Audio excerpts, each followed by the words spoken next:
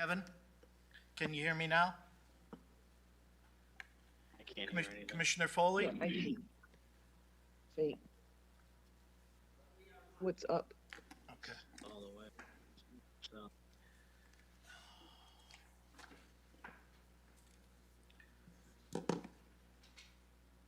Did you hit start my video? touch that. Yeah. Okay, hit it again. Okay. Good evening. I'd like to welcome everybody to the special meeting of the Planning and Zoning Commission for Tuesday, November 30th, 2021. If everyone could please rise for the Pledge of Allegiance. I pledge allegiance to the flag of the United States of America and to the republic for which it stands, one nation, under God, indivisible, with liberty and justice for all. Thank you very much. I just want to put it in the record, Commissioner Kevin Foley could not be with us tonight, but he is attending virtually. I see his name on the screen. I'm not seeing your picture, Kevin, but could you just confirm you're there?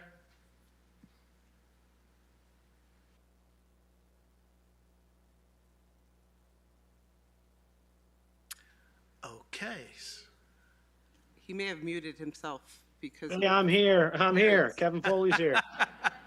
Thank you. Trying Thank you, Kevin. I'm not sure if you could turn on your camera or not. He'll have to keep himself on mute due to Trying. feedback issues, but when he wants to speak, he'll need to unmute. Okay. Okay, great. Okay, so at this point, I'll just let everybody know, we decided to meet early tonight to try and make sure we can address all the business that we need to address. We do have all our commissioners here, either in person or remotely. It will take the normal practice of our previous meetings. If I will turn to town staff, and then our commission will deliberate on the business pending as per the agenda. If anyone has a cell phone, if they could please put it to vibrate, we would appreciate it.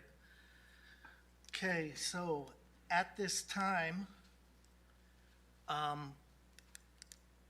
I'll go to new business and application 21-36P, 25 Talbot Lane, site plan. I will turn to town staff, our Director of Planning, Michelle Light. Thank you. The only thing, I just want to remind the commission that we do have the 3 intervener petitions that were verified petition pleadings that were accepted by the commission. So you will need to take action on those as part of your deliberation and action on this particular application. I also prepared, as I do with all applications, a draft standard approval conditions. I will pass those out to the folks, just finalizing them in the last day or so. You will note the ones in italic are ones that come out of the application. Most of these reflect things that the applicant presented during the application or discussion of the commission items. There's a couple of question marks, which are things that we talked about and may not have been decided on. So I'm going to go ahead and pass that out, and that can, help facilitate some discussion when and if you're at that part of the meeting. Thank you. Okay, thank you very much. At this time, I'll turn to our town engineer, Jeff Doolittle. I have no additional comments at this time. Okay, thank you very much, Jeff. Just gonna give it a minute to get these passed around.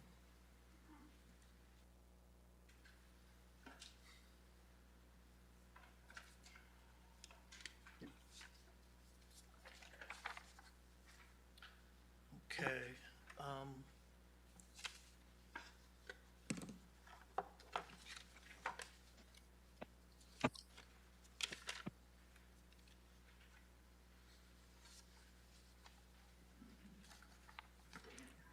I just have a little something that I would like to say at the beginning of this.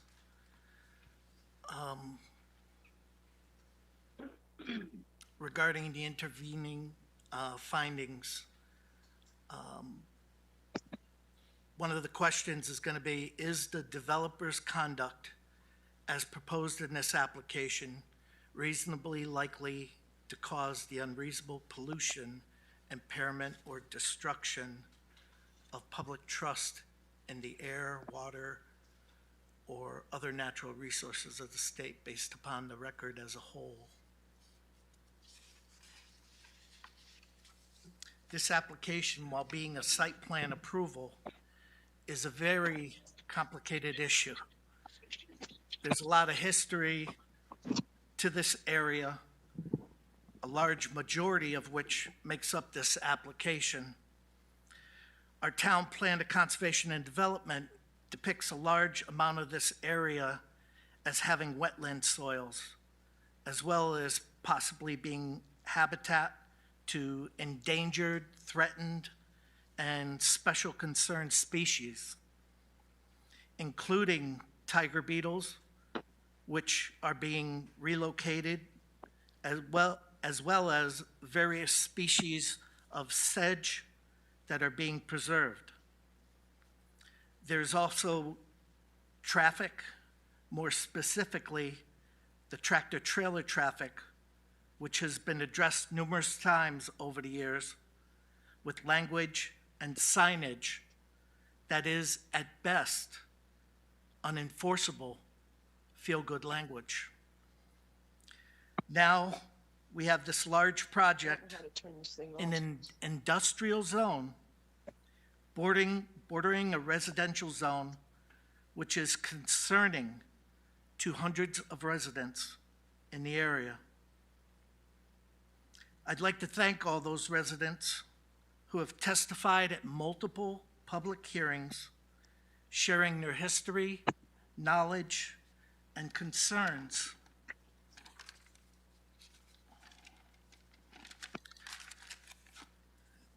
It's been eye-opening to me with everything that's come forward, and I believe every member of this commission knows where you're coming from. I'd also like to thank the applicant for attempting to address numerous voiced concerns, many of which have been incorporated to their application. It's not an easy thing we're deliberating here tonight. I would like to hear from every commissioner. I want to know what your issues are. I want to know how you feel. Eventually, we got to get down to, as a whole, is the developer's conduct as proposed in this application reasonably likely to cause the unreasonable pollution, impairment, or destruction of the public water, air, or other natural resources of the state based upon record as a whole? So at this time, I'm going to open it up to the floor and see what the commissioners have to say. Commissioner Bernstein, would you like to start? Chairman, Commissioner Bernstein would not be sitting on this. This is your Oh. 7 regular members. I apologize. My apologies for putting you in that position. I was going to say, as much as I would like to participate, I don't think I'm able to, but thank you. Okay, as long as Commissioner Foley's still here. I think I see your picture at the top. I'm still with you. Okay. Commissioner Foley, would you like to start? Or I literally just got on. Okay. So I'm having Okay, a hard get- time hearing.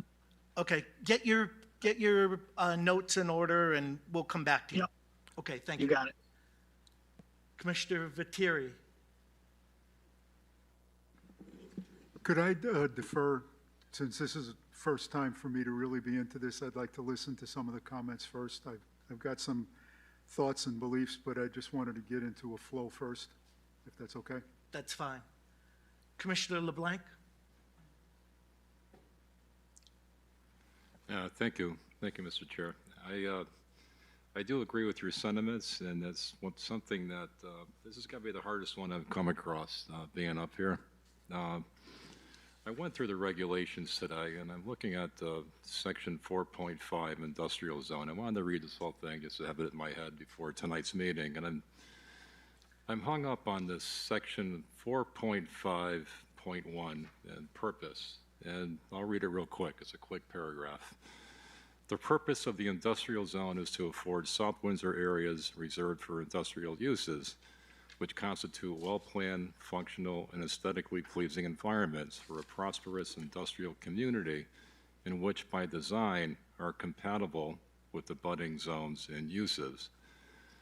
And by reading that paragraph, this is a great project, it is, but my take on this is that it's a tough spot for this, all right? I think I mentioned this before in a couple of meetings. It was probably 12:30 in the morning, but had it been a half mile down the road or, away from here, I'd probably be all for it. And I do understand that a lot was put into this project and trying to please everybody around the area, but I don't think it can be done. And it's very close. And to be honest with you, if I lived there, I would have the same sentiments as the neighbors around it. And the people have spoken. This is a situation where there's a lot of opposition. A lot of projects that do come in here, a lot of times we reach an era of compromise. The neighbors are happy, the developer's happy, and we move on. This is a tough one, and I'm not seeing that shared experience, for that. But I just want to say what I had to say, and those are my comments on that. Thank you. Okay, thank you very much. At this time, I'll turn to Commissioner Dexter. Well, our job here is to know our regulations, to know what's allowed and what's permitted, to work with, as Mike said, in the purpose of the industrial zone, abutting zones, to find the best balance between resident, business, and the like. I'm really still hung up on freight terminal versus distribution center because of how the modern-day distribution center is run now. We all know that you pay property tax on inventory. We all know these pick and pack operations don't have a lot of inventory. It's mostly cross-dock that they bring in from vendors. It goes right out to an order. So I think about FedEx being a freight terminal because all the trucks say FedEx on it. If it's a tenant that has their own trucking system and it's going to say their name on the side, okay, all the trucks coming in say that name. So I'm just not comfortable that this is a pure definition of a distribution center. I think, Michelle, and please don't take this wrong, but I do think our regs need some work when it comes to this modern-day distribution center, which every town's putting in. I thought about Rensselaer Field. They're going to be building all these big, beautiful warehouses out there. This would be great for that area. I know it's the ship has sailed, but that's where I think this kind of place should be. And I'm just going to be blunt and say, I guess at the end of the day, it's which lawsuit do you want more? Because it's at that point. So I still want to hear from my fellow commissioners. Convince me that this is the right thing to do, because I'm just right in the middle. That's it. Okay, Commissioner Wagner. So I think we're considering a proposed motion by the intervener, and regardless of how we might act on that motion, what's the effect of, say we find that it does have, and I lost my copy, an adverse effect. on the community, on the environment. So what? What does that do to us?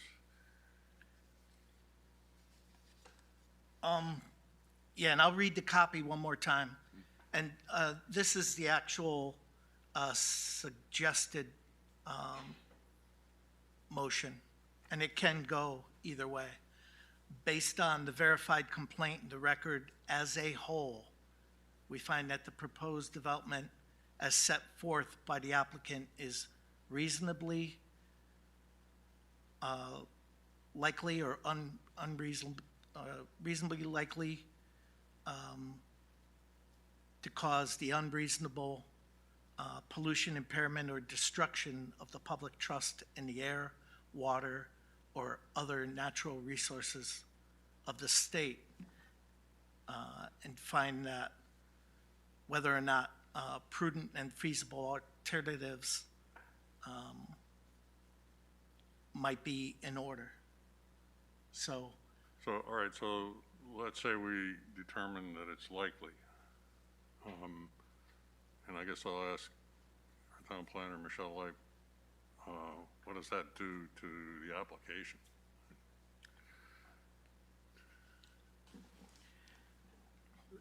Well, I think in the motion, if you make a finding, if it's likely to, you would make a finding and you would have a prudent or feasible alternative that you would be suggesting, so it wouldn't be the same application that's in front of you.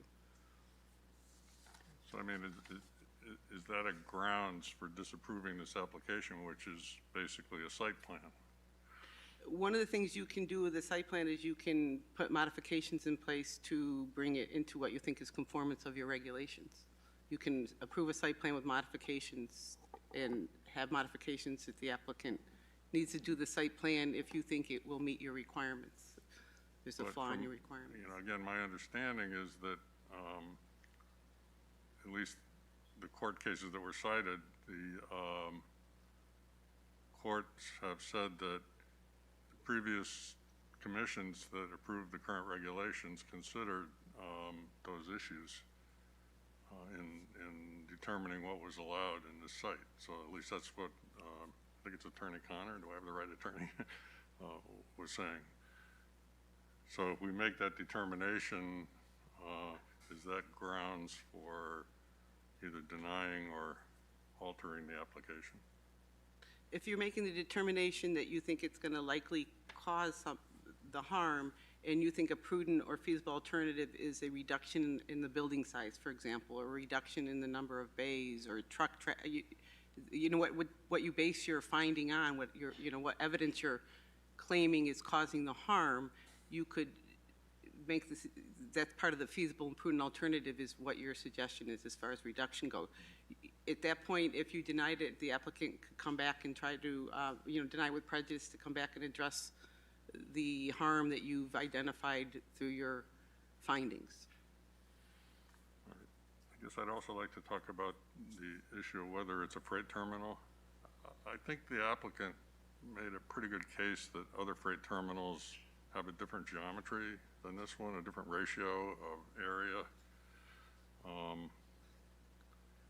mean, looking back at things that we've approved as distribution centers, I would say Home Depot, to me, probably should have been considered a freight terminal, just because they bring in rail and they bring out trucks, and so there's a definite terminus of the rail line there. I guess I'm not convinced that this is a freight terminal, but again, I'm willing to listen to others. I don't know, I had given you, Michelle, some other considerations we might make.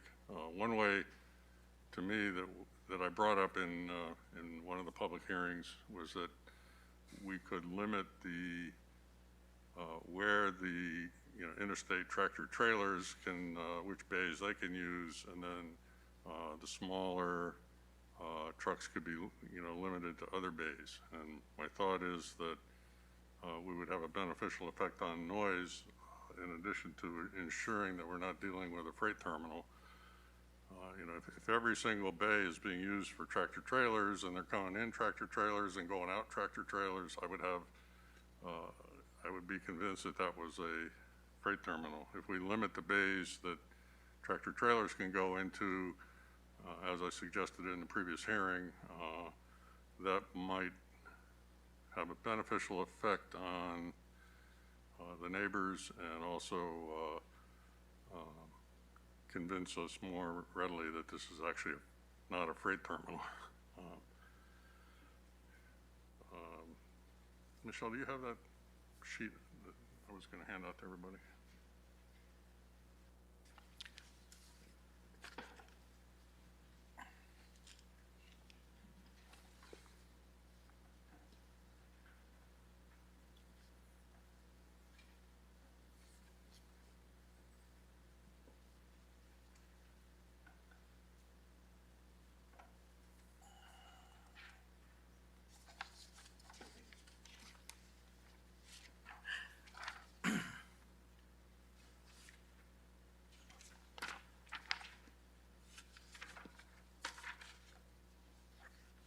Kevin, I apologize, but I was not allowed to send this to you before this hearing, and now I guess I'll have to read. And I actually had thought about 3 possible conditions we could add, and I'll go with number 2 here.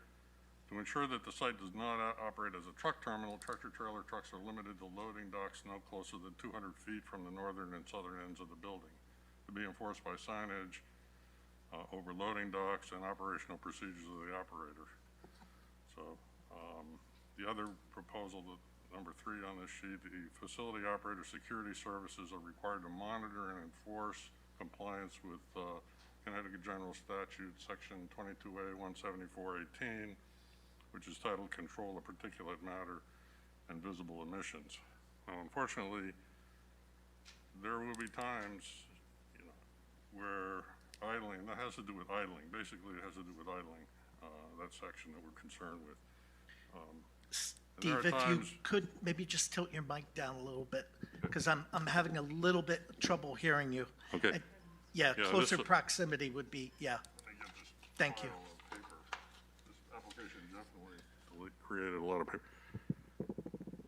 I think we've had some talk about idling, and the applicant has promised to enforce the idling, so I thought we ought to be explicit about the regulation that has to be enforced.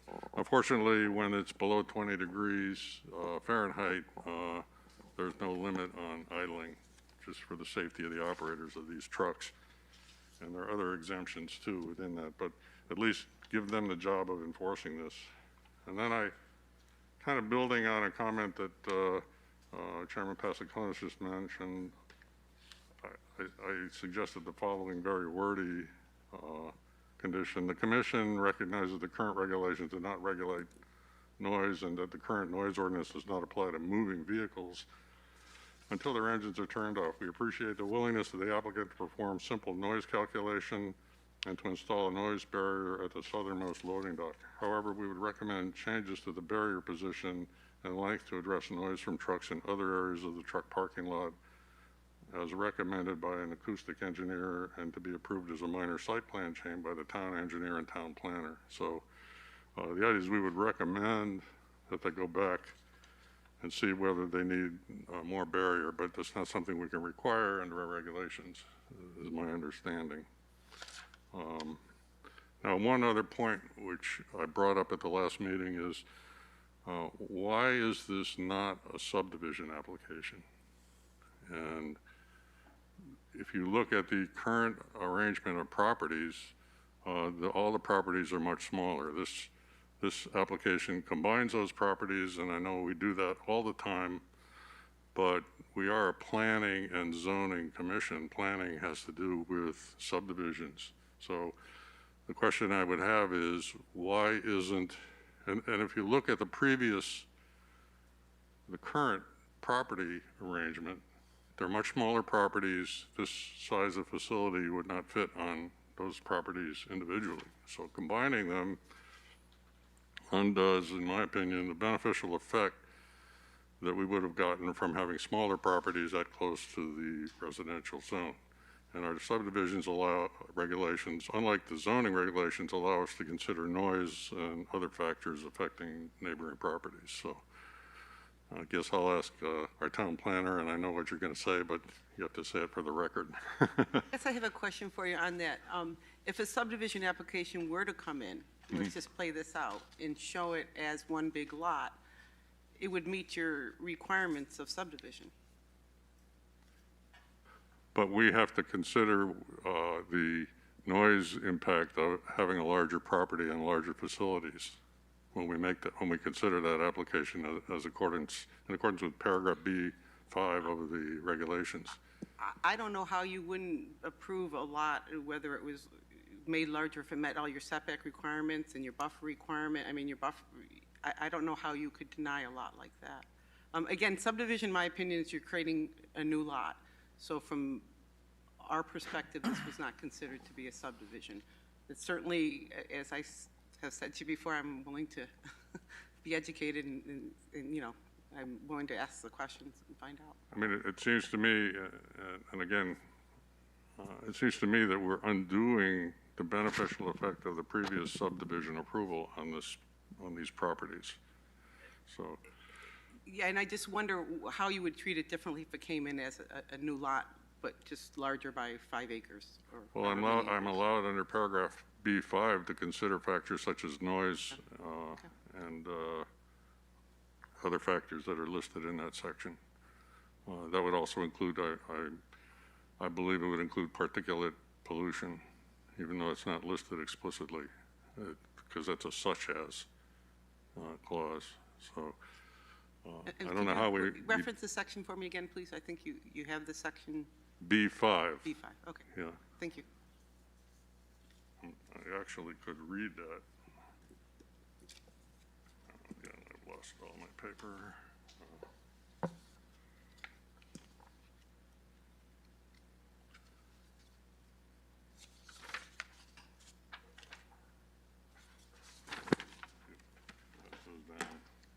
There's copies for Michelle.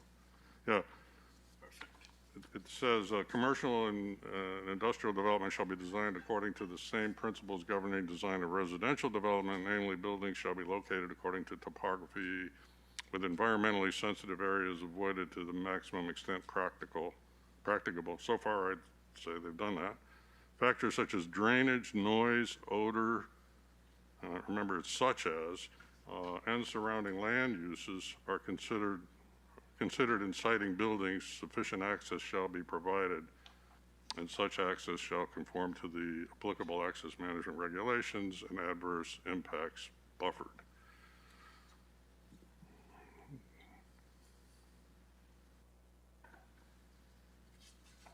So I think, you know, maybe this commission could decide whether we think this is a subdivision or should have been a subdivision application.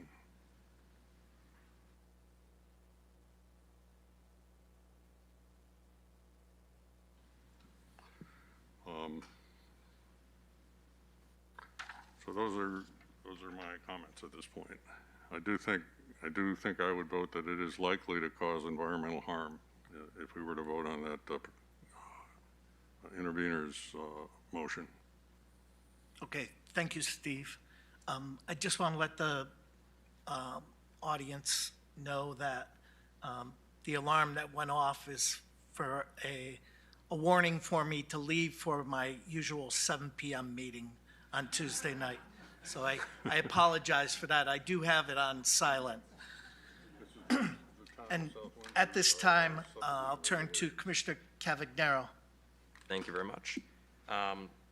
So the reason why this has gone on for long is because we want to make the right decision for the town. And that's why we're here even before 7 o'clock. So some of my concerns that I've addressed before, including dating back to the November 9th meeting, includes the health and safety concerns that this application, for me, I feel like presents for the people in the neighborhood, and not only that, but other tenants and other lots around this application. I feel like I've addressed that on multiple occasions, and either just haven't gotten a clear answer yet, or something that I've wanted to hear for a while, or I just haven't gotten the information, like I said, that I've wanted. And something that came to my attention at the last meeting that I wasn't particularly too aware of was the idling of trucks as well, and as mentioned with other commissioners as well on this commission. I'm still not entirely sure, and we've talked about the debate between either a distribution center or a freight terminal, and and like we mentioned, it could definitely vary whether or not if it's one or the other, and we've talked about that on the clear, definite terms, which I definitely do appreciate. We've gotten a more clear picture of the difference between the two, and it's really just an interpretation of whether or not if we will have idling issues or not, and that's why we're all sort of skeptical, because like we said, we want to make the right decision for the town, and we are aware of the impacts that this could have, and that's why it's gone on for this long. So those are my concerns, and I just wanted to address them again since we have the opportunity to do so.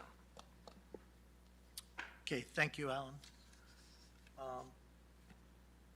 Kevin, are you ready?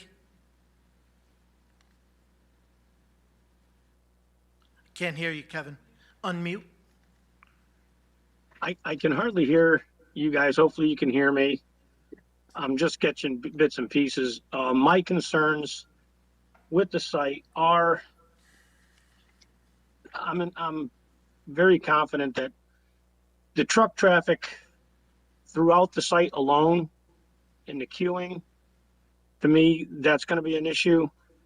And again, not knowing who the tenant is going to be, whether it is distribution or freight, and that's a major concern. And in all fairness, I mean, the residents that live on Governor's Highway and Belden, I just see massive safety issues as well. My other concern is the water runoff, not the velocity, but the volume that's going to come off of this site. That concerns me quite a bit going into Newberry Brook. I don't think it fits. And that's based on the site itself. I just don't think there's just too much, trying to fit too much into this area for flow, for the trucks, for the safety of the neighbors when things do, I'm not presuming or assuming. We've seen, let's just say we got to make the right decision. And as of right now, I have a lot of concern with the volume of trucks that are going to be accessing this site. So, in the volume of water coming off the site. Is that all for now, Kevin? If you can hear, yeah, that's it for now. I think that's what you said. Okay. I've had some concerns also about volume.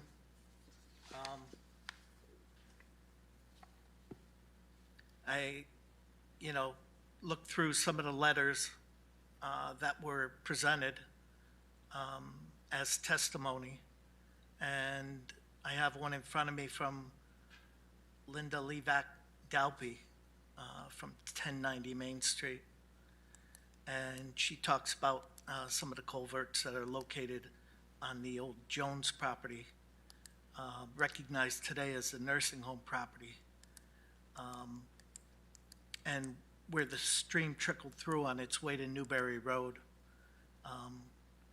and where the water went up to the second floor windows on the house at the end of Newberry Road in her lifetime. I remember past issues with flooding. I won't get into specifics because they weren't brought up as part of the record. But the two occurrences that happened this year, August 19th and 23rd, by the record, where it flooded twice, but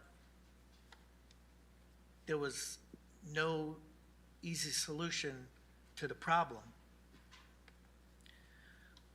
Some of the pollution concerns that were identified by the record where the attorney for Carlos Pasta testified to an air quality from trucks emissions concerns affecting the adjacent business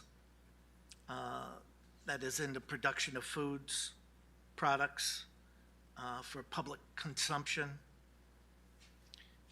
Emissions entering the air intake of the production facility, having the potential to affect the quality of their product. The applicant really offered no evidence to mitigate the measures other than the idling of the truck signage. Enforcement through an idling complaint hotline.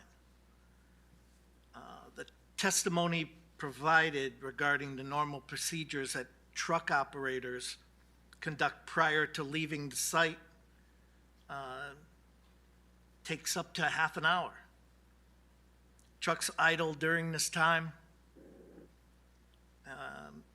really appears to supersede the maximum idle time allowed by the local and state idling ordinances.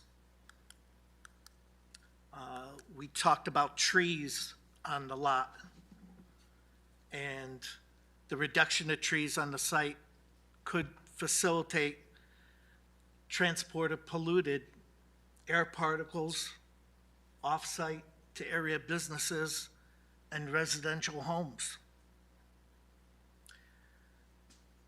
I'm concerned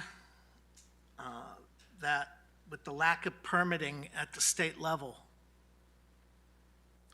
the town is left with nothing but tangible pollution enforcement, nothing tangible pollution enforcement other than through the EPA Clean Air Act or the idling hotline.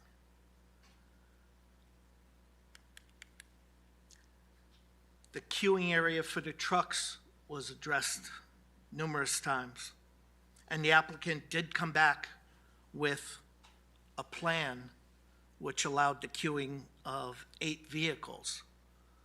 Although the queuing, to me, didn't seem adequate, given what the intervener said about the size of the trucks, the movements. I know we always have concerns about conflicts between vehicles, trucks, and they were planning 8 trucks in close proximity to the residential area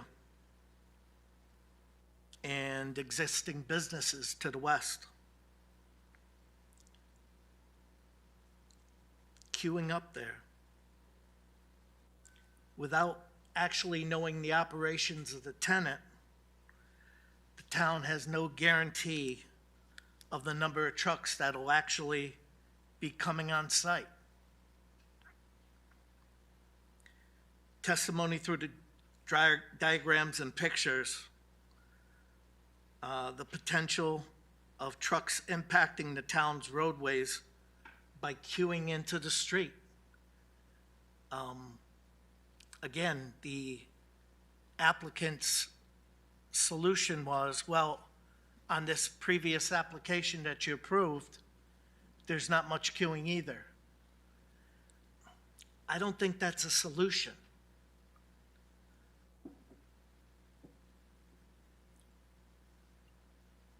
As far as the freight versus warehouse,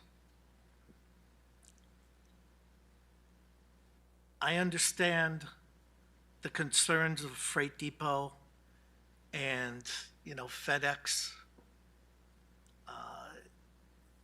is similar to a freight depot, freight transportation. I understand your point, Steve, that a warehouse is a larger building, and you know, there can be rotating stock.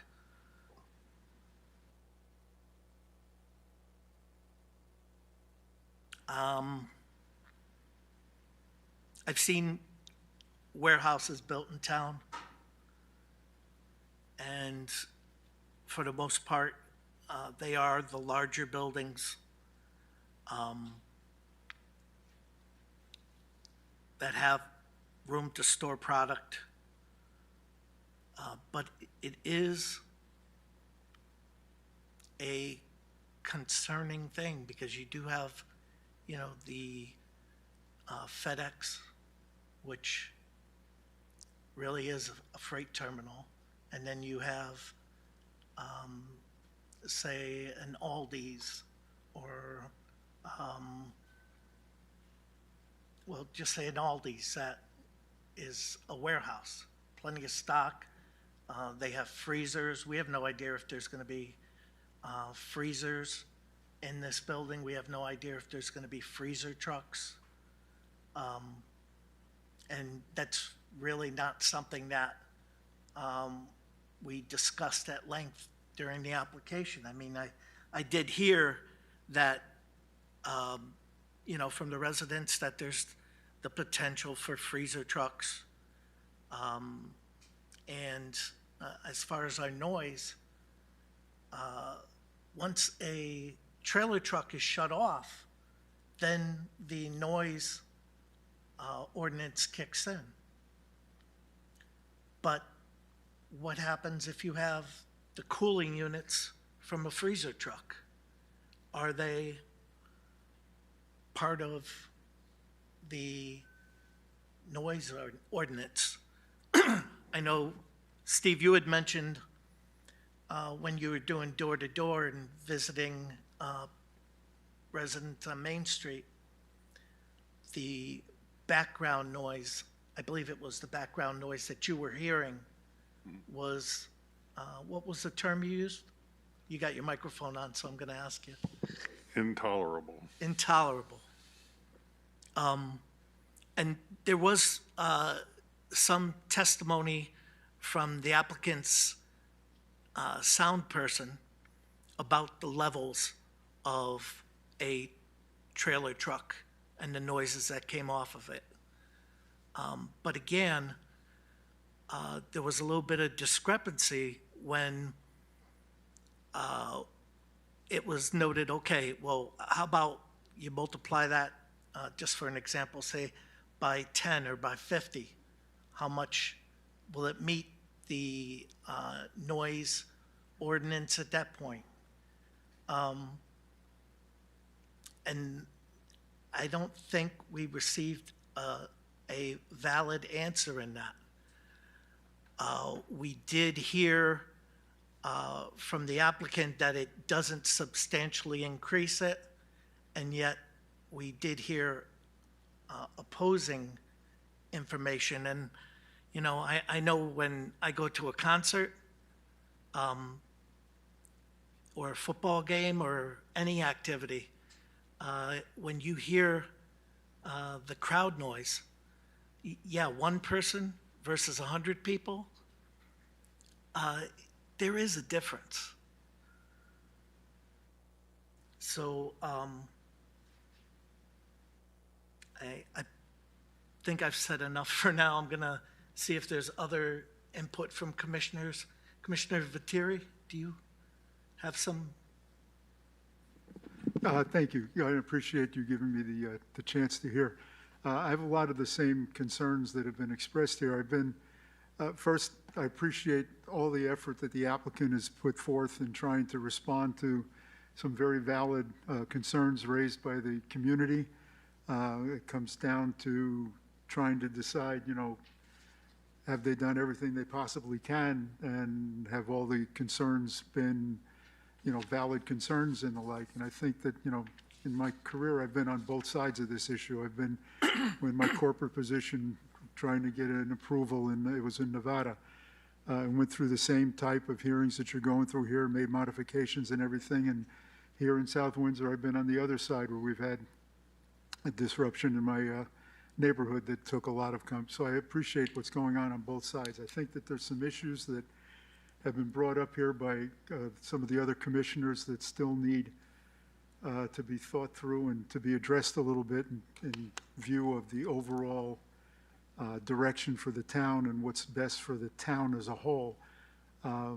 So at this point, I think that most of what I was feeling has been said by some of the other commissioners, and I'm going to look forward to seeing how that's responded. Thank you. Okay, thank you. Do any other commissioners have any other? Commissioner Wagner?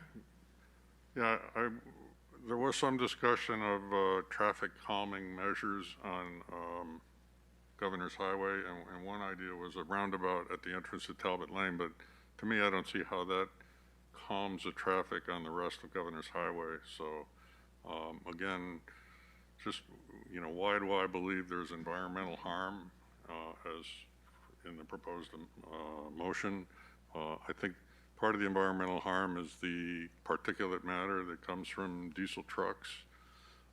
Part of the environmental harm is noise, particularly not just from operations in the parking lot, but the noise that's created by the additional 200 trucks. I went on GPS, and I'll admit I used the automobile version of a GPS, but trucks coming from most parts of the state probably would take I-291 and come off on Route 5. But anybody coming from the Worcester, Boston area, which might be maybe 25%. And again, this is all hypothetical because we don't know who it is that's coming in, but 25% of them would probably find the Governor's Highway the fastest way to get to this site. So we would have to do some serious traffic calming to make that undesirable, maybe even reducing the speed limit to something like 20 miles an hour, or, but again, I think, I do think that there's environmental harm, both in the way of noise. I think there's harm to the neighbors. I'm hoping maybe we find a hook that allows us to consider that, because again, the regulations are silent on noise. Okay, thank you, Steve. Just talking about the roundabout for a minute. And I know of two of those in Windsor that are used for this particular issue that we're having, or that the residents of the area are having. The roundabout is really to redirect the trailer truck traffic back to where it came from. At that point, the trailer trucks would not be allowed past that point.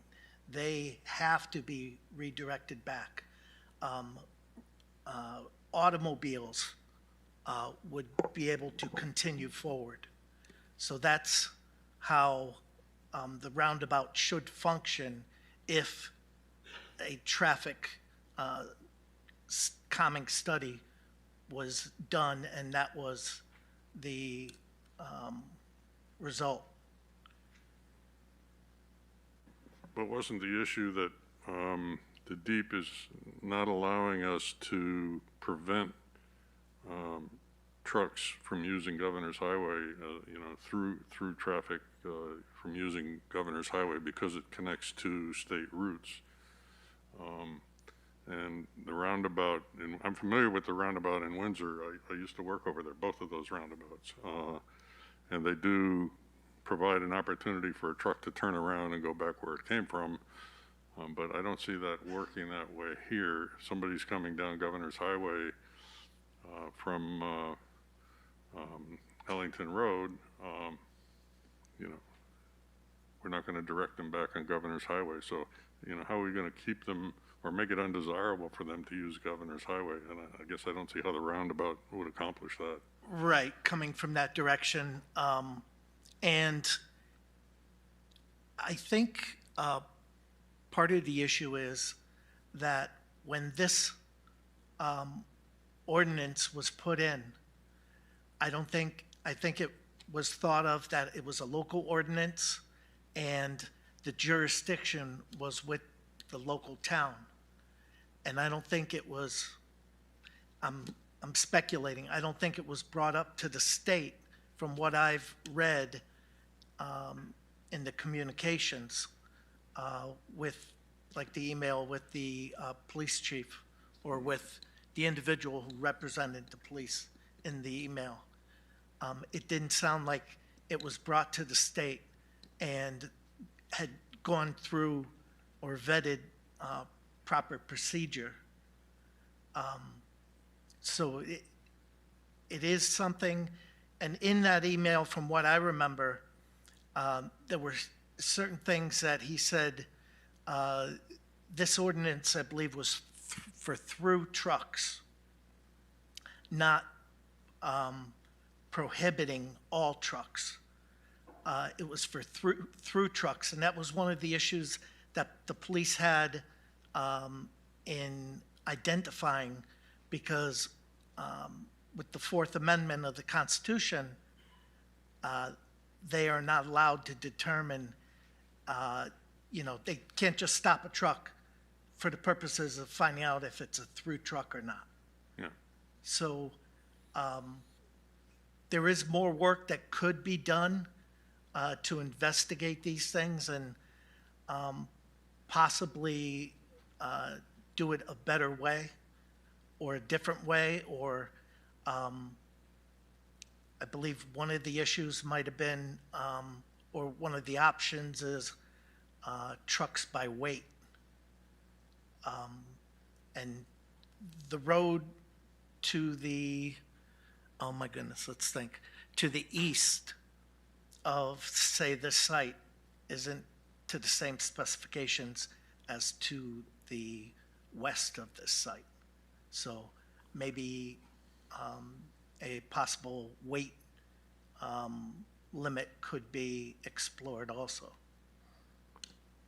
I guess, I mean, the way weight is enforced on the superhighways is there are pull-offs where trucks are weighed, randomly or whenever the weighing station is open, but wouldn't you have the same issue? Police looks at the truck and says, it looks like it's over 80,000 pounds. Therefore, I'm going to stop it, or they don't have any cause for stopping them just based on their observation of the weight. The length, we could probably do something with maybe, but not the weight, I don't think. Yeah, I don't know. I mean, that's why that's why I brought up the subdivision issue, and I know that may be a stretch, but it strikes me that there is some benefit to the neighborhood for having the smaller properties next to the residential zone, and undoing that creates the opportunity for this gigantic facility. So. Yep. While I have the floor, I said I wanted to hear from commissioners how they feel. We've put a lot of things out here. But personally, how do I feel?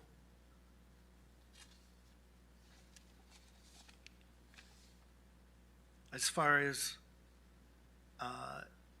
it reasonably likely to have the effect of unreasonably polluting or impairing or destroying the public trust in the air, water, or other natural resources of the state.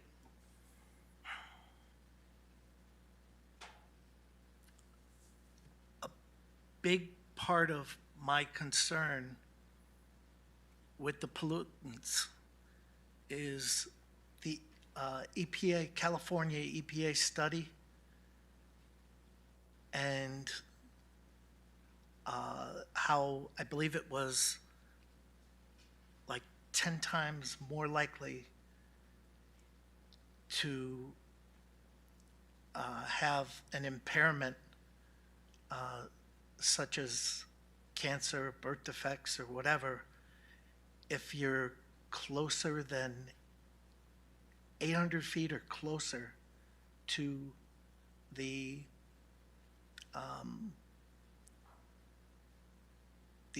facility.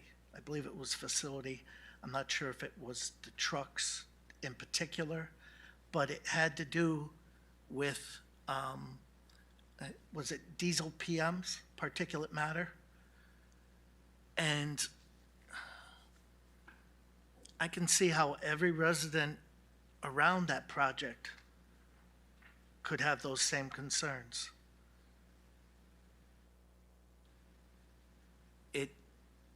It really bothered me.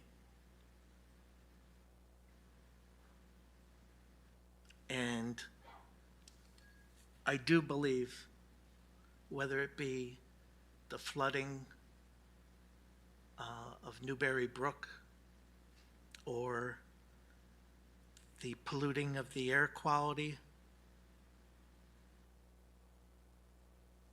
that it would be detrimental.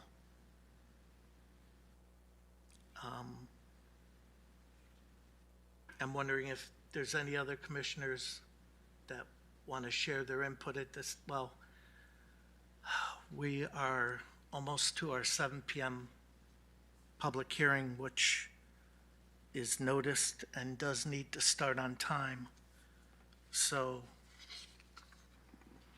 if somebody else has any quick items, I guess I'd like to hear from those of us who are experts in truck movement as to whether we thought that the modified queuing is actually feasible. Can the trucks actually make the turns? I thought there was a drawing going to be available, but at least it didn't come in my possession, whether, widening that entrance, is that actually going to be a success when it comes to limiting queuing? Yeah. Kevin, what did you think of the queuing drawing that you saw at the last meeting? Well, again, that queuing drawing was the perfect world. The trucks were parked perfectly in a straight line. And my question, I believe his name was Derek Butler, from the neighborhood, who's in the industry. When these trucks show up to a terminal, such as this terminal, warehouse, whatever it is, when somebody gets called to say you're up next, your load is ready, and they're the third truck back on the inside lane, that's not going to work. Okay, double stacking those trucks, it looks good on paper, but it's not going to work in the real world. Okay, that's my thought on that queuing design. Okay. If you can hear me. At this time, we need to suspend our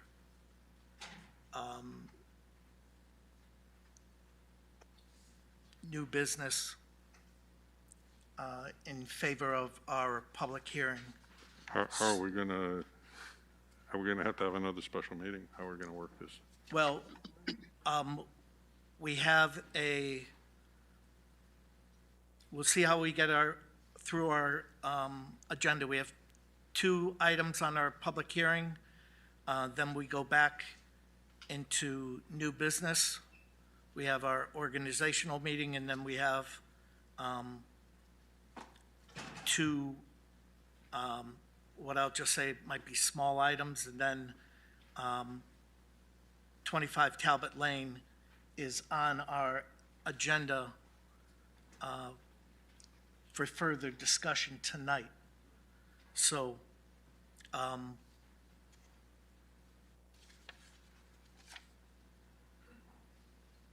could I have a motion to suspend the meeting? So moved. Actually, are we adjourning our special meeting? Because we do have a regular agenda for your other meetings. So you Okay. actually adjourn your special meeting. Okay, so I'll entertain a motion to adjourn our special meeting. I move we adjourn the special meeting. Second. We have a motion and a second. All those in favor of the motion say aye. Aye. Those opposed? Since we have a virtual meeting, I just need a roll call for the motion. So,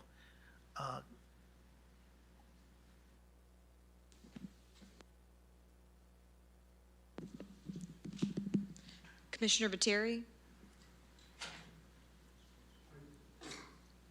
Commissioner Dexter?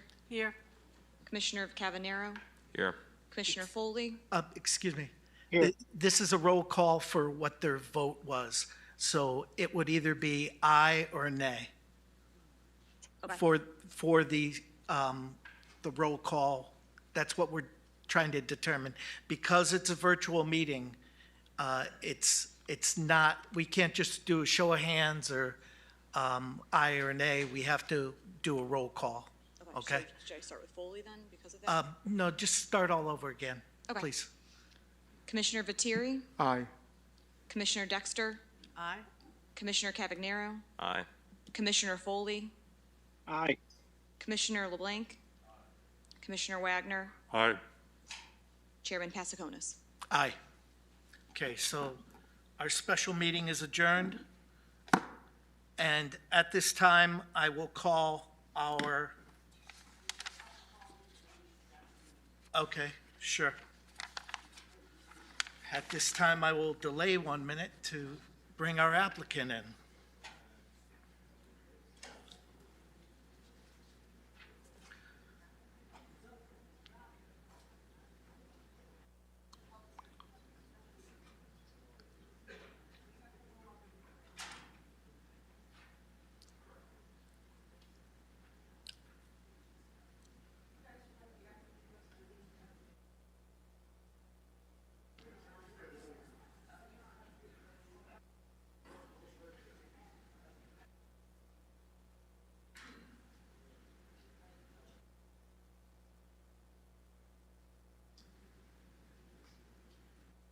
Are you going to have the vote for chair and vice chair first? Public hearing first. Just like the agenda. Because that's supposed to be going out now. I don't think Kevin is going to call back in, so.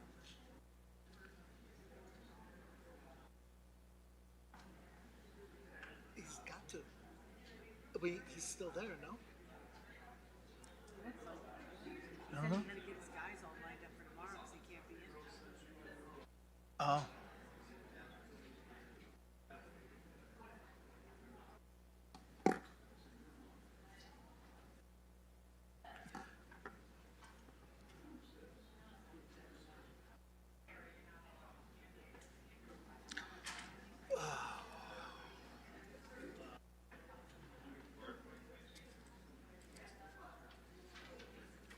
Public notice?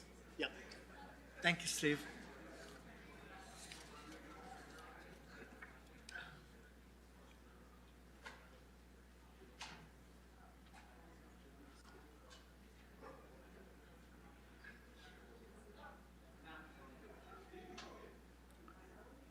He's still there. Okay.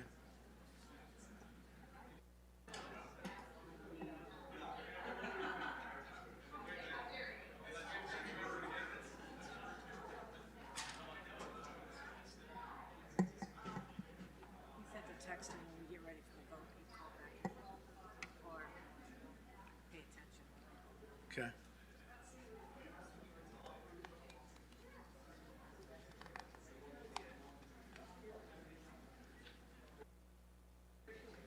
Well, if he's not here, I gotta see Commissioner Bernstein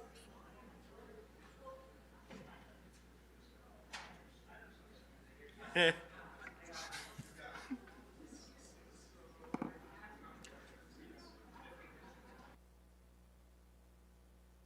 Michelle, we all ready? Oh, I lost a couple commissioners.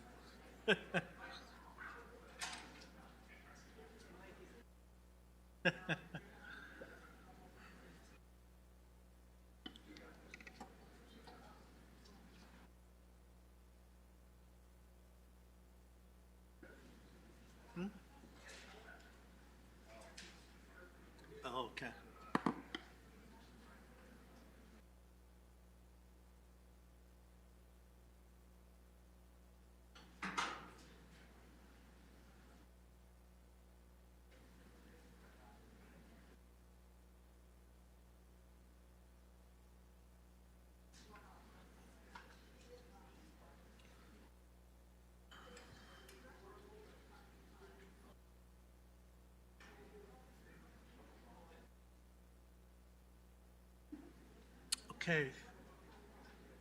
I think we're all here. Commissioner Foley, are you still with us?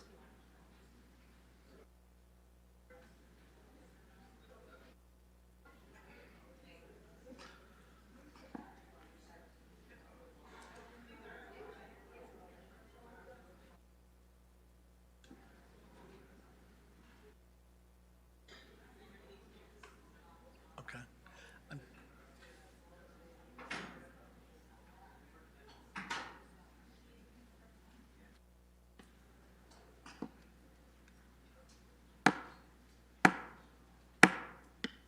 Good evening. I'd like to welcome everybody to the public hearing for the Planning and Zoning Commission for Tuesday, November 30th, 2021. Could I have a reading of the notice, please? To be published in the Journal Inquirer Thursday, November 18, 2021, and Friday, November 26, 2021, South Windsor Planning and Zoning Commission. Notice is hereby given that there will be a public hearing on Tuesday, November 30th, 2021, at 7 p.m. in the council chambers of the South Windsor Town Hall to consider the following. Application 21-41P, Evergreen Walk, LLC, multifamily text amendment. Request to amend specific requirements for multifamily residential use in the Buckland Gateway Development Zone, including section 4.2.15, A.2.E, to increase the number of units permitted to 365 units and modify section 4.2.15, A.2.C, to modify the criteria for achieving the required 2-to-1 residential to commercial ratio for mixed-use developments within this zone. Number 2, application 21-42P, Evergreen Walk LLC, request to modify the Evergreen Walk General Plan of Development in accordance with section 4.2.15D.2 and a special exception to section 4.2.15D.1 for a 165-unit residential development for a portion of 151 Buckland Road within Evergreen Walk, known as Unit 7C, and being approximately 2,000 feet west of Buckland Road and 1,000 feet north of Smith Street, Buckland Road Gateway Development Zone. To view this meeting, please tune into Channel 16 if your provider is Cox Cable, or go to gmedia.swagt.com/live, L-I-V-E. Copies of the application are on file in the office of the town clerk and/or planning department and online at https://www.southwindsor-ct.gov/planning department pages. It's planning-department/pages/planning-n-zoning-commission-applications. At this hearing, interested persons may be heard, and written comments by the public will be received by mail or email. Persons who may require an accommodation can contact staff Monday to Friday, 8 a.m. to 4:30 p.m. at 860-644-2511, extension 329. Bart Pasiconis, Chairman, Planning and Zoning Commission. Thank you. Okay, so at this time, I'll turn to our applicant, application 21-41P, Evergreen Walk LLC, multifamily text amendment. Good evening. I don't believe your microphone is on. If you could push the button. And you'll have a red light. There you go. I think it's going that way. Yep. Closer? Okay. Yeah, if you could be like 6 inches from the microphone All right, and I'm do your good. best to I'm direct good. your comments into Okay. there. Thank you. Okay, again, good evening, Mr. Chairman, members of the commission, Town Planner Light, Town Engineer Doolittle, and Ms. O'Neill. For the record, my name is Chris Smith. I'm a land use attorney with the law firm of Alter and Pearson, and I appear before you this evening on behalf of Evergreen Walk LLC. The application, just bear with me for a moment,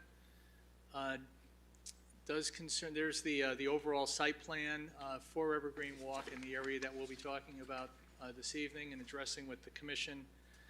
And it concerns specifically 3 applications The first is a zone text amendment to the Buckland Road Gateway Development Zone District, or the GD zone. As you're aware, that's where the property is located. And there are essentially two components to the text amendment. The first is to increase the cap on the number of multifamily units in the GD zone from what's currently at 200 units to 365 units. And the second is to clarify the 2-to-1 aggregate of residential to commercial floor area provision that's provided for in the GD zone. The second application concerns an amendment to the general plan of development for Evergreen Walk, and then the third is a special exception to permit a 165-unit multifamily residential development of what is known as Unit 7C within Evergreen Walk. Just for some of the folks that are new, I understand that there are some that when we have a general plan of development for Evergreen Walk, so if we do go to make a modification, we have to request permission and approval from the commission to make an amendment to the plan, and specifically provided by the GD zone district regulations for multifamily use, a special exception application and review and approval is required from the commission. It's my understanding, Mr. Chairman, and if we all three involve a public hearing, and it's our hope and our request that we might be able to address all three applications with one combined public hearing. We'll address each application separately, of course, and again, we understand that the text amendment would have to be approved to accommodate the general plan amendment as well as the special exception. So, is that my understanding correct, that we're having the one public hearing on the three components of tonight's proposal? I understand the applicants wish to have one public hearing. I do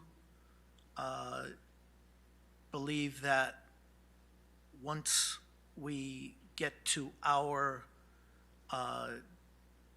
deliberations, we're going to be addressing them separately. Kevin, are you hearing everything okay? I'm listening the best I can.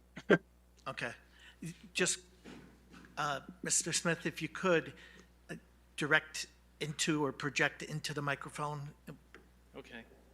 The best you can. For Vice Chair Foley. Yeah. Yeah. Vice Chair Foley, can you hear me? Yes, I can. Okay, thank you. So we'll proceed with that understanding that we're having the one public hearing. We'll be addressing the text amendment separately, and then the issues concerning the site development proposal with the amendment to the plan, general plan, as well as the special exception. And to that end, our presentation this evening, I'm just going to provide a brief overview of the three applications and the standard of review, and then we'll hear from Mr. Lamson, who will provide us with an overview and in particular be addressing the zone text amendment.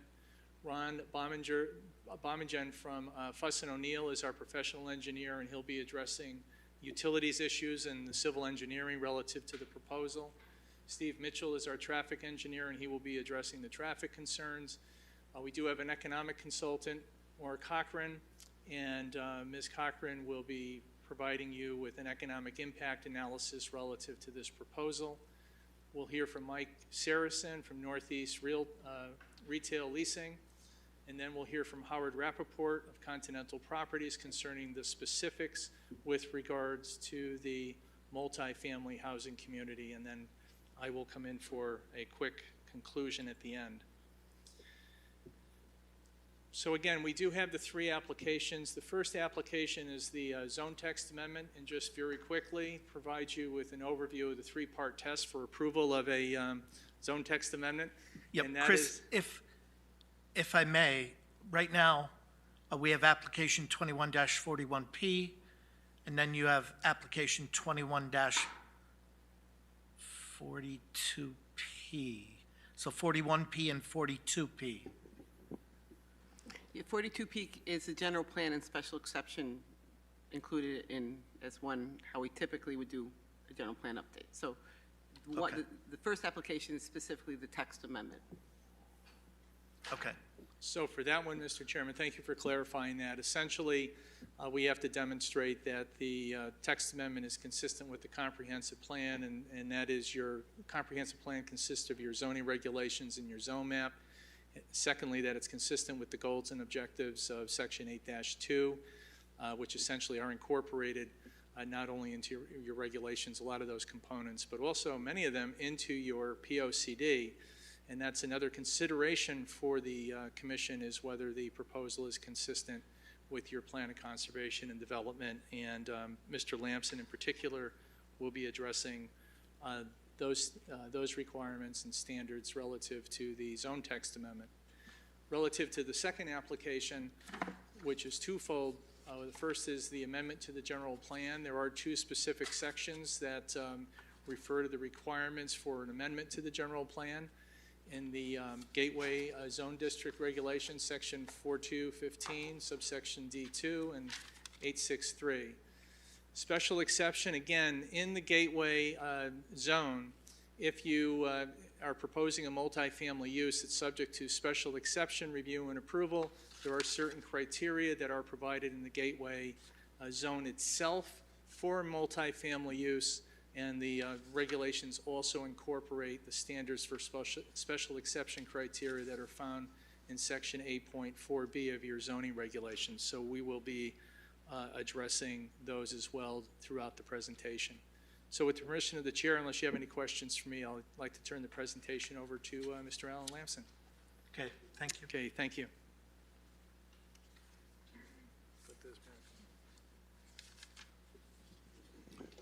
Good evening, Mr. Chairman, members of the commission. For the record, my name is Alan Lamson. I'm Vice President at FLB Architecture and Planning in East Hartford, and I am, as you know, the planning consultant for Evergreen Walk for the last 37 years on this project. At least it feels like it's been 37 years. So a general description, just to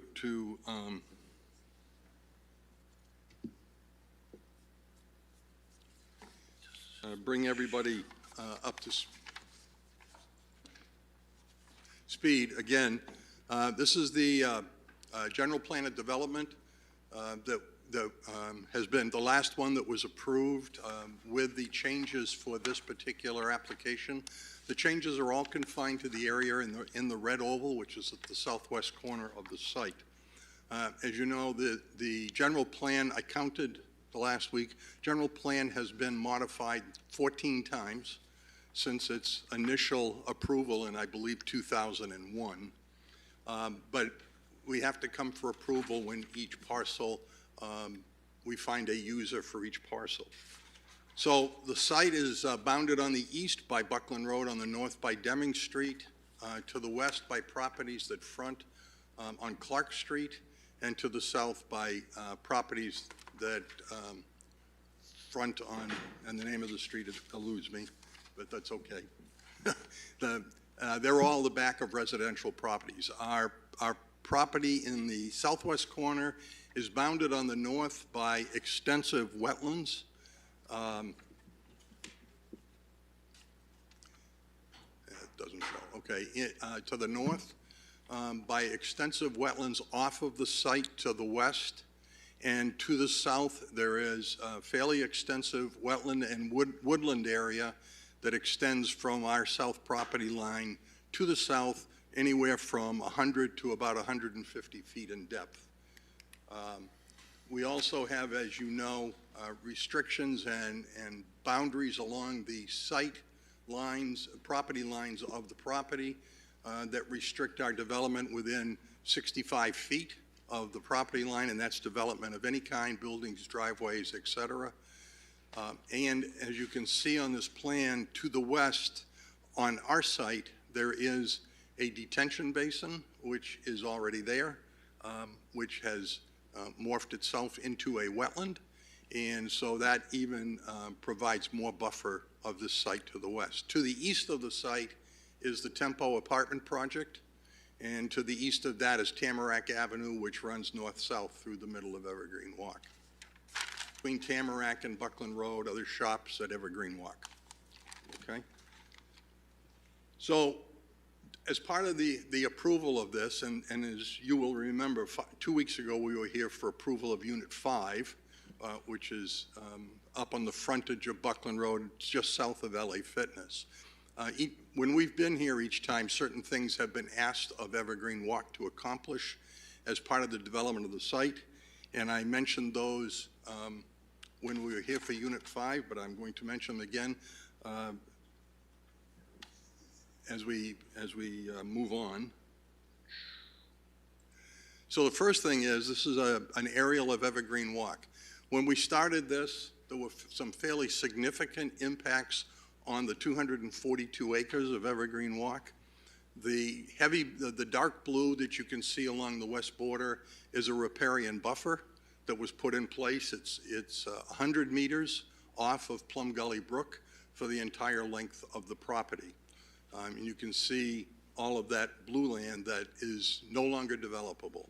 That's been adjusted in places, and you just did that a few months ago for Costco when we adjusted some of the riparian buffer land up behind their development.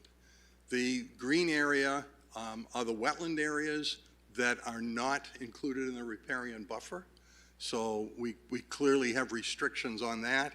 And then we were in the situation right at the beginning where every time we had to do something on the site, we needed to go to what was then DEP and get approval for them because we were within some distances of the wetland areas.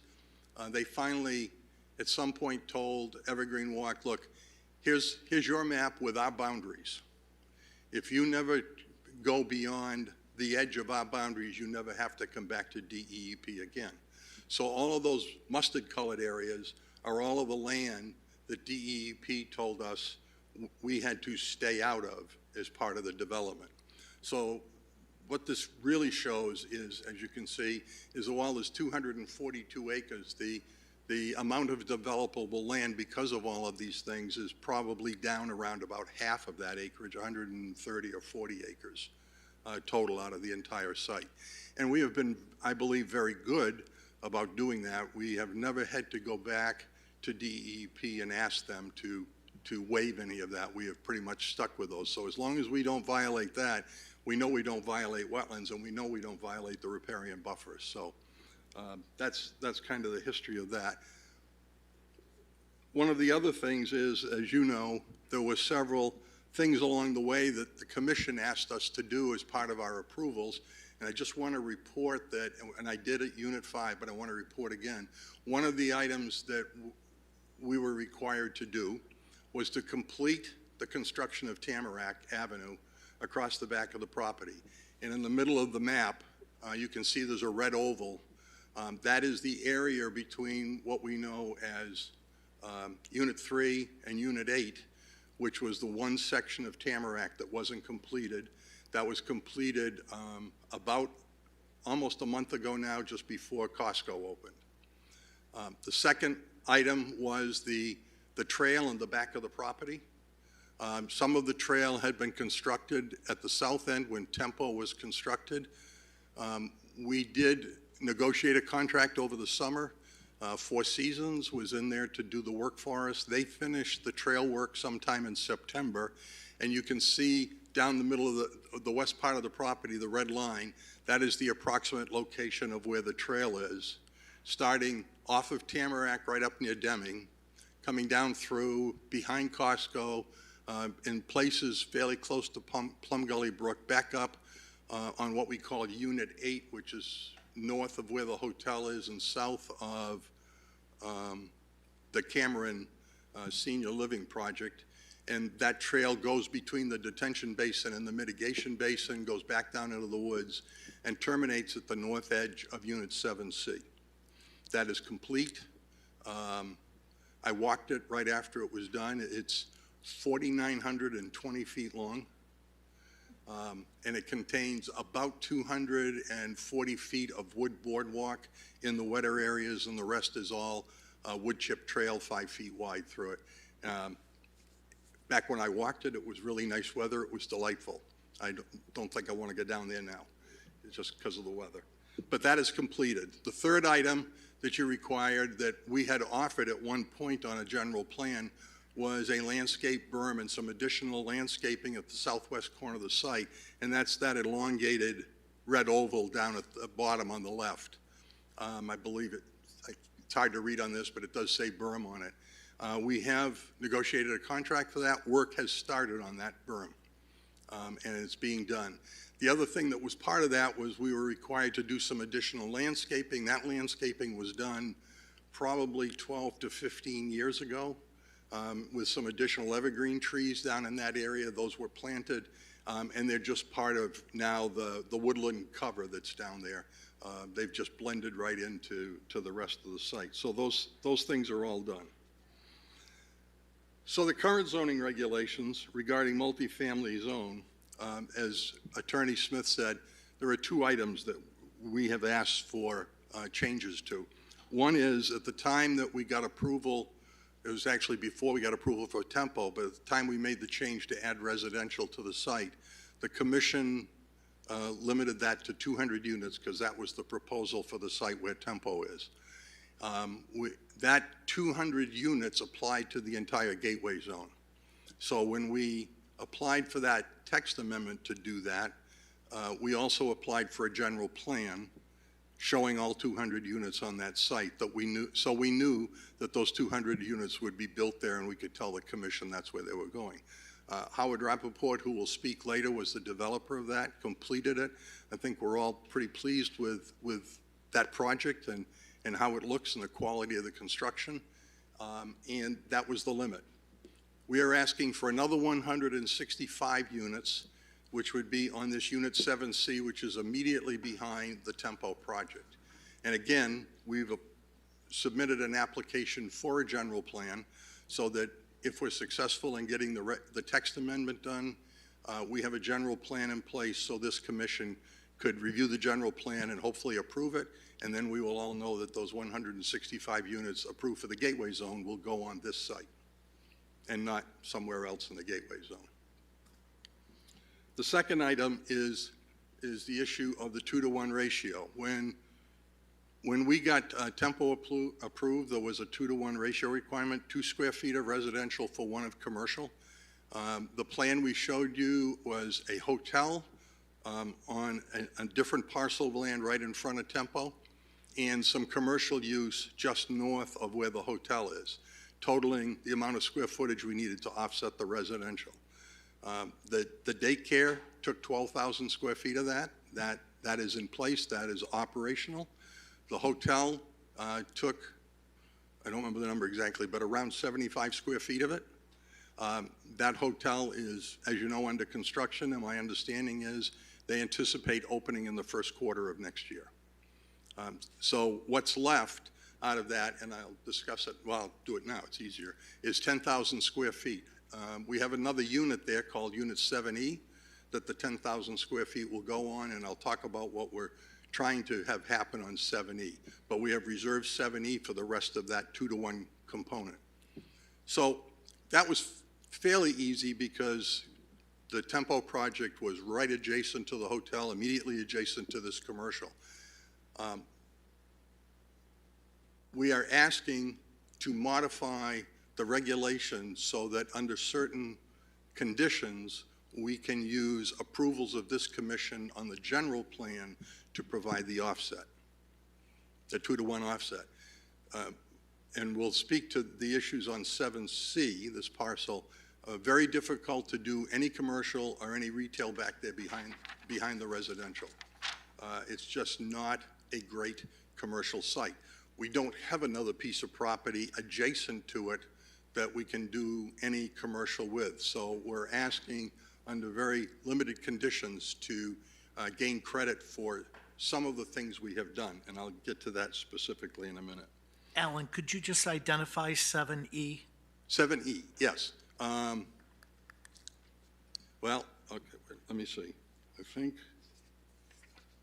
yeah, whoops. Guys have to kill the mouse before you leave it up here.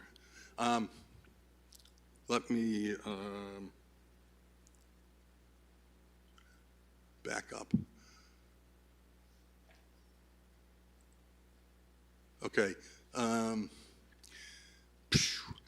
If you can see where the hotel is, right here? Yep. No, I got it here. Right here is the hotel. This building right here is the daycare center. It fronts right on Tamarack. Yep. 7E is this parcel right here, just north of the daycare. Okay? Does that help, Mr. Chairman? It's a little under an acre. Would you just step forward and identify it on the commission's map? So, just for the record. I believe you're either saying this one or this one. It's this one right here. This is the daycare. It's right here. Okay, Okay? thank you. Yep.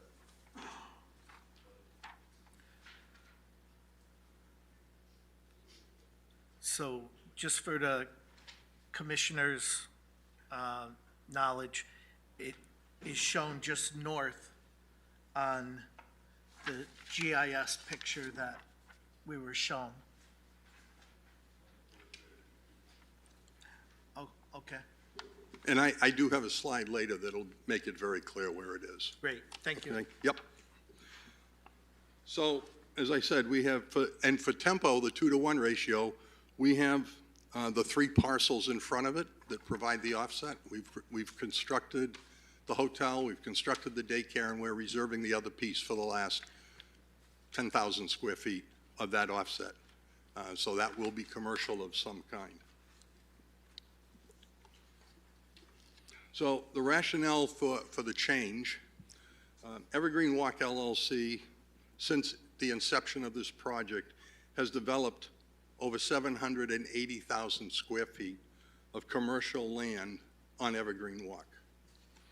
We define, you don't have a definition for commercial, and commercial is defined as any use that supports the generation of revenue. And it says, including any use in support of the development, promotion, or use of a product or service that will be made available on a fee-paying basis.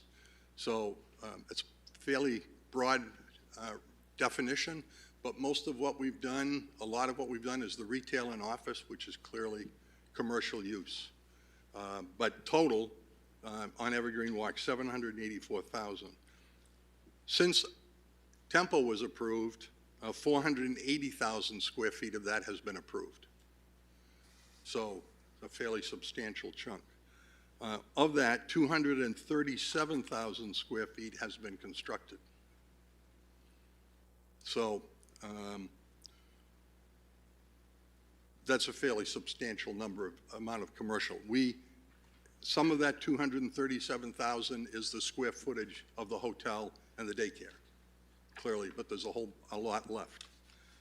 So financing and the market just don't support the mix of residential and commercial on the same lot and parcel. We've had that discussion with developers 100 times, and with financial institutions. They're just reticent to finance a piece of land that has both uses on the same piece of land.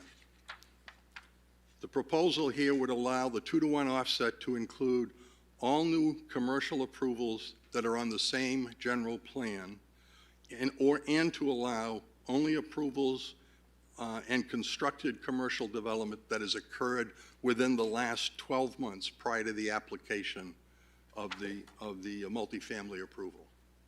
So we can't go back to 2001 and count any square footage that was back that far ago. Number one, it would have to be on this general plan, which means somebody across the street who might have their own general plan, it has to be on their general plan. They can't take credit for anything on Evergreen Walk's general plan. That's number one. Number two, it would allow us to count any square footage, because timing is very difficult, as you know. It would have been really nice if we had done this at the same time Costco was in, because Costco at 160,000 square feet of commercial would have theoretically let us build 320,000 square feet of residential, which is significantly larger than we're asking for. But it would allow us to count the Costco development as part of our commercial offset if we got this approval.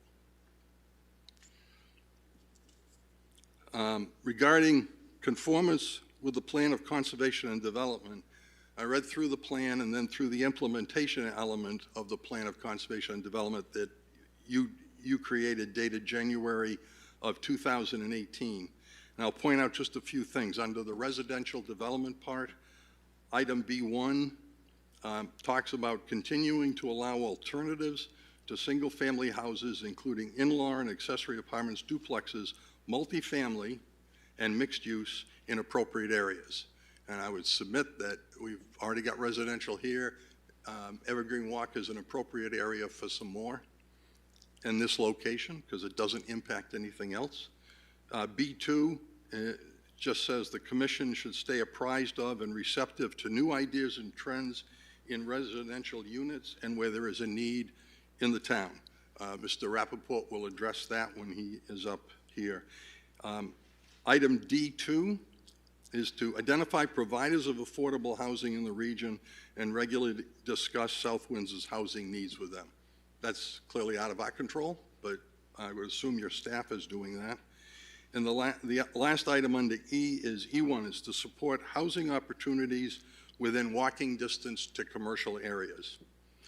That's the plan here. This is integrated with sidewalks. It's integrated with private driveways that allow anybody walking or on a bicycle to get up to the entire commercial area. And now with Tamarack completed, they can traverse from one end to the other.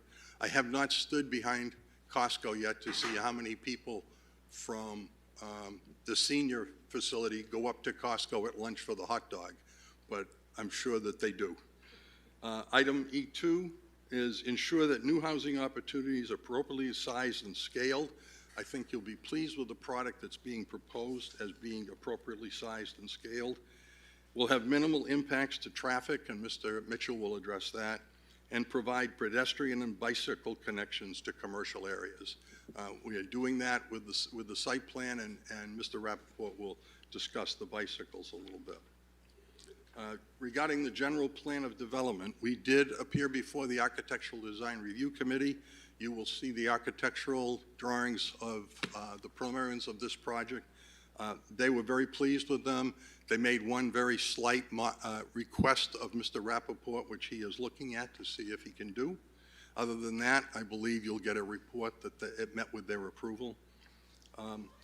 Regarding the, and I know this came up at the last hearing, so I want to make sure we address this. Regarding the changes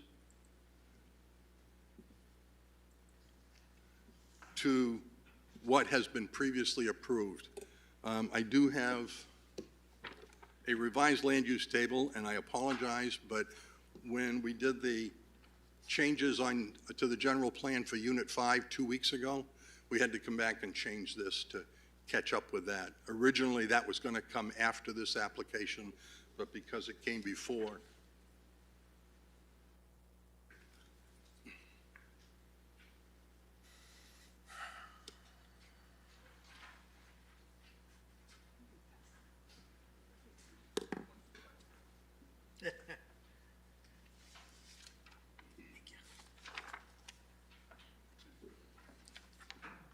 so I've on the table, I have highlighted the places that we have changed.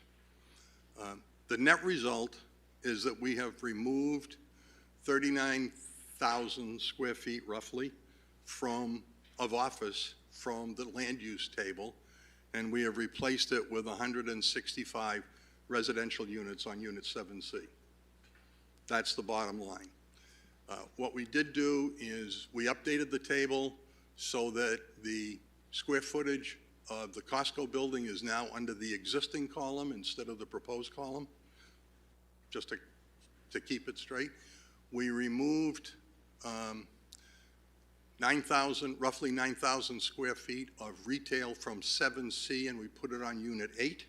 We don't want to lose that retail square footage in case we need it somewhere, so we've just put it on Unit 8 as a placekeeper. On Unit 7C, again, we removed the 39,000 plus square feet of office there, and that's the sum of all of the changes from the last table that this commission approved. So to accomplish this, very minor changes to the table, swapping, and part of the swap off of the office with the residential is so we can control the traffic impact of this.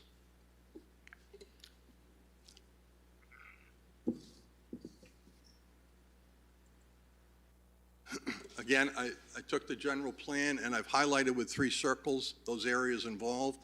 The red circle at the top of the map is just the Costco site, and that's where we just moved the square footage from one column to the other because they finished construction. The purple circle in the middle is where we added 9,200 square feet of retail on the table. And the blue circle, which is the site we're talking about, is we moved 9,200 square feet of retail off of the site. We deleted 30,900 square feet of office, and we added the 165 residential units. So nothing else in Evergreen Walk has changed. General description of the proposal for Unit 7C. Unlike Tempo, which you'll remember is a 3-story residential complex with small buildings. The vast majority of the units on Unit 7C will be 2-story high buildings. There'll be units on the 2nd floor, units on the 1st floor. They're not townhouses. And as Mr. Rappaport will show you in much more detail, each one of the units is a totally separate unit with its own access to the exterior and its own access to its own garage. And he will show you that when he gets up.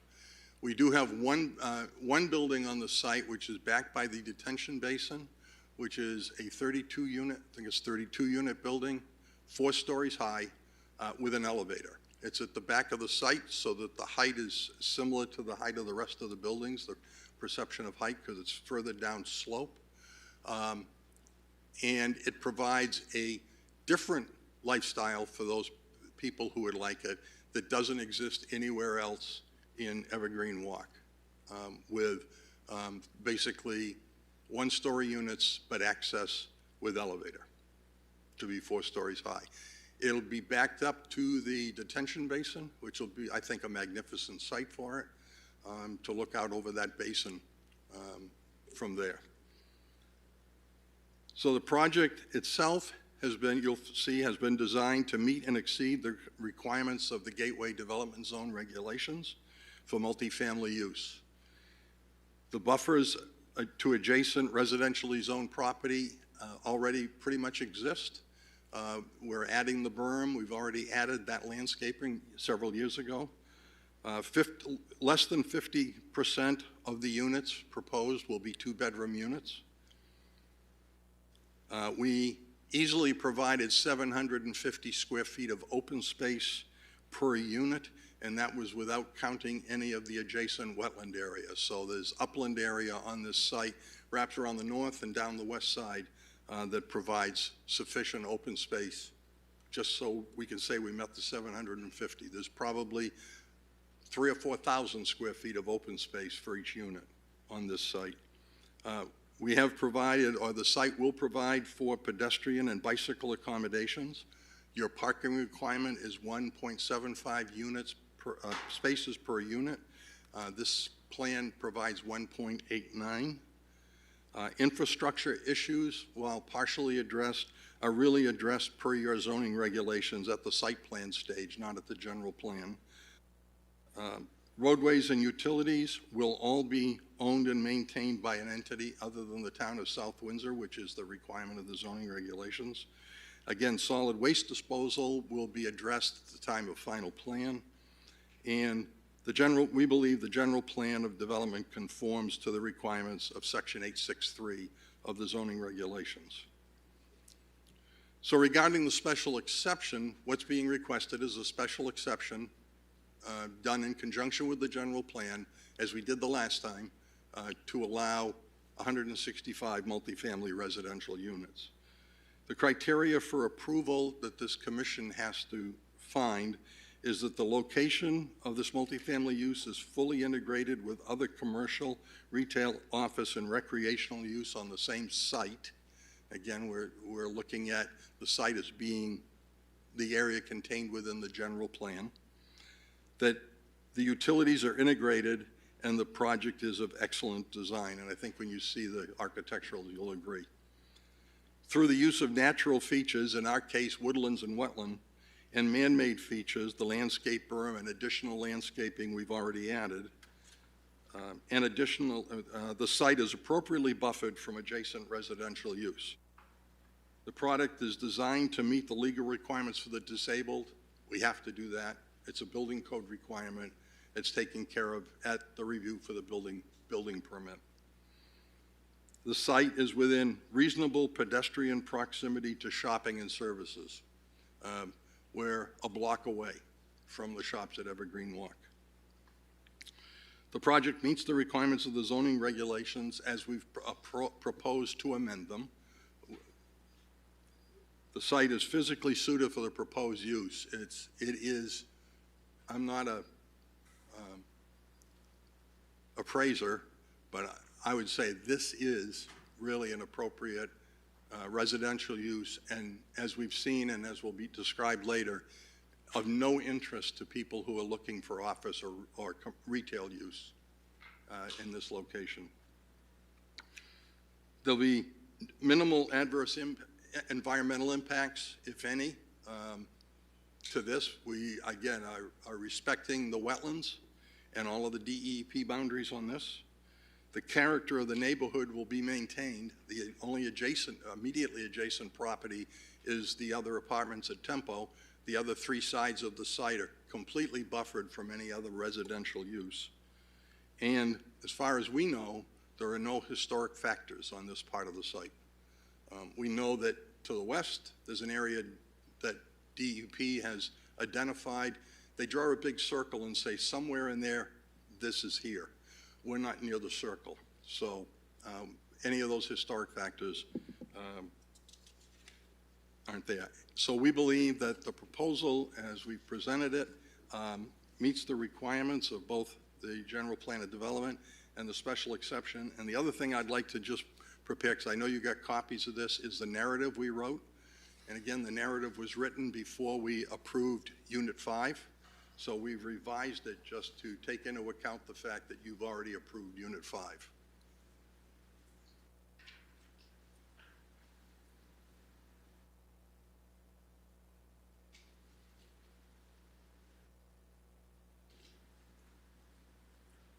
I'd like now to ask Ron Bomagen if he would come up.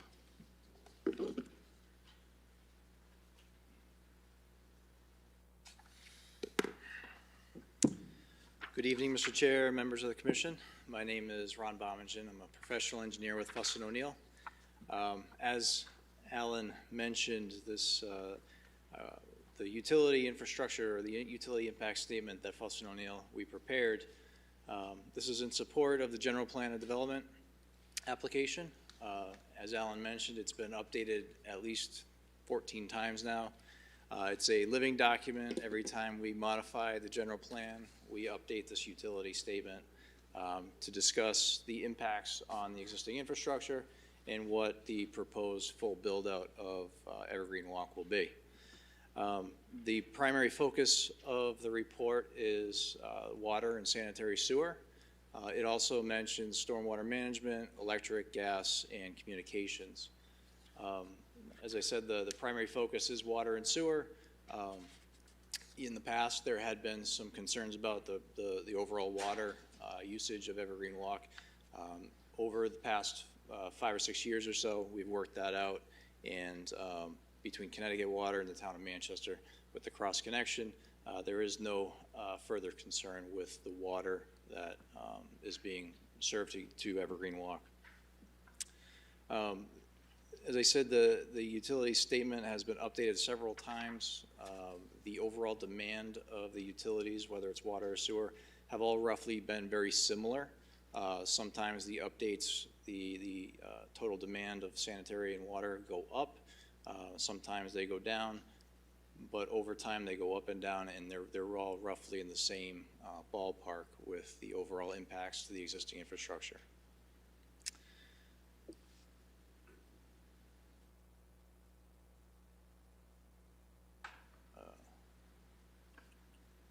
Alan, do you have my slide?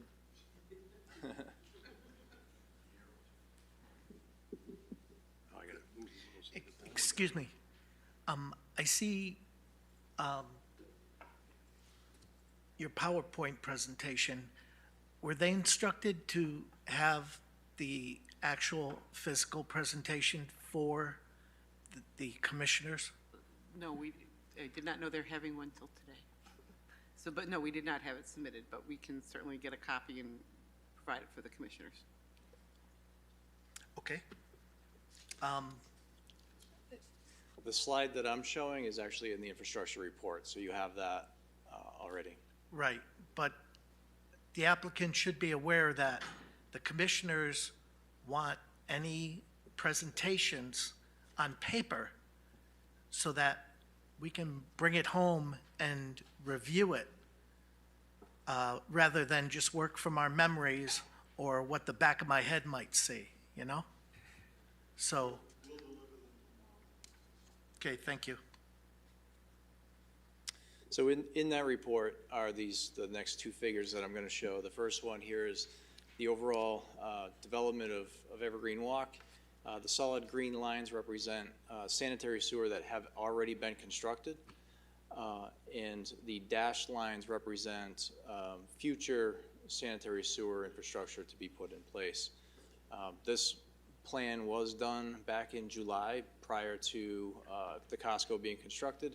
So the dashed line surrounding the Costco structure itself are now solid. Those are all in place. And then this is the figure for water for Evergreen Walk. And again, the solid lines are already constructed. Dashed lines represent future. This again was done. This figure was prepared prior to Costco being constructed, as well as the Tamarack extension being constructed. So the section of water main between, say, the daycare on Unit 7 and going up to the Cameron Apartments on the north side over just south of Costco, that's all been in place. So wherever the new Tamarack Road was constructed, water main was put in there, and also the water main that loops around the Costco. So all of the water main infrastructure that has been in the plans, in the works now for the last, I don't know, say 10 or 15 years, is now in place, and the only remaining water infrastructure and sewer infrastructure, for that matter, to be constructed will support the actual units themselves.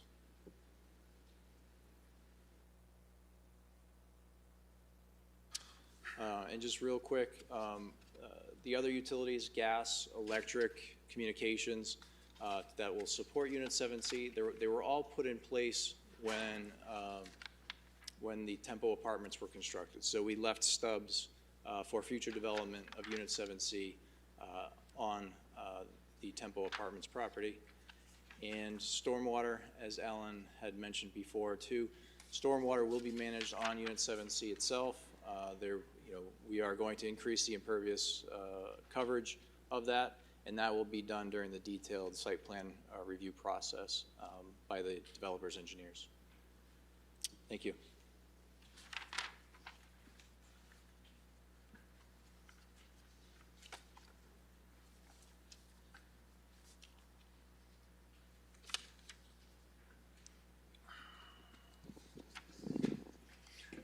Good evening, Mr. Chairman, members of the Commission. My name is Steve Mitchell. I'm a traffic engineer with the firm of Mitchell Traffic Engineering, LLC, in Enfield, Connecticut. As many of you know who've been on the Commission for a while, I have appeared before this Commission many times over the last 35 years and have done a lot of the traffic work associated with Evergreen Walk. And I'm here tonight to talk about the specifics of this proposed change to the general plan, which will place the residential use that we've been talking about on Unit 7C. Excuse me 1 minute, just so I'm understanding what I have in front of me. Yep, I was about to explain that, but yes, go ahead. I have a 4-page report dated July 29th, 2021. And then I have a 4-page report dated November 23rd, 2021. I'm guessing that we're replacing the November 23rd report instead of the July 29th report. That is correct. So the commissioners can just discard You could the discard the old previous one. one. And there are two reasons for the new report. The primary one is, once again, the earlier report was written assuming that we were going to be before you prior to Unit 5. So some of the changes in land use included those changes which have already been approved. So we had to go back, as some of the other plans had to be modified. I also had to modify the traffic statement to go from what's approved today, which includes Unit 5, to what we are asking for. And the second reason, a little embarrassing, in that process, there was a typo on Table 2, and I have corrected that typo in this as well. So, and it was not a calculational error. It was literally, I'll tell you where it was in a moment, because we will be talking about Table 2. So this is the corrected version, both for Unit 5 and for that typographical error. Okay. So as Alan mentioned to you earlier, the change here that we're talking about from a retail, I guess I can do this. From the point of view of the uses on the site, we are moving 9,209 square feet of retail use from Unit 7C to Unit 8. And since it's the same size use, just in a different spot, that has no traffic impact associated with it. But then we are also eliminating 30,950 square feet of office use, and I want to stress that that is the correct number, 30,950 square feet. I noticed as some of the earlier speakers were speaking, the number got a little mixed up sometime in the word. So it is 30,950 square feet of office. That's being eliminated and replaced with the 165 units of residential use. And so the crux of the matter is Table 2, which is the 4th page of the report you were just handed, and it's also on the screen before you right now. And what we see, and this is going to be one of the shortest traffic reports I've ever given, because what we see is that this change reduces the traffic. It reduces the traffic on a daily basis by about 200 vehicles. It reduces the traffic in the morning peak hour by about 27 vehicles, the afternoon peak hour by about 34, and the Saturday peak hour by about 26. So the traffic impact of this with less traffic is non-negative. It is a positive impact as a result of this requested change. So, of course, all of these earlier numbers had been analyzed. They had gone through your commission. They had gone through originally the State Traffic Commission, now the Office of State Traffic Administration, and it has been approved that way. So this would reduce those possible impacts by admittedly a very, very small amount. So I'm comfortable in stating that this requested change will have no traffic or any other hazardous conditions will be created as a result of the requested change. Thank you very much. Thank you.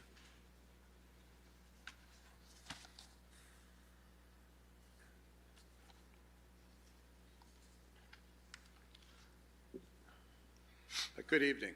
I'm Michael Saris, and I'm a principal of Northeast Retail Leasing and Management Company, LLC. Northeast is a real estate brokerage company, and I've represented Evergreen Walk for the past 20 or so years since its inception. as its exclusive real estate broker.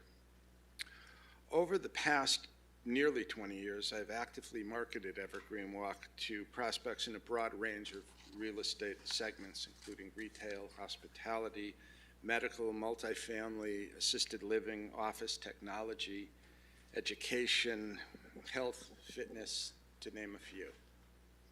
I've endeavored to find buyers and operators who represent the best in their class to be part of Evergreen Walk. I think our team has succeeded in attracting businesses that complement not only Evergreen Walk, but the town of South Windsor. And I'm grateful for the work of this commission and past commissions for making this possible. You've seen some of our most recent achievements with the opening of Costco a couple of weeks ago. Evergreen Walk, as you know, is under contract with a developer for Unit 5. That's the parcel of land just south of LA Fitness at the intersection of Cedar and Buckland Roads. And we've had a new daycare center and 2 assisted living centers open within the past 12 months. Over the years, I've spoken with many prospective buyers about Unit 7C, but have only gotten interest from residential users. Commercial and retail users do not identify this site as a viable location for that type of use. The feedback I've received is that the unit is too far back from the road, and commercial users do not feel they would have a presence there. Additionally, I believe traffic going to and from a commercial use here could be burdensome for the Tempo residents. The feedback that I've gotten over the years doesn't surprise me. Each particular class of user has certain requirements that influence where on Evergreen Walk they locate. For example, retail users place great importance on visibility and co-tenancy. As such, the parcels with Buckland Road visibility are more desirable to retailers. Medical users are influenced by visibility and ease of access and immediate access. And they typically cluster, and we've seen that occur in the northern units at Evergreen Walk, where we have now approximately 120,000 feet of medical office uses. Unit 7C has the attributes that make it attractive for residential developers. A project here would offer residents a place to live that is within walking distance of the shops and the other commercial amenities of Evergreen Walk. It's a bucolic setting that's surrounded on all sides by other residential uses and open space. Continental Properties, the owner of Tempo, has proven themselves to be a best-in-class apartment developer and an asset to the town. It is my opinion that the proposal before you is the right use, the only commercially viable use, and is another best-in-class development for the town and Evergreen Walk. Thank you. Thank you.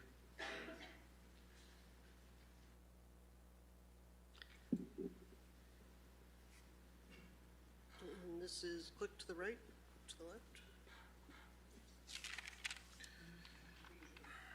Oh, okay. Is it a right click?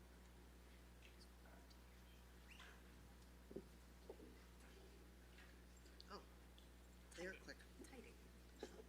There I am. Good evening. My name is Maura Cochran from Bartram & Cochran.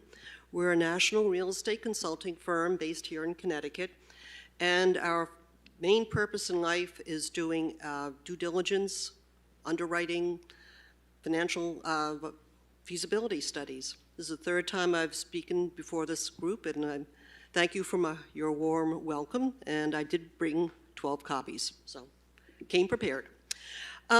This study was really interesting for me because usually when you do a study, it's in the abstract.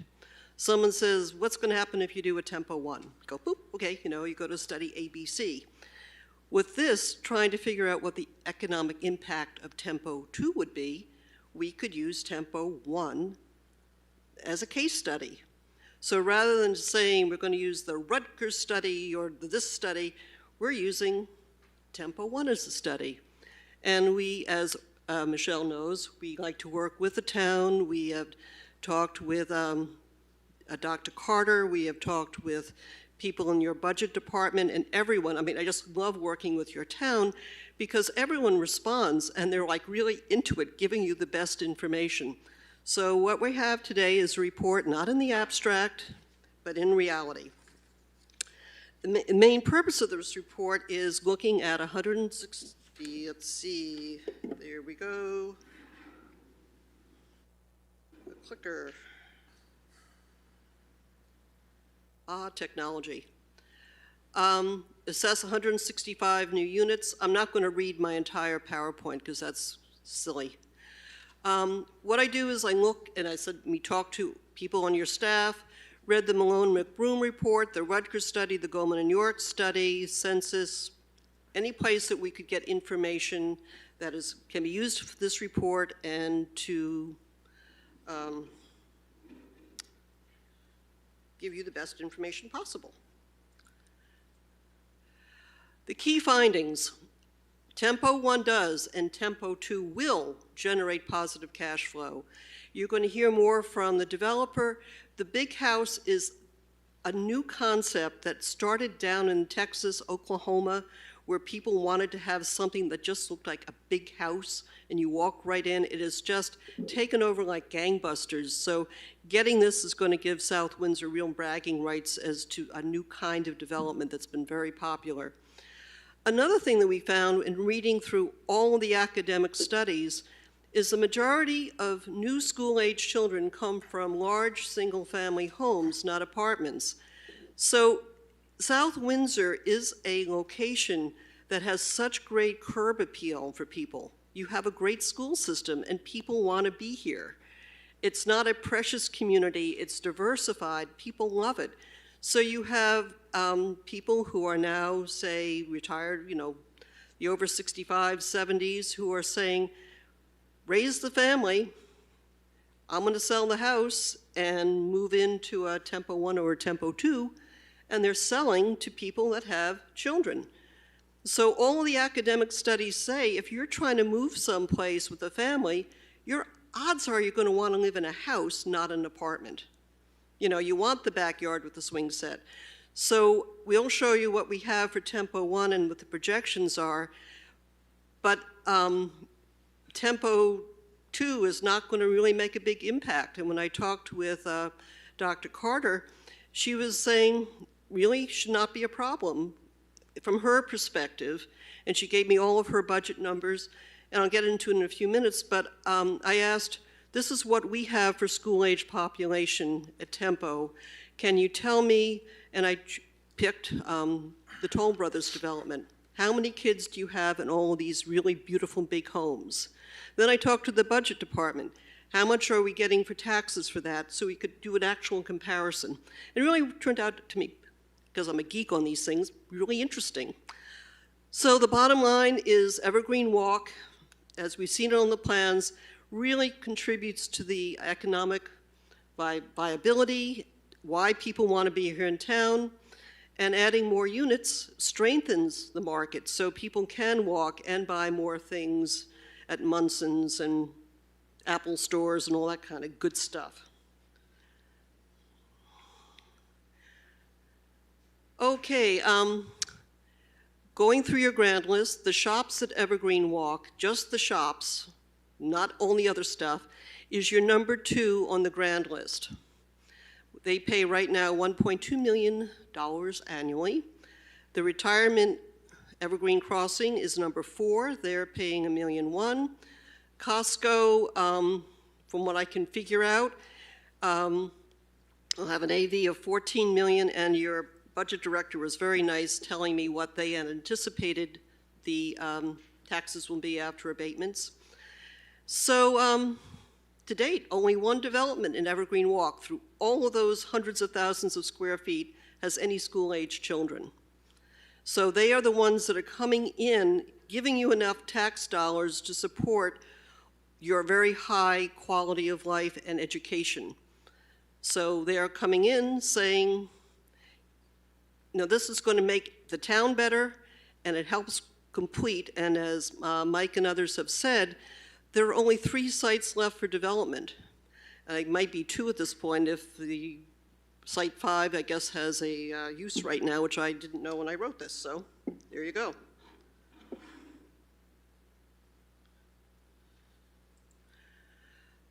I'm not going to go through the list. You know who the people are in town, but, you know, before this meeting, I went to 4 of those places in advance, so I can attest. The median value of a home in your town, this is from the realtor and your assessor, is roughly $300,000, and they pay roughly $7,800 in taxes. If there are students in their homes, then their taxes do not cover the cost of education, let alone the cost of municipal expenses. So Tempo 1 and Tempo 2 contribute to the grand list, so they're a positive force, sort of like the traffic study. You're going to get more money in by having them come in. Okay, you can just read this at your leisure, but it goes through what you have here in town for studio 1, 2, 3s, and you can see that right now studios are 1%, 1-bedrooms are 9%, and as per the zoning, they're moderating how many people or how many units will be 2-bedroom. So if you have right now, column 3, percentage, if you add 1-bedroom, moves it up 1 point on the dial. It goes from 8% to 9%, excuse me. 2-bedroom, if you add 82 of those, it goes from 22% to 23%. So this is not a major change in the housing stock overall in town.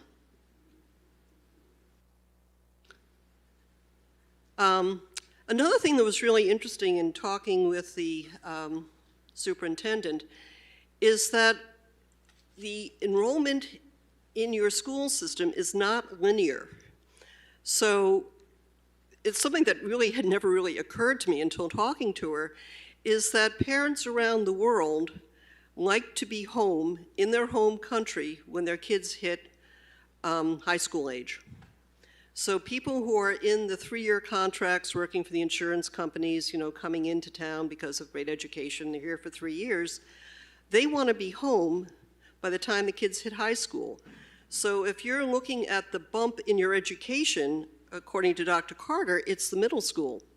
So you have probably grades 5, 6, 7, 8 are the big strain, and you have a grammar school now being constructed which will take care of part of that.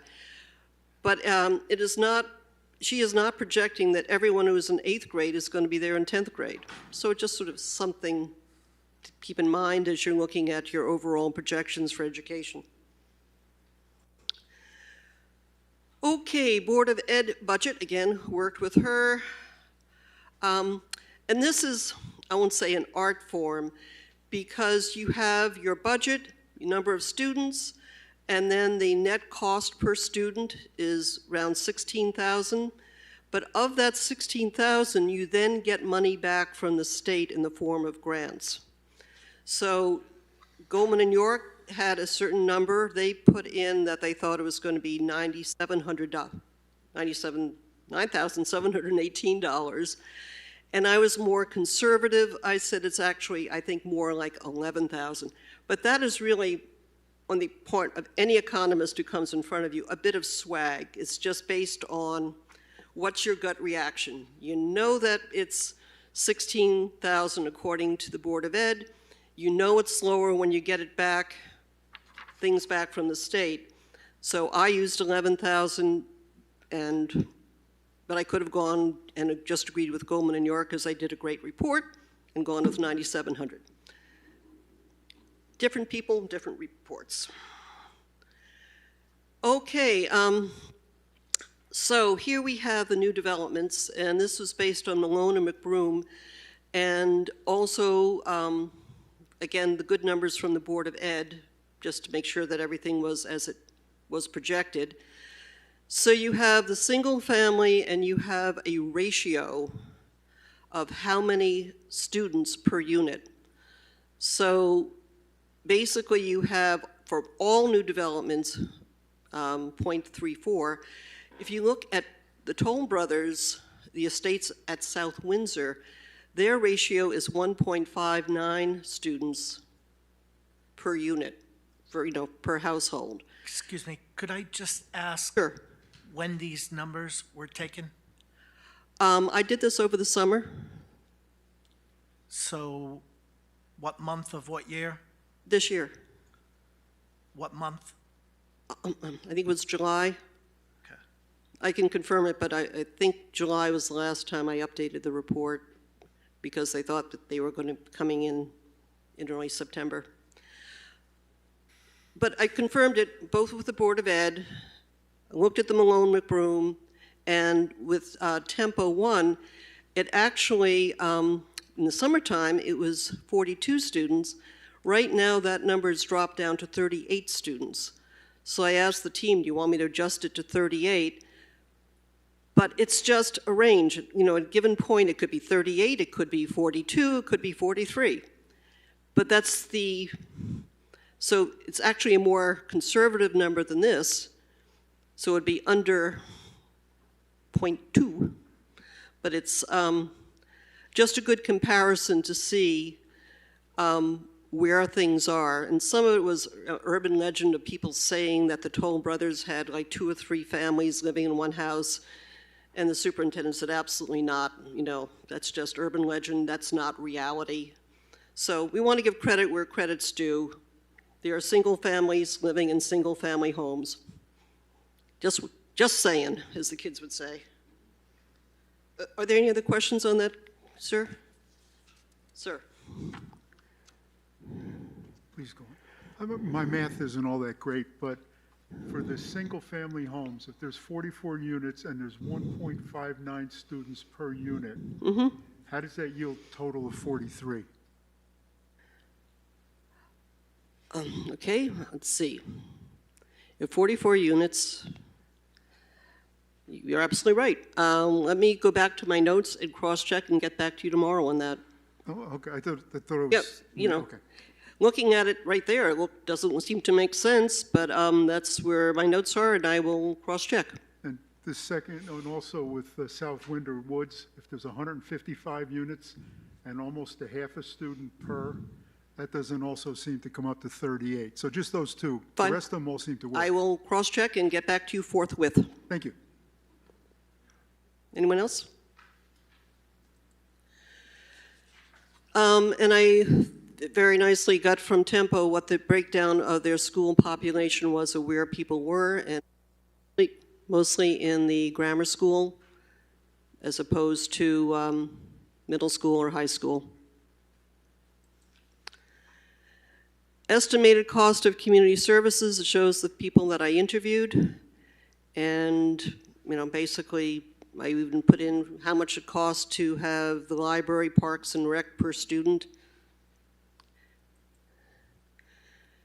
So, you put something like this out and may, hit the press and get all sorts of fire. But I had 23 homes for Toll Brothers, 39 students, added up what the AVs were from all those addresses, added taxes for buildings and car, expenses, including the education, culture, and miscellaneous. So if you have 23 Toll Brothers homes, you're running at a loss. Now, it could be 16,000, could be 10, could be 20, but it just speaks that if you have that many students, you're going to have a negative tax impact. With Tempo 1, we had 200 units, 51 bedroom, 50, they were 50-50. 42 students was actual, the AV is actual, the taxes after stabilization, the expenses. So I wanted to give a real apples to apples comparison rather than just being vague about it. And again, I'd like to thank the town for providing a lot of this information. Site plan you've seen. This is going to lead into sort of the introduction of Tempo 2, 31 acres, 8.5 is buildable, The site could hold 240 units, but they're proposing 165, parking ratio 1.5 per unit, with garage units available. Mr. Rappaport will talk to the great amenities. Putting green should be popular. Okay, so here we have the Rutgers assumed that you would have 25 students. Connecticut Partnership for Balanced Growth said 24. Malone and McBroom said 30. And based on Tempo 1, I put in 26. So that's the ratio that I used.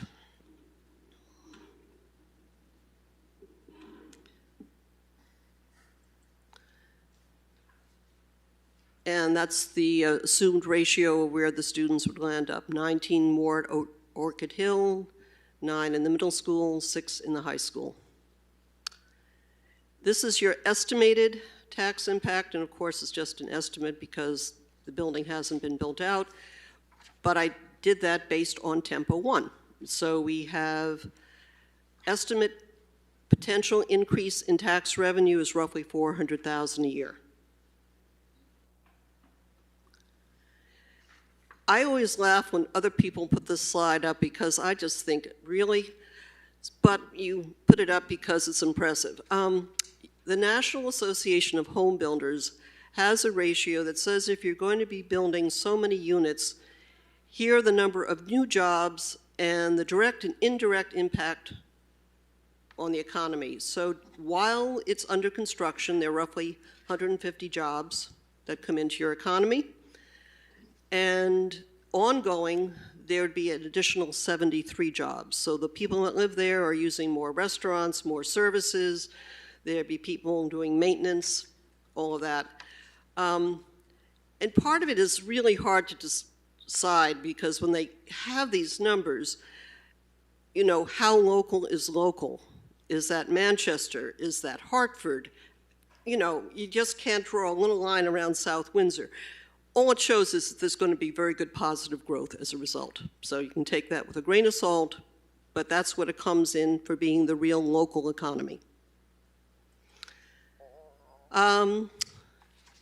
This was from a commission report I think you had a year or so ago. The developments in Buckland support the budget, avoid residential impacts, absorb state revenue losses, creates employment opportunities, general quality of life.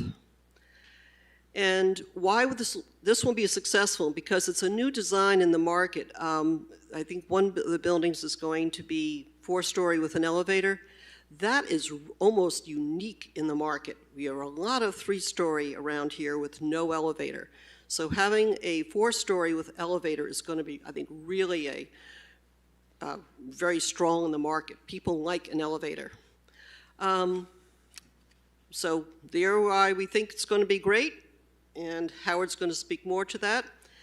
As introduction, Continental, they've been a taxpayer here in town for a few years now. You know and love them.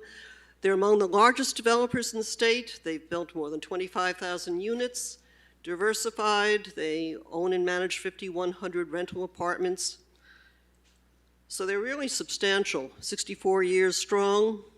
Privately held, they build and hold 23 apartment units, and they're mostly regional, so which is really nice. So if there's a problem, someone from home office can get to any one of their properties probably within 2 to 3 hours, which makes a difference. If you have to get on a plane to fly to Atlanta, it makes for a different management philosophy.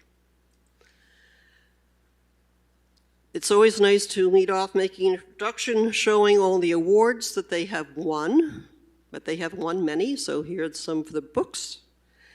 And I now turn it over to Howard Rappaport. I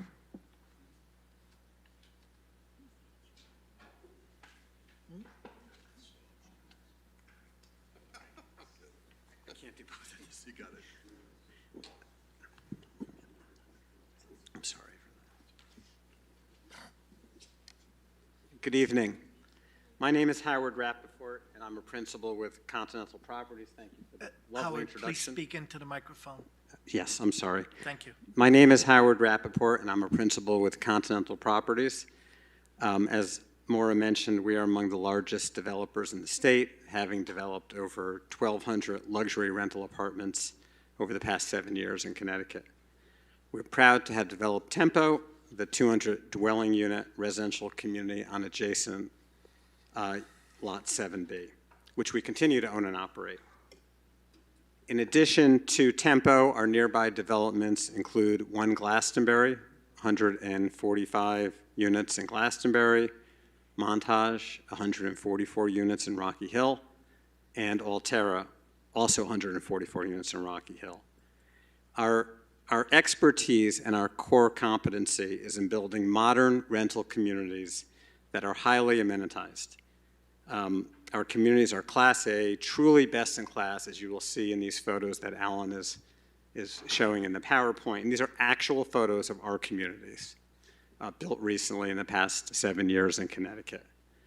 As Maura mentioned, we are a privately held company that has been building for 64 years. One major feature that differentiates us from even many privately held companies is that we're generational holders, meaning that we do not build with the intention of selling the community. Long-term ownership provides your municipality with more stable management, one constant contact, long-term curb appeal for the community, and I think truly better quality design and construction, because we're focusing on being a generational holder and have that luxury to do that, and just have a different outlook than some developers who build and then sell after they stabilize the communities. I'd like to touch on what our design and development objectives were to our team. And just to be clear, we're very excited to be potentially developing another residential community here at Evergreen Walk. We continue to regard Evergreen Walk as the premier lifestyle center in the greater Hartford submarket, if not the entire state. And with the recent opening of Costco and the planned opening of Whole Foods, we think that that will all further enhance Evergreen Walk's position in the post-COVID marketplace. Our objective here is to create a new residential community that is distinct from Tempo. For ease of use, Maura has referred to the new proposed community on 7C as Tempo 2.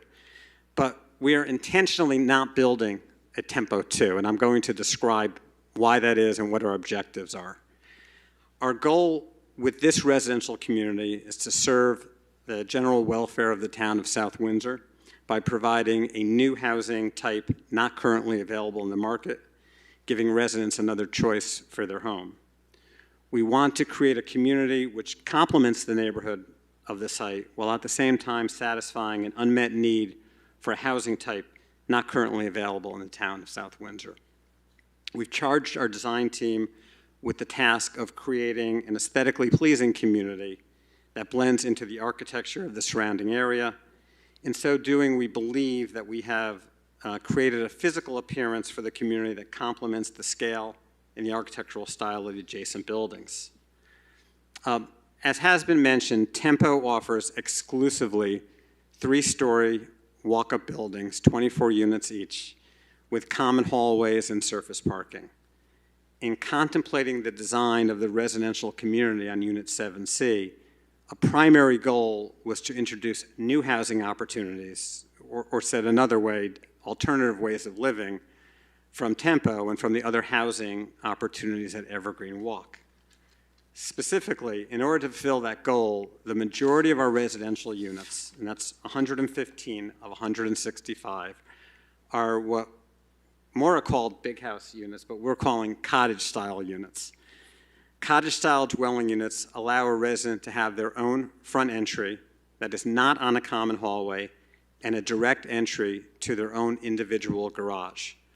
Unlike Tempo, this cottage style of living is not a congregate form of living in that there are no common hallways or common staircases to be shared with other residents.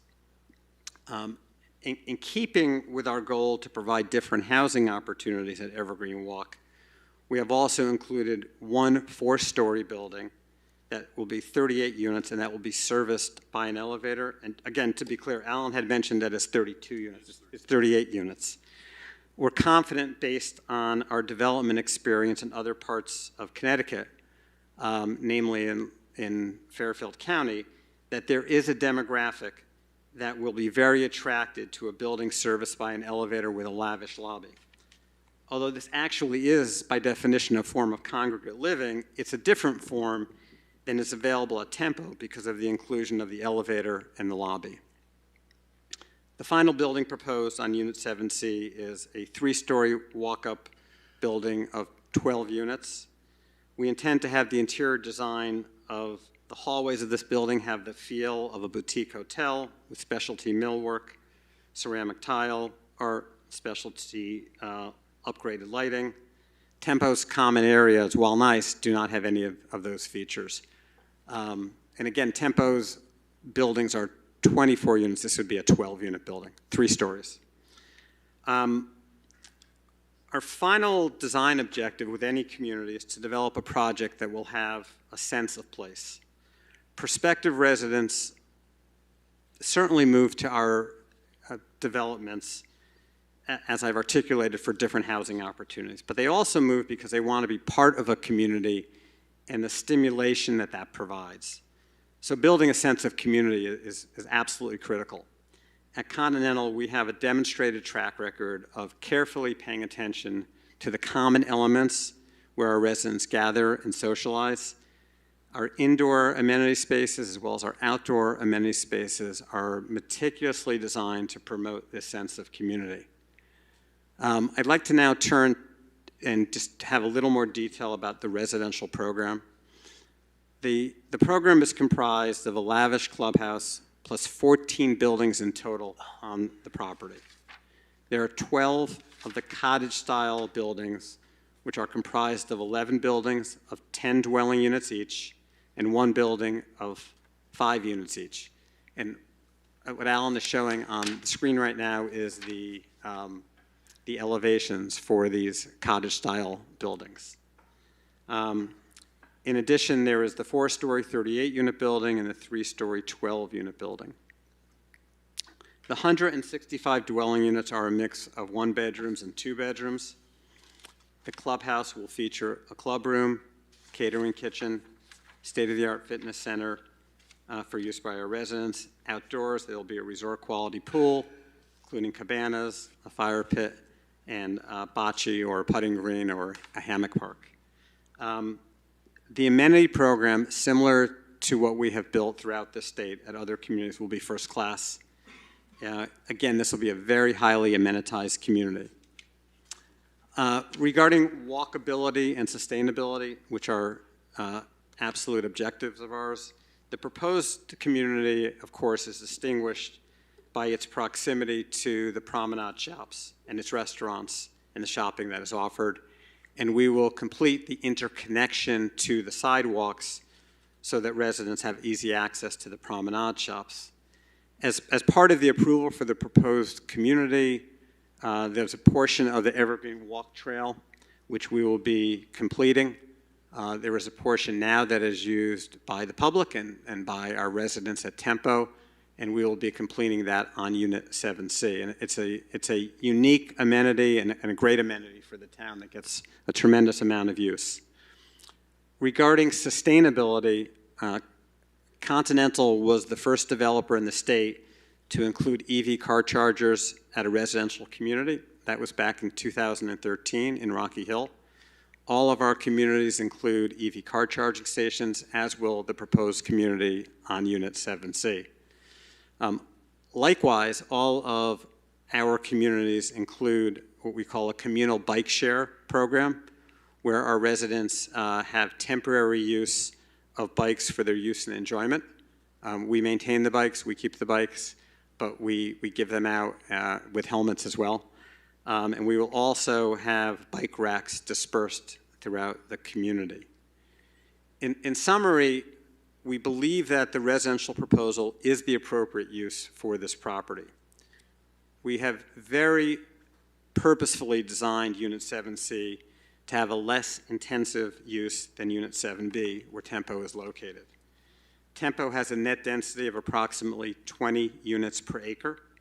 The proposed community has a net density of approximately 5 units per acre. The lower density is principally the result of utilizing these two-story cottage-style buildings on the property. As Maura mentioned, if we were to use all 3-story buildings or even 4-story buildings, I think Maura mentioned we could build up to 240 units and fit those on the site. But that's not what we're doing here. We believe that the mix of housing opportunities will ensure a dynamic intergenerational community. The new housing opportunities provided by Unit 7C will be complementary to the housing at Tempo and to the other housing at Evergreen Walk. More broadly, as Mike Saracen mentioned, we believe any use other than a residential use on Unit 7C would generate more traffic, which would be incompatible with Tempo. An added inherent benefit of the new residential community, of course, on Unit 7C is that there will be more residents to support the promenade shops and contribute to its sustainability going forward. In summary, our objective is to create another best-in-class modern rental community of which the stakeholders of South Windsor will be proud, and I'll be happy to answer any questions or comments you have. Okay, Thank you.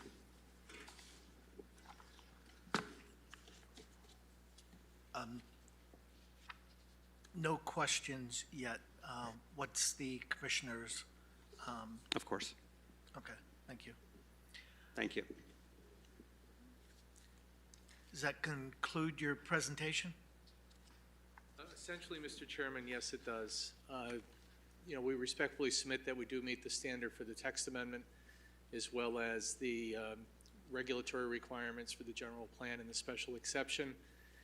And in just summary, I think we've heard that there really isn't a demand for more commercial, whether it's office or retail in this location at Evergreen Walk. There is a demand for residential. We have it right here with Mr. Rappaport and Continental. They have a track record here at Evergreen Walk, and we respectfully request that the Commission consider the text amendments that would make this site plan, bring it into compliance with the regulations. We do meet all the other regulatory requirements, respectfully submit, but we do need the regulatory relief that are provided for in the text amendment. So with that, more than happy to have the various members from the team respond to any specific questions that you may have. Okay, thank you. Thank you. At this time, we will turn to our town staff, our Director of Planning, Michelle Light.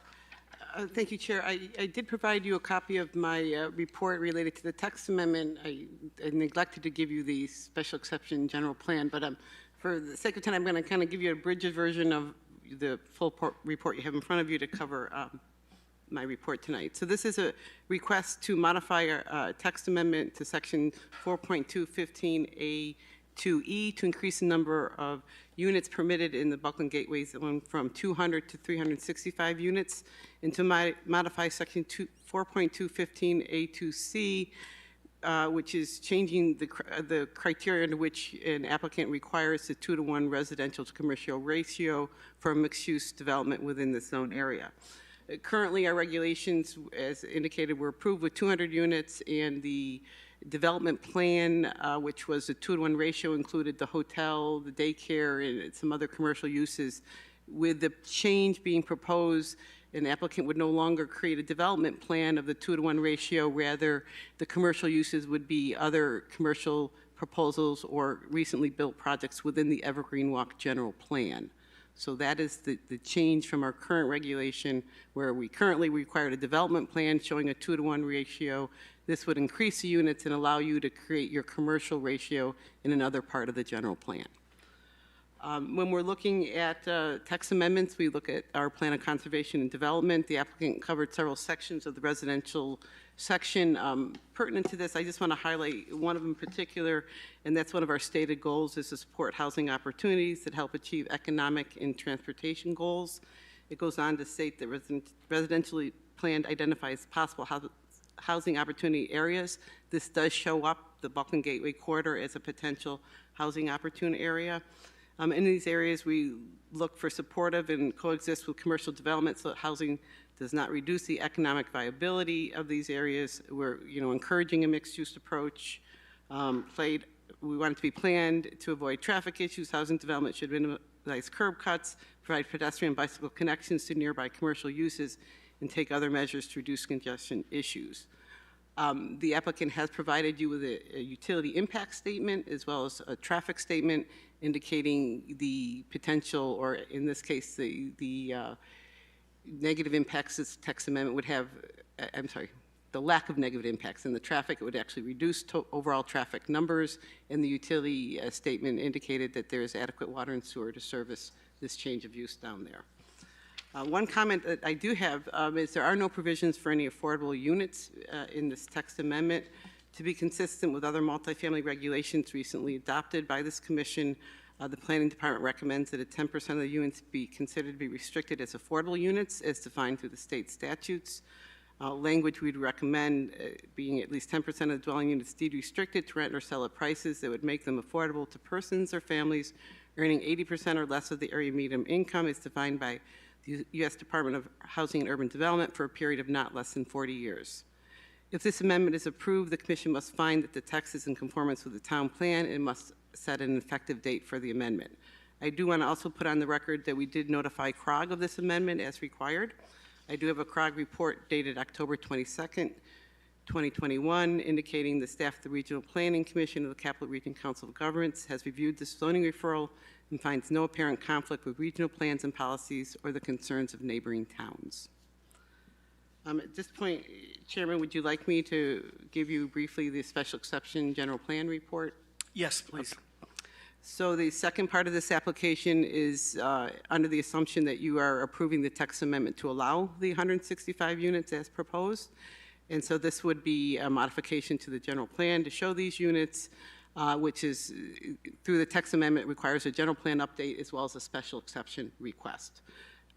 So as the narrative that was indicated to you, there's several changes being proposed with the general plan, changing, they're removing the office space, they're eliminating 30,000 square feet of office entirely, they're allocating 60,000 square feet to the Unit 5A. Let's see, they're Unit 8, they're adding retail to Unit 8, and they're adding the 165 multifamily units with the 313 parking spaces. We do have in our regulations specific criteria for special exception multifamily units in the Buckland Gateway Zone listed in section 4.215D4, including location multifamily residential uses fully integrated with other commercial, retail, and office and/or recreation uses. Proposed multifamily residential use shall be appropriately buffered from adjacent residential uses. Multifamily use has been designed to meet the legal requirements for the disabled, and whether the site either is or will be within reasonable pedestrian proximity to shopping, services, institutions, as they are routinely required by the future residents of the site. We also have this subject to our section 8.4, which are more general special exception criteria, which I won't read into the record, but those are the ones we review for all of our applications. We were provided a table tonight, an updated table of the Mitchell traffic report providing the land use summary, showing the square footages and the changes with this new residential use. We're showing a reduction in traffic expected, and this is the basic overall numbers that were originally approved with the general plan. I'm showing that the new residential use is about 303,000 square feet, if I'm correct, so that would be set off by a commercial of a 2-to-1 ratio. What we require in the regulations at the time of the site plan, the applicant would be proposing how they're meeting the 2-to-1 commercial to residential regulations and would provide the commission with a phasing plan. And again, that's at the time of the site plan application. Other things that are required as part of this application would be a 75-foot buffer along the residential zone boundaries. That is shown on your general plan. As you recall, that is now currently subject of a berm that is being constructed that this commission approved earlier this year on the westerly side. At the time of the site plan, details related to any other landscaping on the site would be provided. As indicated, there's an open space requirement of 750 square feet per unit. Again, that would be demonstrated at the time of site plan. Pedestrian access is key and has to be provided throughout the site. Just a reminder to the commission and for some new commission members, when the first 200 units were approved, the commission did have several conditions that were put in place. One of them was the walkway from the new apartments had to be completed up to the LL Bean side of the development. That was one thing, but they also had to evaluate the intersection of Tamarack and Evergreen Way to determine whether or not a four-way stop was appropriate, and that ultimately was put in. So that goes back to the original 200 apartments that were approved. Public water and sewer available, as indicated, there's adequate facilities. In this area, water pollution control approval will be required with any site plan filing. There are regulated wetlands on the site in the vicinity of the apartments. Again, Inland Wetlands Agency would be required to review and approve any site plan proposed. Our design review committee did review the design and concept layout on November 4th. They were pleased with the designs materials presented, forwarding a favorable recommendation. We would look for the applicant to return to design review with any final details, lighting, landscaping at the time of site plan. So if this application is approved, in addition to the existing conditions on the general plan, we would request that the applicant return with the site plan prior to any construction per section 4.215D, including that of construction phasing, if it's appropriate on the site development plan. Again, the applicant's required to show how they meet the 2-to-1 residential to commercial, showing phasing and how the project would progress, and also a comment that no building permits would be issued until the Office of State Traffic Commission Administration has reviewed and approved changes to the current certificate. That completes my comments. Thank you. Okay, thank you. At this time, we'll turn to our town engineer, Jeff Doolittle. Thank you, Mr. Chairman. I don't have any comments on the text amendment. I do have some general comments on the general plan / special exception, and these can be addressed at the site plan phase. They're very general. The first comment is we'd like to see a second connection between Temple 1 and this development. They're showing one connection for all 165 proposed units. We think there should be a second one for distribution of traffic and emergency services. The walking trail, as I indicated, should be shown to be completed through here. And I will just comment, the big unit, which I think you said has 38 units, is shown very close, almost on top of the detention basin. So I hope in reality it's not going to be that close to the detention basin. That's all. Okay, thank you. So at this time, we will turn to the public. First, do we have any letters to read into the record? Okay, good. That's fine. So I will turn to the public. Is there anyone here who would like to speak in favor of this application? Please step forward. And I'll remind people if they come forward, we should have a sign-in sheet up there. And when you're addressing the commission, if you could introduce yourself and tell us where you live. Anyone speak in favor? Hearing none, is there anyone who would like to speak against or have questions or opposition? Please step forward. For the record, John Holozak, Cody Circle. I'll remind the commissioners I'm an engineer by training and profession. My comments are going to be lightning quick here. First off, in favor of this, it appears to me that it buffers the private residences along Smith Street. And I'm not going to expand upon that, but that's a nice buffering effect compared to, I don't know, a Costco, okay? Just real quickly, when engineers see numbers, they start doing napkin calculations. And, you know, the 40,000 square foot reduction in commercial space is very roughly, you know, over $80,000 in reduced taxable space to the town. So that's a consideration. But what really jumped out to me was how much this looks like the 55 and older community. My mom passed about 11 months ago in heart surgery, and I spent a lot of 4-day weekends basically living in one of these 55 and older communities. And it just occurred to me that, you know, if you're going to make a special exception, perhaps you could take them at their word and say, hey, let's make this 55 and older. And you've already got an activity in the center of town near Geisler's that's designed for young professionals. My sisters spent some time in geriatric nursing. 55 and older located here could allow people to graduate to assisted living. That's important that they not lose their sense of orientation of where they are, so that's kind of neat. Just one final thing, South Windsor Woods was held up as an example. When that was proposed, their model showed 35 new additional students, and since some of our team has been back there, we know that they're not sold out yet, and they're at 38 students, so until they sell out, they really can't be used as a real concrete model, in my opinion. And that's it. I don't want to keep you any longer. Thank you. Thank you very much.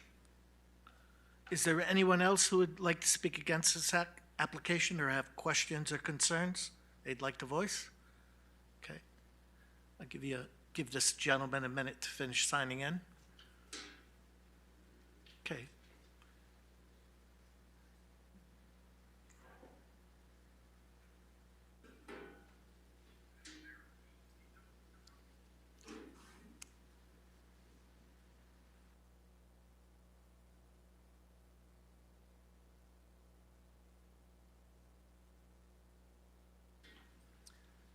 Hi, my name is Jared Lewis.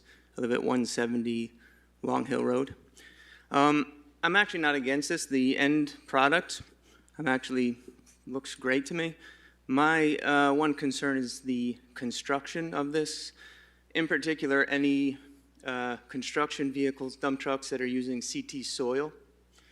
I know this summer, as the Costco was being constructed, the dump trucks that were using that facility, which is the corner of Route 5 and Chapel Road.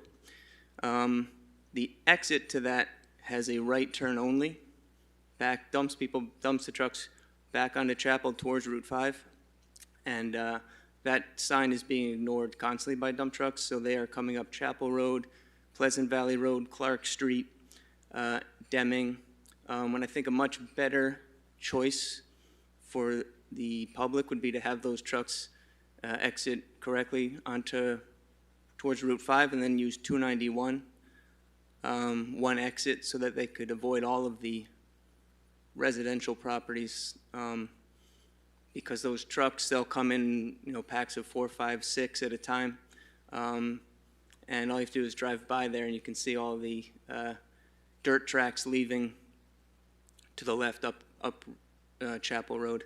So that would be my one concern. I would like to say, because I know you guys might recall when that CT soil was approved, that was one of the agreements that was made, was to have trucks only turn right onto Chapel Road. I know I've spoken with town manager a number of times about it.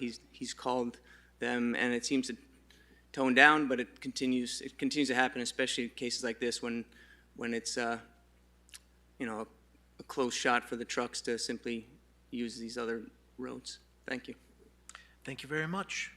Is there anyone else who would like to speak against or have any questions or concerns they'd like to voice? Please step forward.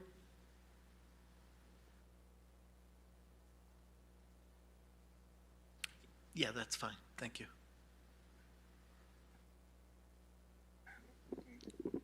Hello, Commission. Mark Kazakowski, 863 Clark Street.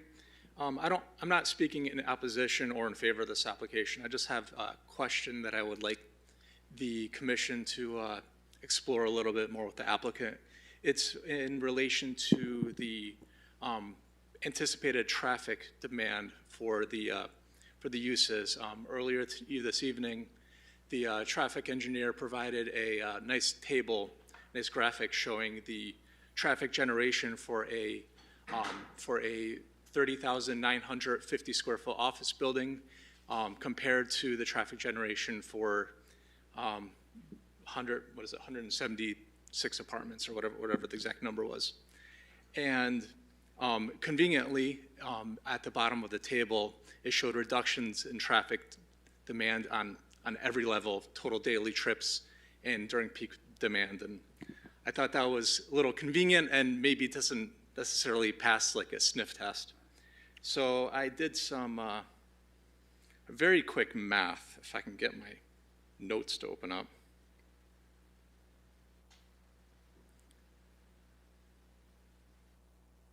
I hate iPhones.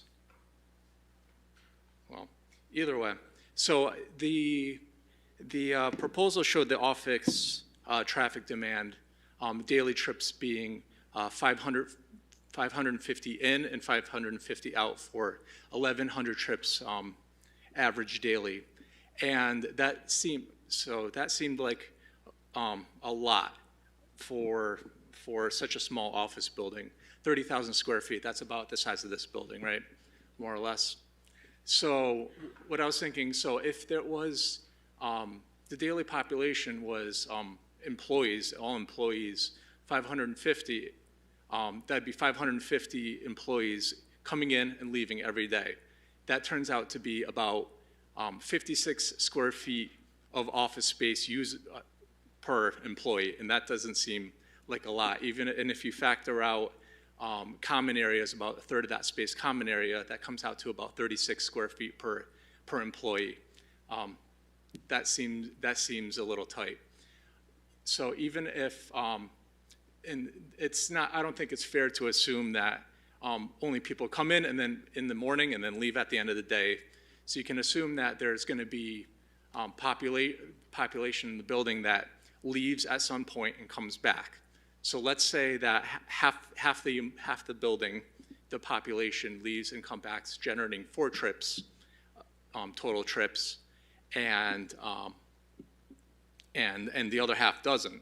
That translates to about 80. I don't know how I can't get my numbers, but about 83 square feet of office space per employee, which is general math. Common practice is about assuming about 125 to 225 square feet of usable area per employee. So that seems like a common number. So what that would assume that there would be much fewer employees and much smaller daily population in an office of 30,000 square feet. If I got my math showing in front of me, stupid iPhones.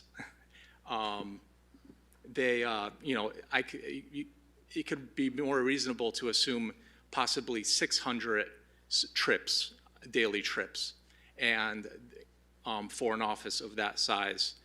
And that would compare to the proposed traffic demand for the residential units was just under 900. So maybe my math is wrong, maybe my assumptions are wrong, but I would just ask the commission to help explore some of the assumptions that the traffic engineer used in their analysis. Thank you. Okay, thank you very much. Is there anyone else who would like to speak against or have questions or concerns about this application? Please step forward. Hearing and seeing none, I will turn to commissioners. Commissioner Cavagnero. Just a quick question to start off before I get into the rest of my questions. I assume the questions, comments, and concerns that we have, or the ones that we're making, are for 41 and 42P, because remember our town engineer made his comments on 41 and 42P, or is what we're saying right now just for 41? It can be for both. Okay. In our decision making, we'll approach them one at a time. Okay, because I wasn't sure if there'd be a separate round for the other application. Okay. So on that note, I want to start off with the presentation that we were given by Bartram Cochran. There's a few questions I have there, or not really questions, but clarifications as well. So I will start with the residential table. Just a clarification, I assume that for these numbers taken, page 8, my apologies. So on page 8, I see that these numbers, I just want a clarification on whether or not they're for all units built in the town right now, or all units that have a household in them, for example? Okay, to do that table, what I did is I went to the town of South Windsor demographic page, and it had total housing units. So I managed to then get from sources, including the U.S. Census and others, how many units were studio 1, 2, 3, 4, 5, number. So that became a percentage. So that was based on both the town data for demographics, the U.S. Census, a breakdown of how many units are in reality, 82, 791, blah, blah, blah. That becomes a percentage. So, hoping my math is right. If 82 divided by 9,346 should be 1%, that kind of trickles down. Looking at, I'm not sure what we're calling tempo 2. I know it's now not tempo 2, to be determined. Was going to be adding 83 one-bedroom and 82 two-bedroom because there was an awareness that you didn't want any more than a 50-50 breakdown. So that was sensitive, so you added that, and that's how I got to the 9% and 23%. All right, thank you. And then I have another question regarding page 11 for students per unit. Yep. So first off, before I go into the question, I assume these are numbers currently because I see for the units it says 200, which is what is there currently, right? Correct. Yes. At tempo 1, there are 200 units. Okay. So my question is, and I'm not sure if this will be for someone else, I'm not sure if there's any, do you guys have any potential numbers on potential students if this is all approved, for example? I'm just curious. When I wrote the report earlier in this year, it was in July because they were anticipating coming in late August, September.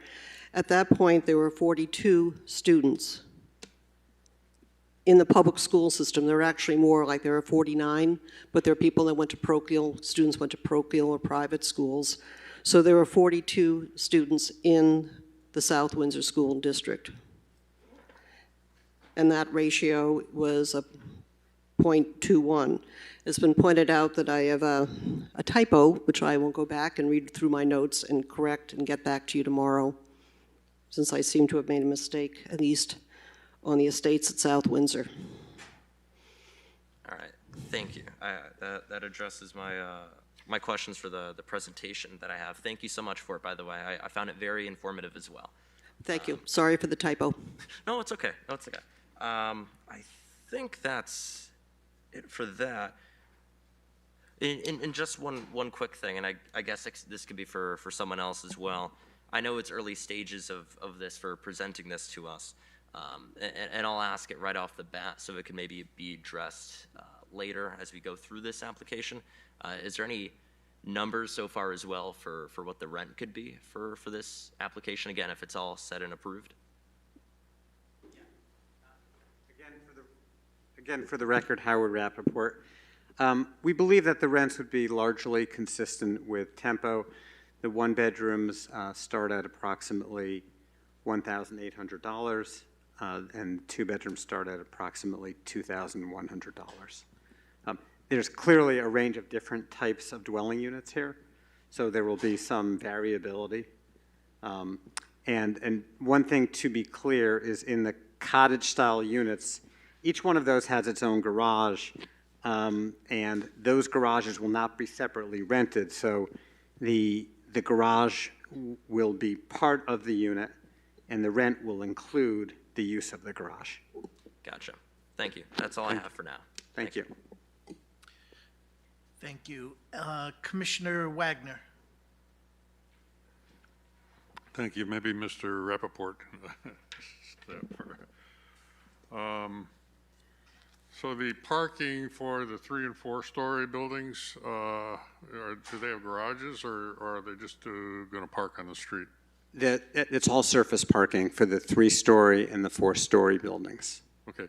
I'm looking at the site plans, and I don't see sidewalks interior to the facility. I hope that there will be sidewalks so people don't have to walk in the street. Yeah, there will be sidewalks, which we will address certainly at the site plan stage. It's a fair comment. So,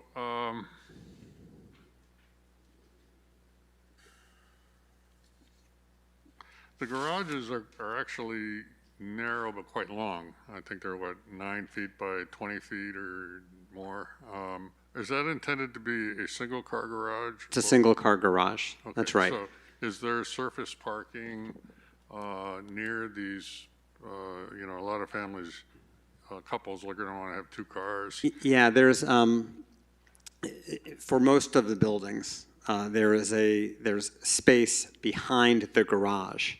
So there's a little bit of car jockeying that will go on. But overall, we believe that the parking ratio, I think 1.89 that Alan mentioned, is sufficient. And we tend to build communities throughout the state that have more parking rather than less parking. So we're usually above the minimum parking ratios in most municipalities. So that leads to the next question. The state recently updated the required parking for multifamily housing, and I'm just wondering how this compares to the new state requirements for 1 and 2 bedroom apartments. They're offering more than the state allowances, so an applicant can offer more parking. So I'm wondering, I mean, it might be that that's not necessarily a good idea. I mean, we maybe want to have more pervious coverage, less impervious coverage. And I appreciate the comment.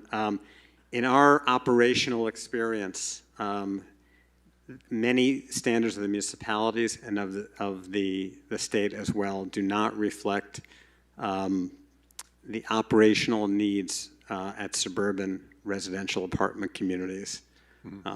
And in fact, we've actually, in one community, built more spaces because there weren't enough, and we had people who were challenged by not being able to park where they wanted. So it's not just the number of spaces, it's also the distribution of spaces as well throughout the site. And I would respectfully point out that we believe that based on our experience, what we're proposing to build here in terms of the spaces is appropriate and is needed. Okay. Our zoning regulations were recently updated to require a certain number of electric vehicle charging spaces, as well as any garages that are assigned also have that capability. So are you going to meet or exceed, or how does what your plan do compared to our requirements in our current zoning regulations? So can you provide clarification of how many EV car chargers? I think the multifamily, you have a 10% requirement with 3% at the time of the site plan. But again, at the site plan stage, that is a requirement for the EV charger. And we will absolutely comply with the town standards. Yeah, actually, it's a staged thing where we're recognizing right now that having reserved EV parking for what might eventually be the case in 2030 will deprive people of parking for their conventional, what's called ICE vehicles. So we start out with a smaller number installed and the rest ready.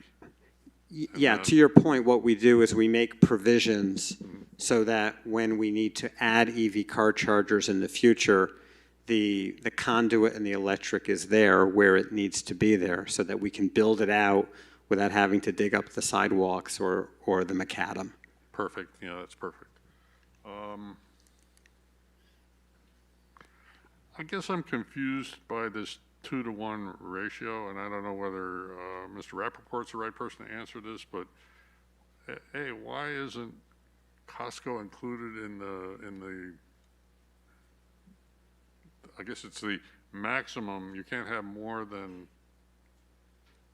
or you need to have a certain number of commercial square feet for the residential, but why isn't Costco included in the denominator there? I'm going to turn that over to the applicant to answer that. Yeah. Turn it over. Mr. Wagner, that's exactly what we're trying to do.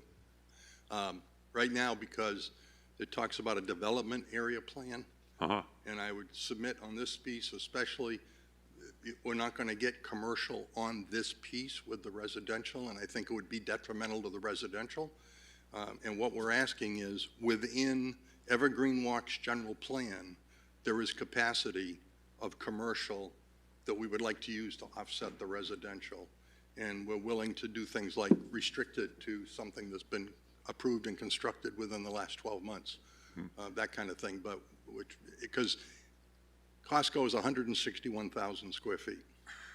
Theoretically, that could support 322,000 square feet of residential. But I believe we're only looking for 180 or 190,000 square feet, roughly, of floor area. I mean, I personally would, maybe as a commission, we should discuss whether we want to even make it that hard. I mean, why not include all of the commercial space that's already built in that denominator? But that's not for you to answer, I guess. You're right. You're just trying to be that's our ask, yes. Let's see. I really appreciate the trail. It's been a little bit of, I think when we did the senior housing development, and I can't remember the name of it now, but we just, Evergreen Crossing, there's a sign there that says that it's a bike trail. But then I think with Woodship, you're probably really not looking for bikes to go on that. So maybe we ought to either clarify that or maybe, and it might have been my doing back when that was approved that needed a sign to say bike trail. But maybe it'd be a minor site plan change to fix that sign, because I don't think we really want bikes riding on a wood chip. Sorry for diverging from the issue here. Let me just make sure I cover everything.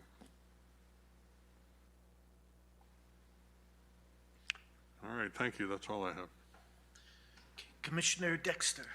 I have a question regarding Continental Properties. I don't know if that's Mr. Rappaport. Do any of your properties have an affordable housing component? We have one property, excuse me, in Milford, Connecticut, that is what's called a 830G property. So 30% of the units in Milford, Connecticut are affordable. Okay. And I didn't get any facial twitches or anything when Michelle mentioned that you have proposed 0% for this proposal. Are you willing to discuss that amongst yourselves? Well, we're willing to comply with the recommendation that Michelle. 10%? Yeah, 10%, yes. Okay, and no catch up for Tempo 1 and make it maybe 15, because we're working hard. Oh, and I appreciate that. And those rents are, you might be able to cover a few more in your financial statements, I'm sure. So give it some thought, because I'm looking to approve and modify the general plan if there's an affordable housing component. I understand. Thank you. That's all I have. Thank you. Commissioner LeBlanc. I don't have any questions at this time. Thank you. Okay, thank you. Commissioner Viteri. No, my question, Steve asked about the Costco. I didn't understand that piece with Costco, so I appreciate that. Otherwise, I'm fine. Okay, thank you. Commissioner Bernstein. A quick question for Mr. Mitchell.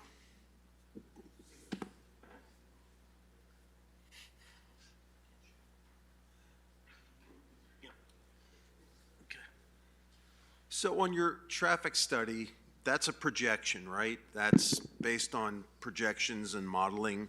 That's not based on anyone counting cars. Is that accurate?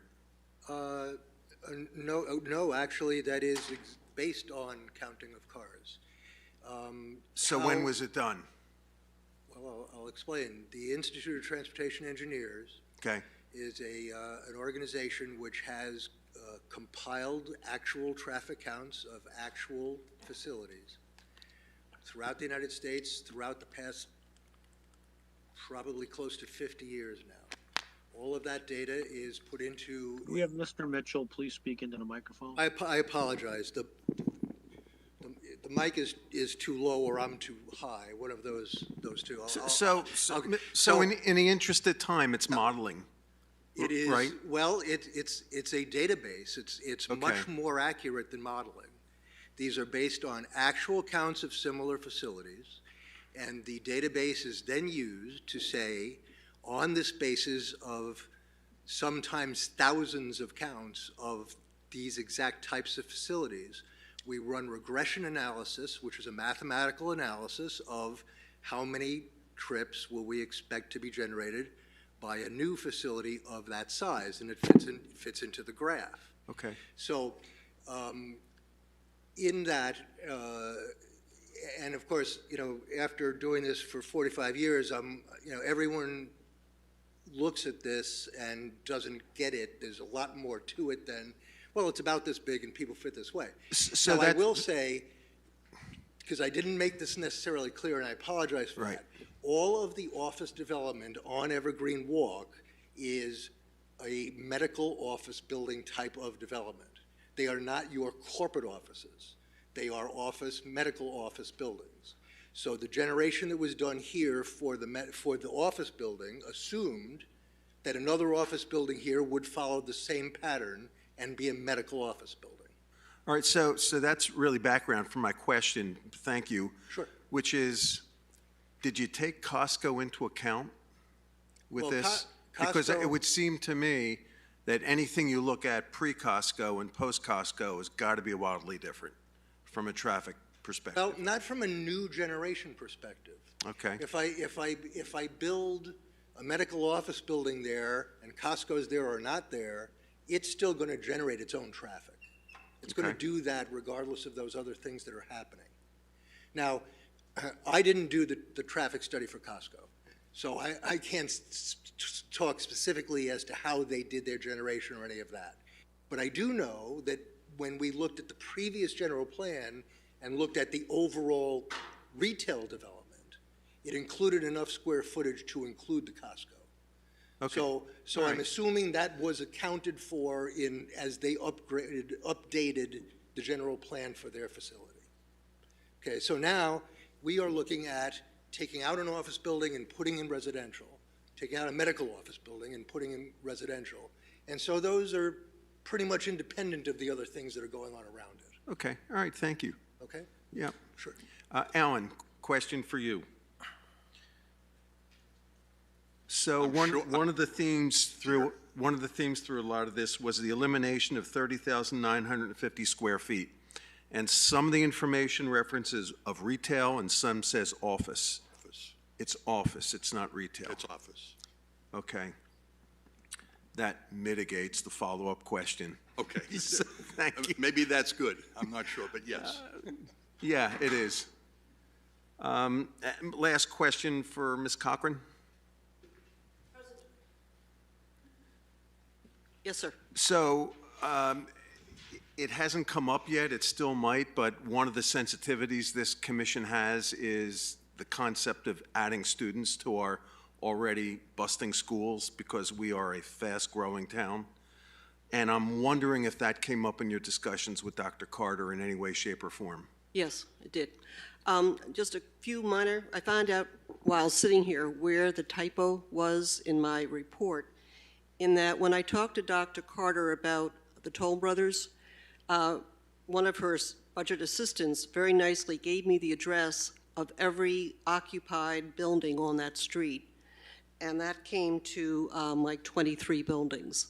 So the ratio is right, so when I said there were 39 students, it was her office that gave me the 39 students, and that's how I created the AV for the Toll Brothers thing, by having the actual address and getting that from the assessor's card. So the ratio is right, the 1.59. Oh, okay. But the issue was that, so the report is right, there are 44 houses in Toll Brothers, but it's also right that only a certain percentage of those are occupied. So that clarifies, wasn't a typo, it was just I didn't make the connection as to the jump between how many buildings are there and how many actual students are there. So yes, so answers the question of how many students are at Toll Brothers. development. Well, so the They're going- question is, Again, did your she question is- articulate any concerns? The, to me, the main observation was that this development was not going to impact her school program. Okay. That she said that people have been she was, Morty, she gave me probably about an hour of her time, which was really generous of her. And she goes, people keep talking about what's going to happen to the high school. And she says that's not the problem that she's facing with this development. The kids for high school are coming from someplace else, not from the apartment complexes. All right. So then we went back and I found out how many students were in the Tempo 1 for grammar school, middle school, high school, and that kind of reinforced where the kids were. They were more in the grammar school portion of her education, and as a new grammar school is being built, I'm not getting into micromanaging where the kids in which school they're going to be, but she was not concerned about that. She was more concerned that I put the 16,000 in so I didn't have a budget number that contradicted what she says in public it costs to educate a student. Okay, fair enough. One last question. Sure. The numbers on your various tables and charts about the increase in students, is that for a one-year period of time, over the course of some longer period? Stabilized. It's when they're fully occupied, not year one. Stabilized. Stabilized. When they're at stabilization, and Howard, you can tell me what it is. Normally it's when you're 94% occupied. When you're at 94% occupancy, the average So vacancy. the time frame could vary, right?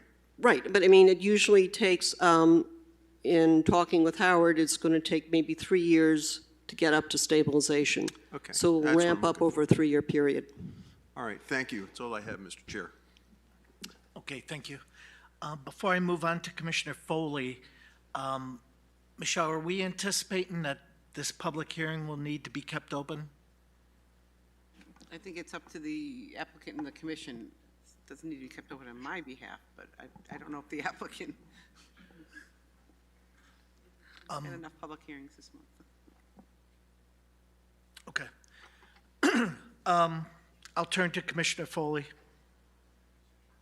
How you doing? I guess my concerns, Alan, when Tempo 1 first came before us, and actually John spoke, he had said to us that he did a similar development in Manchester, and the impact on the schools was approximately 7 students.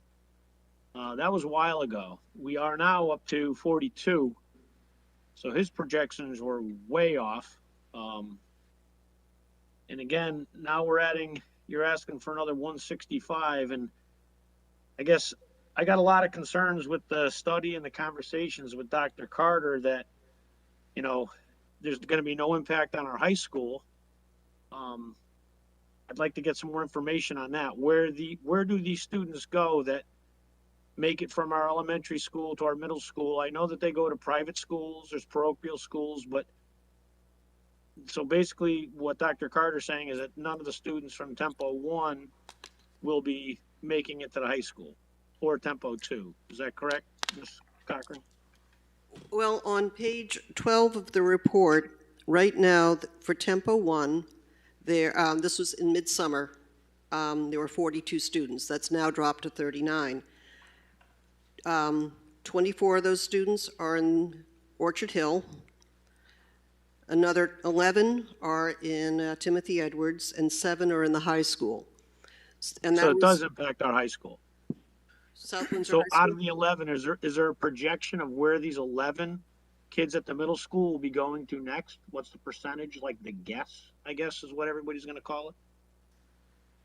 Well, her feeling is that they're traditionally, not traditionally, but in recent history in South Windsor, there have been a lot of people coming in to work for the insurance companies and banks on 3-year work visas. And those people have been going back to their native countries by the time the kids get to high school. And that was her observation, that parents around the world want to have their kids in their home schools when it comes time to go to high school. which is an observation I never really thought about, but makes sense. But the 7 students that didn't go back to their home country. Would go to your high what's the school. per- Yes, you would have 7 more students right now in Tempo 1, because there are fewer students in Tempo 2, as I call it. What I had projected was 19 students would go to or be in the elementary school, 9 in the middle school, and you'd have 6 additional high school students. What page are you pulling that off of? Tempo 2 student population is page 18. The And estimate. just, Bart, if I could request that I get copies of these reports, because I don't have any of them. We delivered 10 to the desk here, so I'm sure that Michelle can get you a copy. Okay. Thank you, Ms. Cochran. Okay. The next question, Michelle, what other 4-story residential structures do we have? It's 4 stories also at the residences at Evergreen, correct? Or is that 3-story? No, I believe that's 3-story. I Okay. can't think of a 4-story structure. Have we had any conversations with our fire chief and the fire department with the 4 stories for the apparatus and Actually, whatnot? you have now that a we're- 4-story hotel. I take that back. The Tempo, is 5 stories. Your hotel is. Okay. And Chief Cooney and the commissioners they have no issue with They adding. were all made aware of the application, and no one expressed any specific concerns. And then I believe we're all set with the water issues that we had between Manchester Water and MDC, correct? That is been correct. rectified with the loop system? It's Connecticut water, but yes, that's correct. Okay. Sorry, Connecticut Water. All right. Well, I guess, again, I really want to see these. I'm trying to wrap my head, like Commissioner Bursting was saying regarding this traffic study. I'm trying to comprehend that, but I do want to see the reports that you guys have in front of you regarding, that you received from Bartman and Cochran there. So that's all I have. Okay, thank you. Okay, Alan, would you come up to the podium, please?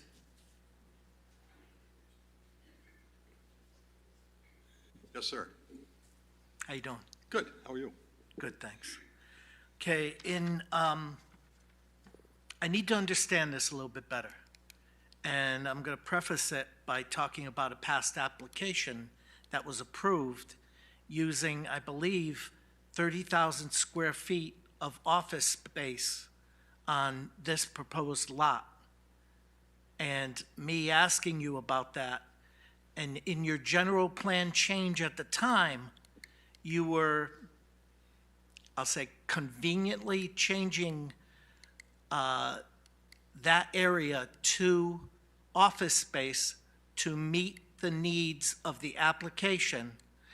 And we had a discussion at the time that I mentioned you had proposed that area for these future apartments. And now I'm hearing that, oh, we're going to eliminate that commercial space that was part of a previous application qualification for the 2-to-1 ratio, and we're going to replace it with retail that's already been built. To me, it doesn't make sense. I'm going to go talk about the past for a minute here. When Evergreen Walk was originally passed, approved, it was without residential. And that was, what, 20 plus years ago? Yeah. 22 years ago or so? Yeah, unfortunately, yes. I was here for Right. all of it. And Then the applicant came in and said, we really need some residential. And we said, well, what about mixed use? And Evergreen says that they would do that. And that's where I believe we got started with the 2-to-1 ratio. 3-story buildings, first floor is commercial, second and third floors were residential. And we moved forward with that assumption because the developer said that they could sell that. We can market this. And then they came back to us and said, oh, that doesn't work. It doesn't work to have commercial with residential on top of it. But yet, there's other developments, and granted they're taller developments, such as Blueback Square and Storrs Center, that commercial below residential does work. I've got concerns about that and what was portrayed to during a previous application. And can you confirm that 30,000 square feet wasn't spoken for on a previous application? That's why it was given to the commission at that time? No, we've never used the 30,000 square feet as an offset against residential. The only thing we've ever used as the offset is the hotel, what's now the daycare center, and the remaining 7E parcel that has 10,000 or 12,000 square feet of commercial on it. Okay. How did that office space get dedicated to commercial in the general plan? What was the purpose of that? Office space we've always shown retail as one category, office as another category, and we have tried to hold on to as much of that as we can as each of these parcels develop. It's not the first time we've eliminated square footage because we've found that the market just isn't demanding office, for example. And so we have traded some of it in, mostly to satisfy traffic requirements so that we don't generate more traffic at Evergreen Walk. And we're going to, quite frankly, I think we're going to end, we only have, assuming we're successful here, you've already done parcel 5, there's only 2 pieces left. One is 7E and one is Unit 8. We're not going to get all of these uses on there physically. So Okay, I don't think we ever said we needed the 30,950 to offset something. We took the 30,950 because we didn't want to lose it. We didn't want to take it out of the general plan. We didn't want to have to take it off of our OSTA permit with the state, because if we do it on the general plan, we have to modify the OSTA permit. And then if we needed office, to have to go back and try to get especially OSTA approval. So, Michelle, do you remember what I'm talking about? Yeah, I do, and I think Mr. Lamson is correct. With a development plan that created the first 200 units, does not include this 30,000 square feet. Never Okay. included it. Okay, No. And it really, it's about having the overall total square footages and kind of a shell game of where they locate them on the plan so they don't lose them, but that was not dedicated as part of that 2-to-1 ratio. Okay, do you remember when that 30,000 square feet was added, for what purpose? You know, I'm wondering if it was when you were shifting for Costco, you're shifting square footages around with the Costco general plan to get the 161,000 retail together. I believe Yeah, we were that. gathering retail, so it was there. We had enough retail on Evergreen Walk. But you were changing where it was located on it? We were just moving the location. From a traffic point of view, as long as it's on the site, we're good. The OSTA is fine with that. That's my recollection. Okay, I'll take that for what it is. I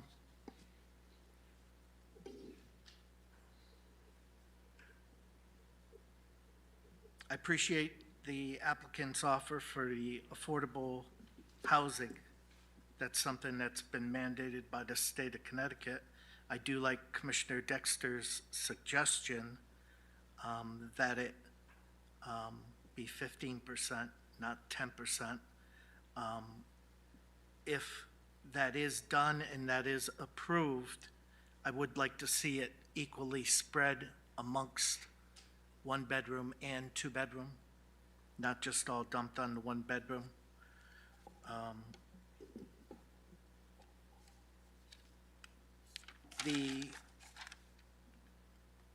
I've heard a lot of numbers thrown around here, and I'm all set with you for now, Alan.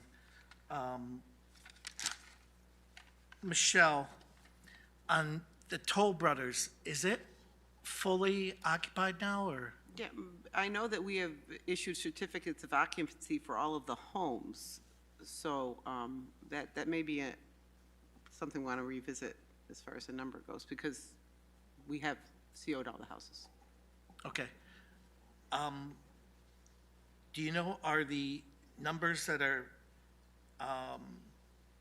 utilized in here accurate? You know, I didn't get the benefit of seeing this before tonight's meeting, so I have not had any chance to verify anything. So I would like to keep the hearing open so that Commissioner Foley can review the documentation so that the members of the commission can review the information and we can make an informed decision. As far as the students, it's saying, I think it was page 11, that the students, Maura, could you step to the podium, please? Thank you. There you go. Where do the students for Temple 1 go to right now? I believe you said Orchard Hill, but I could be incorrect.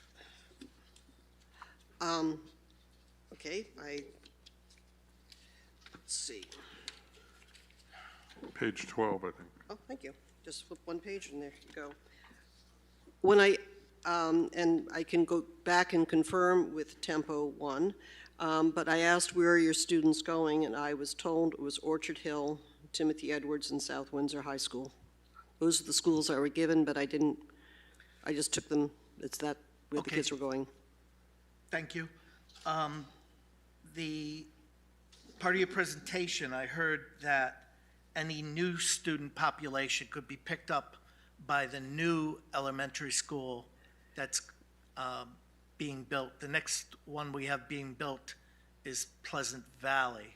Correct. And when I was asking the superintendent about the impact on the school system, she says all of your grammar schools are filled to the gills right now. I mean, and if there are more students coming in that would have to go to Orchard Hill, there would be some moving around of students, but she says that's her problem, not my problem. And I said, fine. And again, her point was she didn't think these students were going to greatly impact her running of the school system.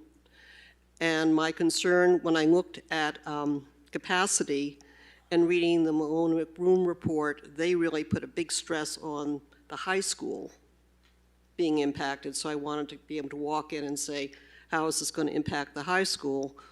And Dr. Carter didn't seem to be as concerned about the high school because she says that's not her enormous stressor.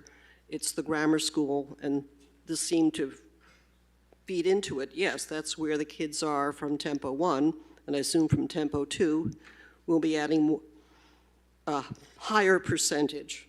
57% of the new students would be going into a grammar school or pre-K through grammar. Okay. Okay? Thank you. Okay. And I think I won't say when I come back to you tomorrow, the typo on page 11 is that there are 44 houses in South Windsor, in the estates at South Windsor, the Toll Brothers. But when I talked to the superintendent, her budget person gave me street addresses of where the students were coming from. So I wrote down every street address. She gave me the number of students in each one of those houses. I then went to the assessor's card, figured out what the AV was. So that was the methodology. So the citizen who spoke saying, well, not all the buildings are occupied, and my interview with her was right after the school year. So it was the end of June, early July that I talked to the superintendent. So these numbers are from that time period. So if more houses came in line the last few months, that is not reflected in this report, but it still stands that if you have 1.5 students per household, are the taxes for that covering? And if they don't. But the Toll Brothers houses are worth more, and I use the same ratio for parking, for cars, for all that stuff. So I wasn't trying to disadvantage the single-family homes and make Tempo 1 look like there were no issues. I just did a line-by-line comparison, and I got the personal property and personal property for cars from your assessor's office. So. Okay, so just for clarification, how many students do you have at South Windsor Woods? There were 39.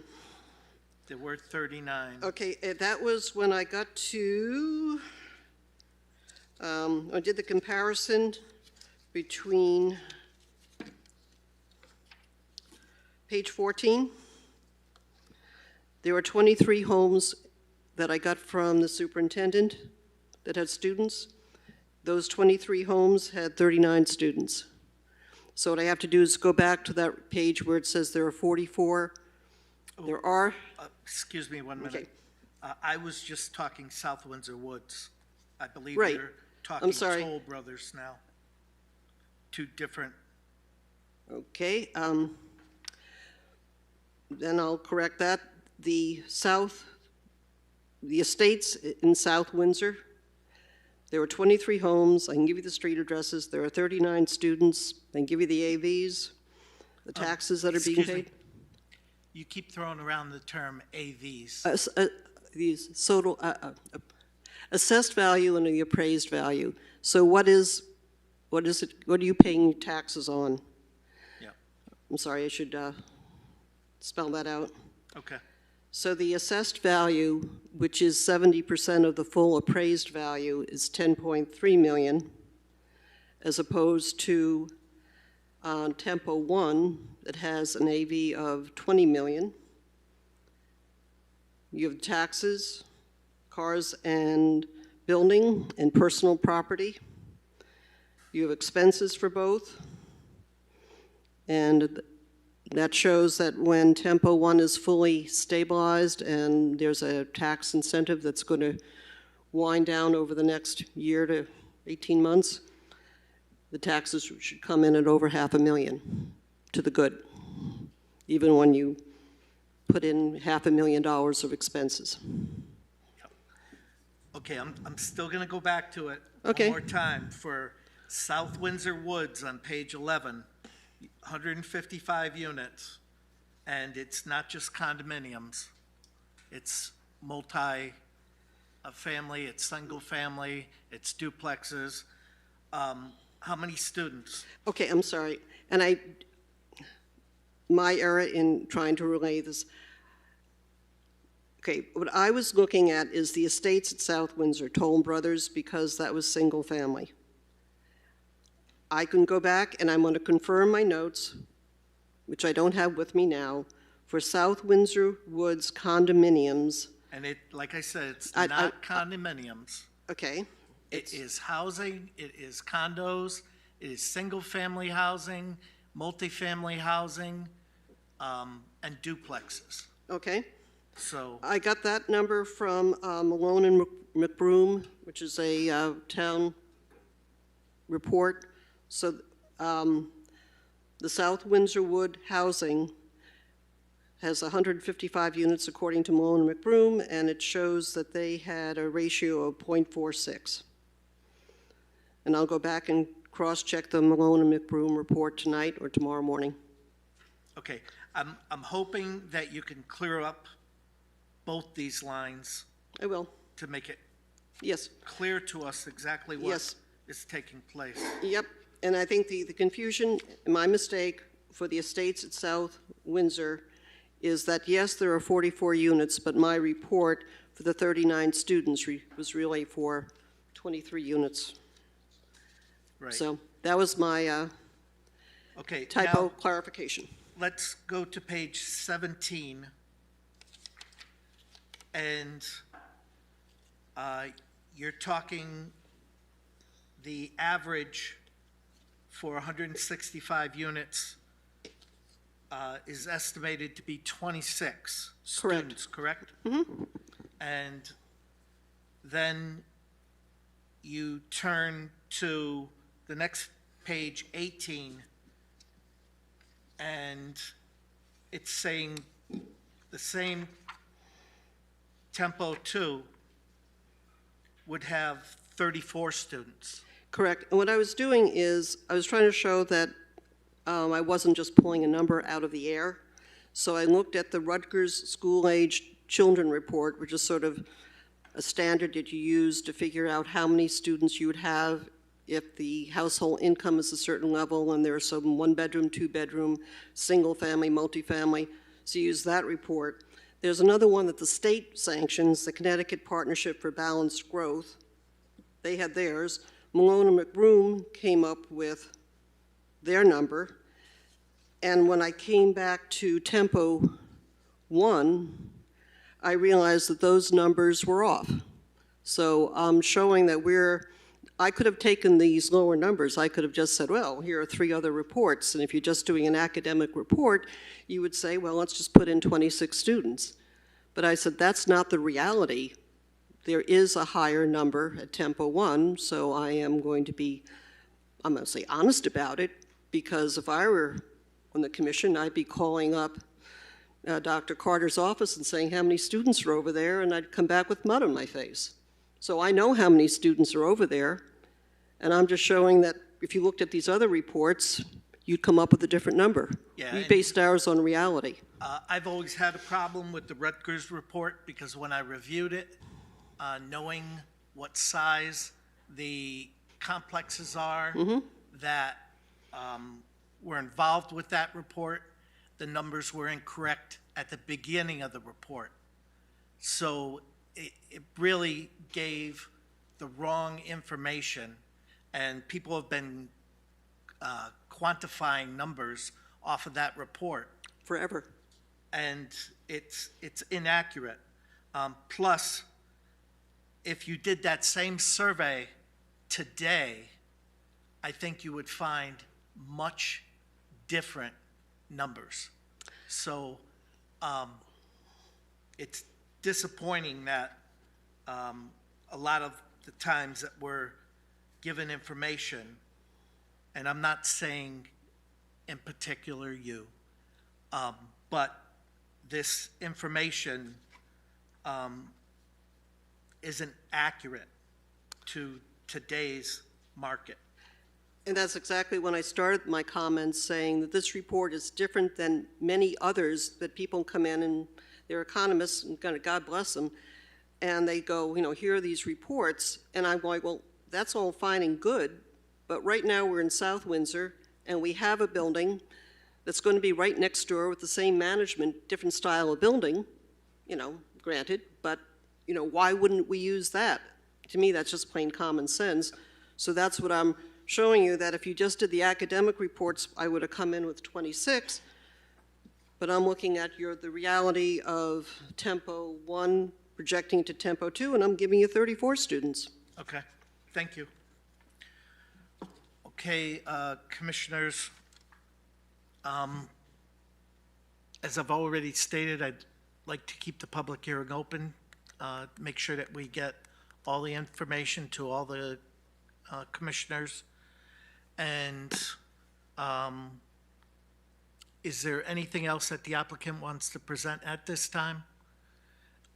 I don't think so, Mr. Chairman. And just to confirm from a legal standpoint, To the microphone, the Chris. continued hearing will be December 14th at 7 p.m., correct?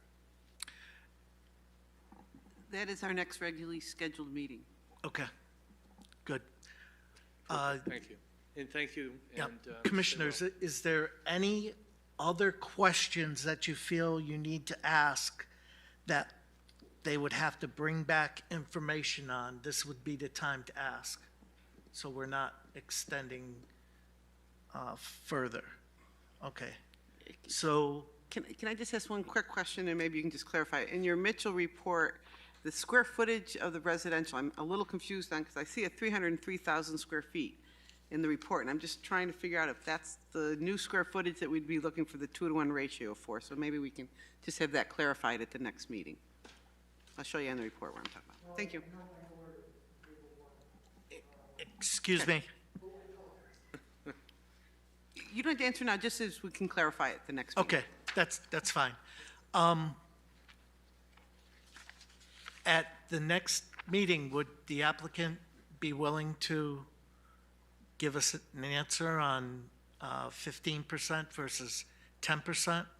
I think I have one this evening, but we'll wait and we'll talk about that and look into it with the concerns. I think everybody, as Mr. Rappaport indicated, he's involved with 830Gs. He has one in Milford.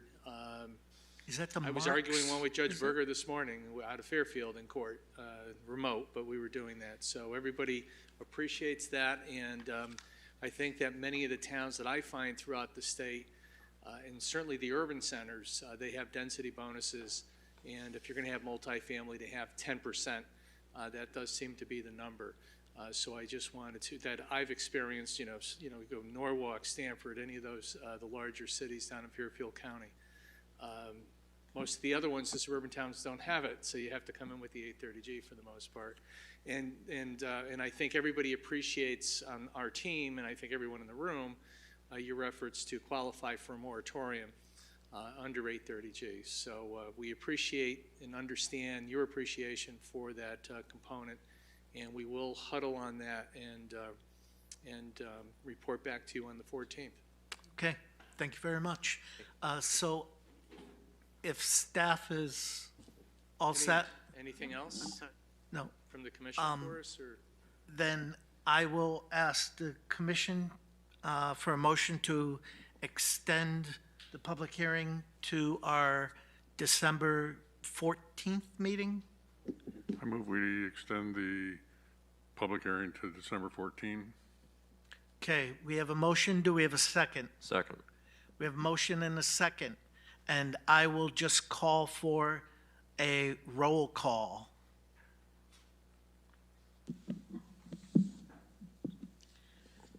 Commissioner Bernstein, Aye.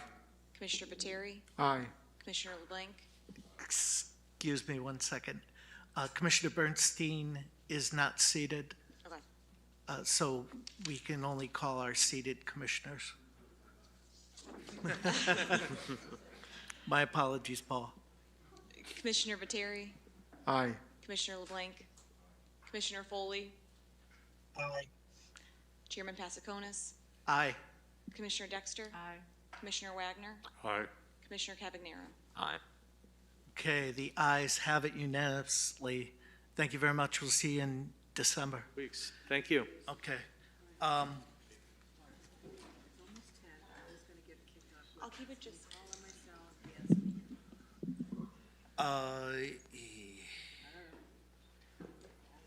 Michelle, we're going to lose Mr. Foley at 10 p.m.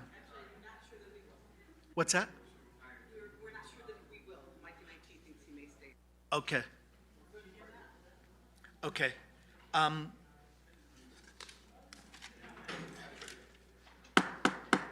Excuse me. Excuse me. If you could, please exit quietly. Thank you. And Michelle, we just extended the public hearing, but I failed to mention both applications, 21-41P and 21-42P. We'll advertise both the applications. Okay, thank you. So we're now going into our regular meeting, is that correct? Yep. So, I'd like to welcome everybody to the regular meeting of the Planning and Zoning for Tuesday, November 30th, 2021. Our first order of business is public participation. Is there anyone from the public who would like to speak on a matter not on our agenda? Please step forward. Hearing and seeing none, I believe we need a motion to extend the public or the regular meeting. The meeting past 9:30.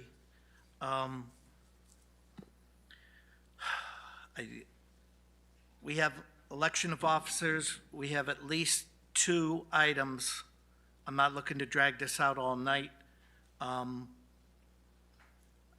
would like the commission to consider doing one more special meeting the first Tuesday of December to finish acting on Talbot Lane site plan.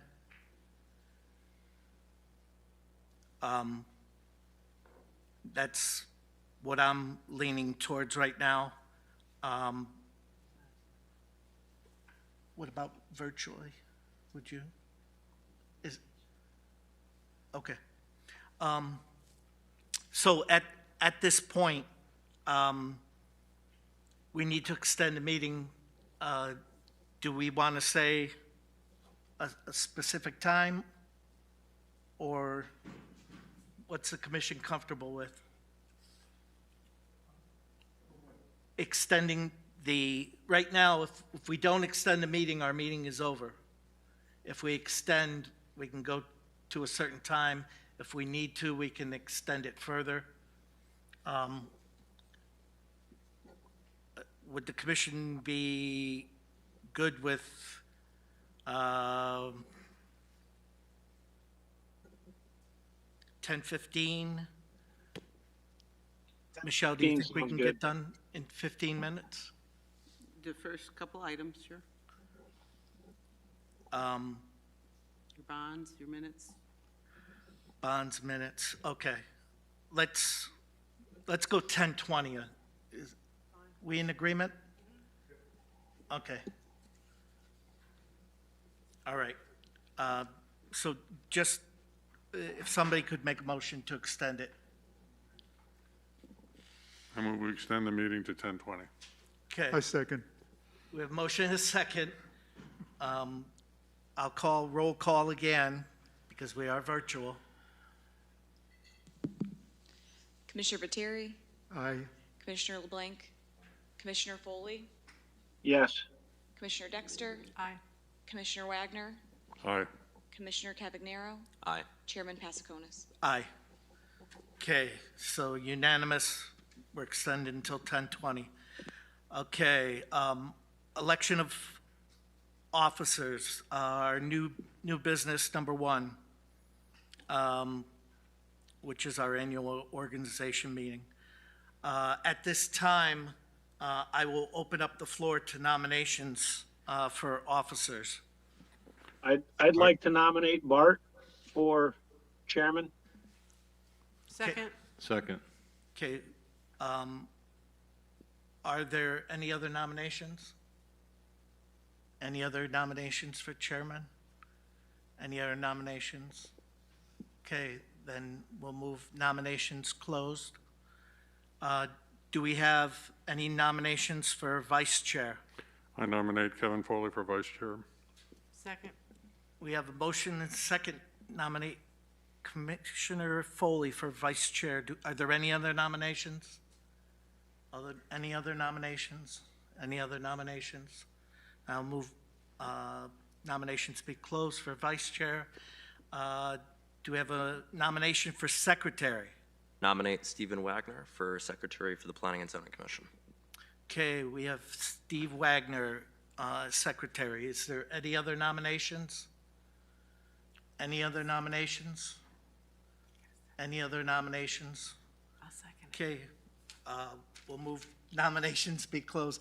On nominating from the floor, you don't necessarily need a second from, Oh, okay. but purpose for 3 nominations is if there are no other candidates, then the secretary will cast 1 ballot for those participants. So that's Bart Pasconis for president, Kevin Foley for chairman and vice chair, and Commissioner Wagner for secretary. Okay, congratulations, everybody. Okay, review of the bylaws. Has everybody reviewed the bylaws? Are there any changes we would like to make at this time? Commissioner Cavagnaro. It's more of a question. I know in the bylaws, and we seem to do it every single meeting, of us extending the time. I'm curious, does it have to stay 9:30 for the meetings? Maybe it could be 11 o'clock, for example, because I'm fine staying up till 11 for these meetings. I'm just curious if we can do that. It's been, I believe, 2.5 hours for the meeting length that we've always used. I understand, some of these meetings do run longer when we have contentious topics and, it depends on resident input. So I'd like to stay with that. In past years, I don't think we've had as many meetings that we've run over. But do you have something else you want to? No, I mean, I just don't see any harm in having the meetings go till 11, because like I said, it seems like a lot of time our public hearings finish after 9:30, and then we have to extend the time, and then I remember some meetings had to extend the time twice. And a major concern is with people who are employed, and some of our people, like Commissioner Foley or Commissioner LeBlanc, might have to be on the road at 4 o'clock in the morning. And I think that would be a hardship for them to be expected to be at a meeting until 11 p.m. So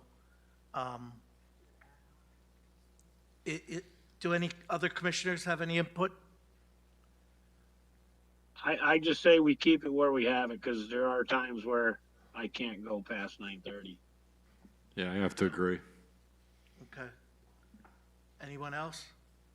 Okay, then I think the consensus is to leave it at 9:30. Okay, are there any other potential changes to the bylaws? Okay, then can we accept those by consensus? Or do I have to do another roll call? If you're not changing anything, you don't have to do anything. Okay. Then we'll leave the bylaws as they are. Reviewing the meeting dates for the coming year. November 8th and 29th. I just want to mention, there is one date, I believe it's your February date, where because we are in the council chambers, there's a conflict with town council. So there is where you have 2 meetings in a row where you normally wouldn't, the 8th and the 15th. Okay. Does anybody have any issues with any of the meeting dates? If not, motion to accept would be in order. Motion to accept our meeting dates for 2022? We have a motion. Do we have a second? Second. We have a motion and a second. Any discussion? Hearing none. We'll do a roll call. Commissioner Viteri, Aye. Commissioner LeBlanc, Commissioner Foley, Aye. Commissioner Dexter, Aye. Commissioner Wagner, Aye. Commissioner Cavagnaro, Aye. Chairman Pasconis. Aye. Okay, dates are accepted, adopted. Let's go forward. Okay, I believe that completes our annual organization meeting. We'll move into our application 21-39P, Kilkenny Heights 2, request for 2 90-day extensions to file the Mylars. This is something that we have routinely done for previous applications. Michelle, anything else that you want to? No, this is a standard request. Okay. If the commission is so willing, someone would make a motion to approve the 90-day extension. I move to approve the 90-day extension. We have motion. Do we have a second? Second. Second. We have a motion and a second. Just to clarify, it's 2 90-day extensions. Correct. Okay. Any discussion? Hearing none, we'll do a roll call. Commissioner Viteri, Aye. Commissioner LeBlanc, Commissioner Foley, Aye. Commissioner Dexter, Aye. Commissioner Wagner, Aye. Commissioner Cavagnaro, Aye. Chairman Pasiconis. Aye. Okay, motion passes unanimously. Okay, Prime Wellness, determination in accordance with 4.1.2. Pass it to Michelle. Thank you. So this is a request by Prime Wellness to turn their existing facility into a hybrid facility. We think that the attorney was here and represented that at the public hearing that we had. I did refer this request to the town attorney to see how we should handle it in light of the request of the applicant. And she researched the cannabis law, and she said that, she found it to be a little bit unclear, and since applicants can't apply until 2022 for licensure, she suggested the commission handle this the way they would handle it typically, and when we don't have a use listed in our use table, it goes to the termination of the use by the commission under section 4.1.2. And just for the record, this is how we handled the cannabis when it was first talked about, back when it was becoming legal for medicinal retail sales and production, and the commission determined at that time through the same procedure that it would be a permitted use, for example, in the industrial zone for production facilities. So the town attorney indicated to me that the commission should follow their normal procedure as far as any other permitted use in the regulations. Okay. Commissioners, what would you like to do? Mr. Chair, Commissioner Wagner? did she, I guess, is, at this present time in Connecticut, is, at least by Connecticut law, legal to sell and possess cannabis, or does that start on January 1st? It's not until 2022, the retail sales part of it. You can't get licensed until 2022 for the retail part. So, I mean, I'm kind of at odds, or odds with myself, because I would like to see this go forward, but I'm a little concerned that we're approving something or accepting an application, and I thought the intent, I mean, part of the intent of the legislation was to give towns a chance to think about what they want to do prior to January 1st. So by having an application in here now, that kind of circumvents that intent of the law, and I'm a little concerned. I don't know if you talked to the attorney about that, but should we even be accepting an application at this time? Because what that does, it seems to me, is it binds us to approve this, or... I think what she's suggesting is you should handle it how you would have handled it for any other requests under section 4.1.2. You make a determination whether you think it's similar enough to other uses in your use table, and if you think there's something similar, then you say it's done by that type of use. In your situation, you may say, we didn't think it was similar because we went ahead and put a moratorium on it so that we could come up with regulations that might be some of your thinking on the particular use. So again, I think she was referring it back to the commission to make that determination through your regulations. So if this commission, and even though I'm not in favor of it, if the commission wants to do a moratorium, does this application, now we're changing the regulations while we already have an application in hand. So does this prevent the moratorium from applying to this application? The moratorium is in place effective December 6th. This application was submitted prior to that, so it's under your existing regulations as of November 30th. That's your official receipt date of this application. Under anybody that would wanted to do a use not in your use table would come in front of you for determination that it's a permitted use. That's the process we're going through right now. Okay, so we still have the, I mean, again, as much as I like to see this thing actually happen, we have the ability as a commission to deny it based on what you just said. Correct. Okay. Now, since we're on the subject, have we submitted the change to CROG that would allow us to approve hybrids? No, we haven't. I need a little bit more direction from the commission before I submit a text amendment. So I think, you know, when we get through some of these heavy applications, I can draft something and bring something forward you to react to, but I think the commission probably wants to have a little bit of discussion on what exactly would be in a text amendment that we put together. I would certainly like to see that. That's all. On my Thank you. to-do list.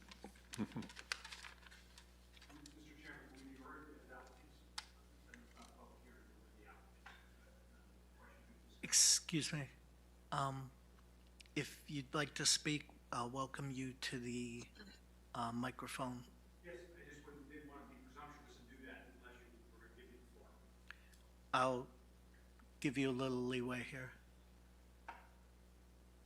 What? Oh, there we go. I got it. Ken Slater, Halloran and Sage, representing Prime Wellness. I just wanted to clarify a couple of points that Commissioner Wagner brought up. The statute does not provide, it's different than the accessory dwelling use, for example. It didn't kick in. It gave a date of when it started. The legislation that we filed under, the legislature, for reasons I don't know, did not put a date in, and when it came into effect, it said that if the town does not have regulations in place, then the cannabis use must be treated like the most similar use and the regulations. So you have your use table regulation that says if you don't, if the use is not exactly in your table, you have to consider that. But what you also have is state statute that says that if you don't have a regulation in place, and when we filed you didn't, then you must treat it as the most similar use. And there's guidance from the Department of Consumer Protection that the most similar use is a liquor store use. We believe that you'd be required to, so your expectation that what the legislation did is give a date in the future for when they would be permissible. That's not what the statute says, and that's why there are towns that have existing medical facilities that have been good citizens in town, and they say, well, we just as soon have them be our facility, and they've gone ahead and signed on a permit based on that. So I just wanted to point out that the legislation does not read like you have a breather to do that. You could adopt a moratorium if you wish to, but if an application was filed before you adopted a moratorium, then the statute says you should treat it like the most similar use. Okay, thank you. Michelle, Steve, are you all set for right now? Or? I do appreciate that explanation. Okay. Michelle, if we treated it as a similar use, would it have adequate parking to what the needs might be for this application? The site plan that was submitted does not conform with parking requirements associated with this. There may be opportunity to add parking on it, but there was not a zoning data table that met the requirements on the permit submitted. Okay. So that said, I'm not sure if it actually met our submittal purposes, correct? Or... Maybe Attorney Slater wants to speak to that. I mean, what I received was this letter and a site plan saying that to sign off as a zoning permit. When I reviewed it, it did not have any zoning data table on it. Parking calculations based on the previous approval have changed, and there's a demand for more, a requirement for more parking. We would not have any parking that we would allow as reserve parking on a use like this. We'd be looking for the parking to be built. So I don't know, I made Attorney Slater aware of this. I don't know what the status is as far as reviewing the site plan for compliance. Right. We have spoken about that in And Ms. Light, when she went to the property, she noticed that in the previous calculation, when Prime Wellness came in for the medical facility, there was some warehouse space that was included in the calculus. So she discussed with me that we would have to address that. She thought that the site might comply, but that's something that I was expecting we would deal with after you made this determination. And that's what she said happened with Prime Wellness last time. You made the determination that it should be treated like I believe like a pharmacy, and then we proceeded with site plan review. So this was just the predicate, so that if you did in fact agree with my analysis that you treat it as a liquor store, then you proceed with the site plan application, and perhaps we won't be able to comply with the parking requirements, but our expectation is we can. And Michelle and I, we've spoken about that, but we didn't go through the exercise of submitting anything new with respect to the concerns with parking because we first wanted to get through this step. And that's what I understand is how it worked last time, is you made the determination and then we went forward, and then they went forward with the full site plan review. Okay, thank you. So do we need, is there a motion that we're looking for tonight, or what are we looking for?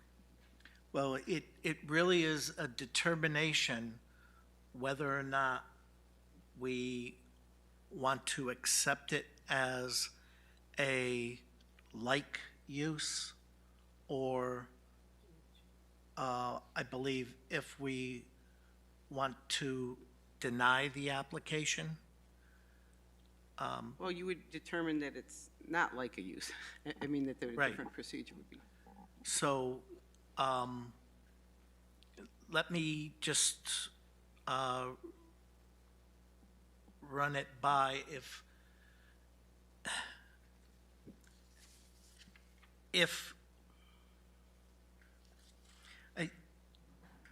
we've still got another application I want to get to. I don't know if we can put this on our December agenda to discuss it further. Or if the commission, because I'd really like to get some more input from the commissioners on Talbot Lane before the evening is over.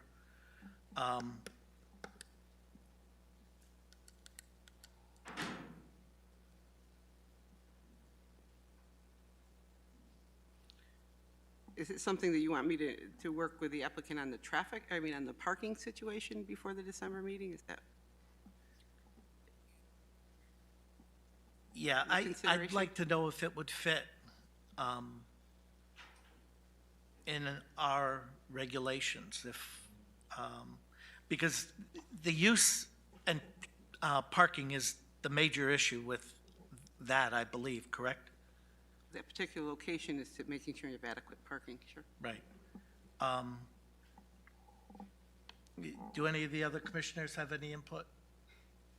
Commissioner Foley? Isn't the real question whether this is a similar use? Right. The similar, it's not whether they got enough parking, it's that a hybrid cannabis facility is similar to a liquor store.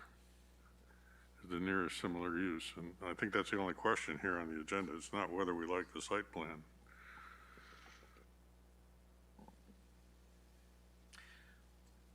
Okay.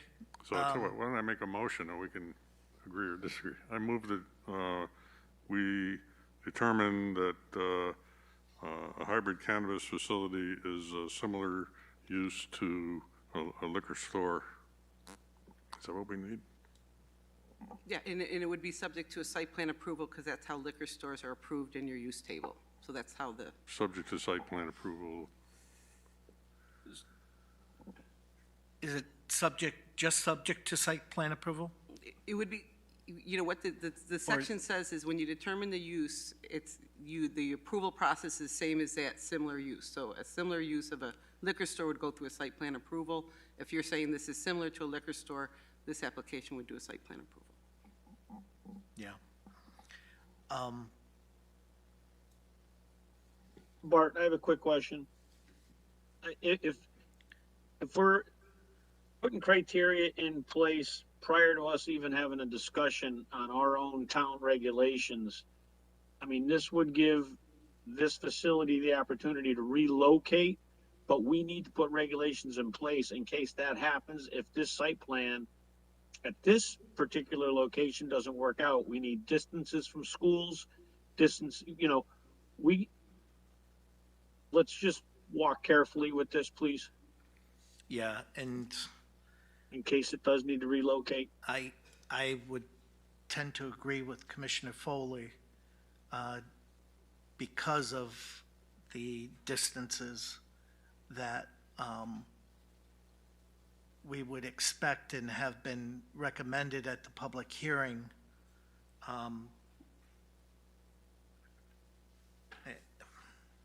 Hey, Steve, you want to restate your motion?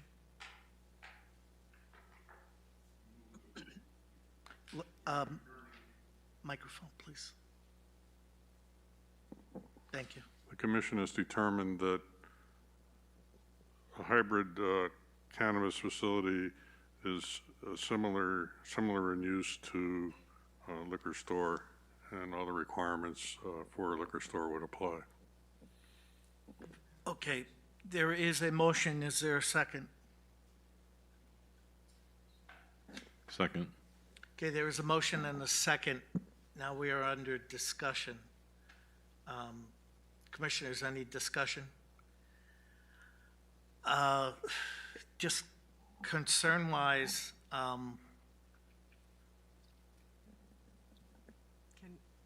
Can we add to the motion, friendly amendment, to say in its current location? Well, what I was going to say is if you put in new regulations and someone goes to choose a new location, they're subject to those regulations at their new location. I mean, this motion tonight doesn't grandfather them from going anywhere in town. If you put regulations in place for a new site, they'll have to comply with the new site regulations. Does that make sense? yeah, because they'd be relocating, that would be a new site A plan new application. site plan, new application, And yeah. by then, we would have regulations in place. That's correct. Okay. Okay, commissioners, any further discussion? You got your microphone on? Okay. Kevin, you all set? Yeah, I'm all set. Okay. We have a motion and a second to accept it as a similar use. All those in favor, roll call, please. Commissioner Viteri, Okay. Commissioner LeBlanc, Aye. Commissioner Foley, No. Commissioner Dexter, No. Commissioner Wagner, Yes. Commissioner Cavagnaro, Aye. Chairman Pasaconis. No. So I believe that is 4 in favor, 3 against. So motion passes. Okay. Our next item on our agenda is application 21-36P, Talbot Lane. Commissioners, I'm looking Do for, we need to extend the meeting again? we're not at that time yet. I The 28th. apologize, we are, aren't we? We're at 25. Okay.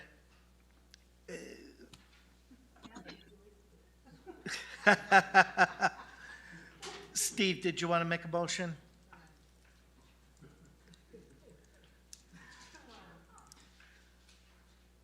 What time did we want to do? 45? Or is that too late? It's much too long. 15 minutes? I'll give you 10 minutes. That's all I'm going to give you. Are you good with that? 10 minutes? Yeah. Okay. Motion, do we have a second? Second. We have motion and a second. Roll call, please. Commissioner Cavagnaro, Aye. Commissioner Wagner, Aye. Commissioner Dexter, Aye. Commissioner LeBlanc, Aye. Commissioner Foley, Aye. Chairman Pasaconis. Did we lose Viteri? I think he went to the, Aye. do we have to wait for him to return? I'll see. His coat's still here. And I'll sit Commissioner Birdstein for this. Commissioner Bernstein? I thought I was just the eye candy. Aye. Okay, motion passes unanimously. Thank you. Okay, back to what I was saying. We really need some direction from the commissioners. So far, I've voiced how I feel. I believe Steve has voiced how he feels. Need to hear how the other commission members feel about the application, whether or not you feel that. I think the impact to the community is it's detrimental to our community. And that site plan does not work. Between the air pollution, the noise, they're talking about, having our zoning enforcement officer handle any complaints for a truck that idles too long. She has enough on her plate, and we don't need to be calling some hotline, and which will never get dealt with. We're dealing with enough issues right now in town where we have no teeth, and we can't let this one get away. As far as just granting things without looking at repercussions down the road. I do believe that the queuing is not going to work. Again, we got Carlos Pasta, who's already concerned with the air pollution and causing problems with their facility. But the most important is the community, the neighbors that are abutting this facility. This is, we talked with I believe Mr. Butler regarding just in the mornings when it's cold and the trucks have to air up and the air dryers and the trucks are idling for just on their pre-trip. I mean, Commissioner Bernstein knows because, he's done it. It doesn't take, 5 minutes. It takes quite a while. And then tonight it was brought up, we don't know what the tenant is. And if those refrigerator units are running on the trucks, it's too much for this area. And that's my thoughts.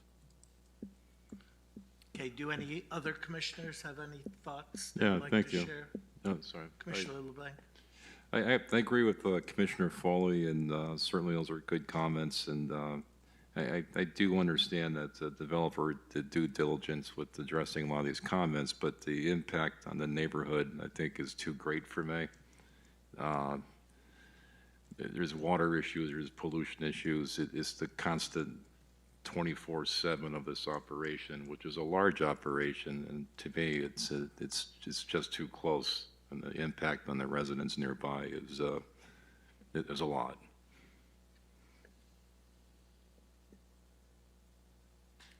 Anyone else? I guess my only concern is, I think several weeks ago, I determined in my mind that no matter what we decide, there's going to be a lawsuit, okay?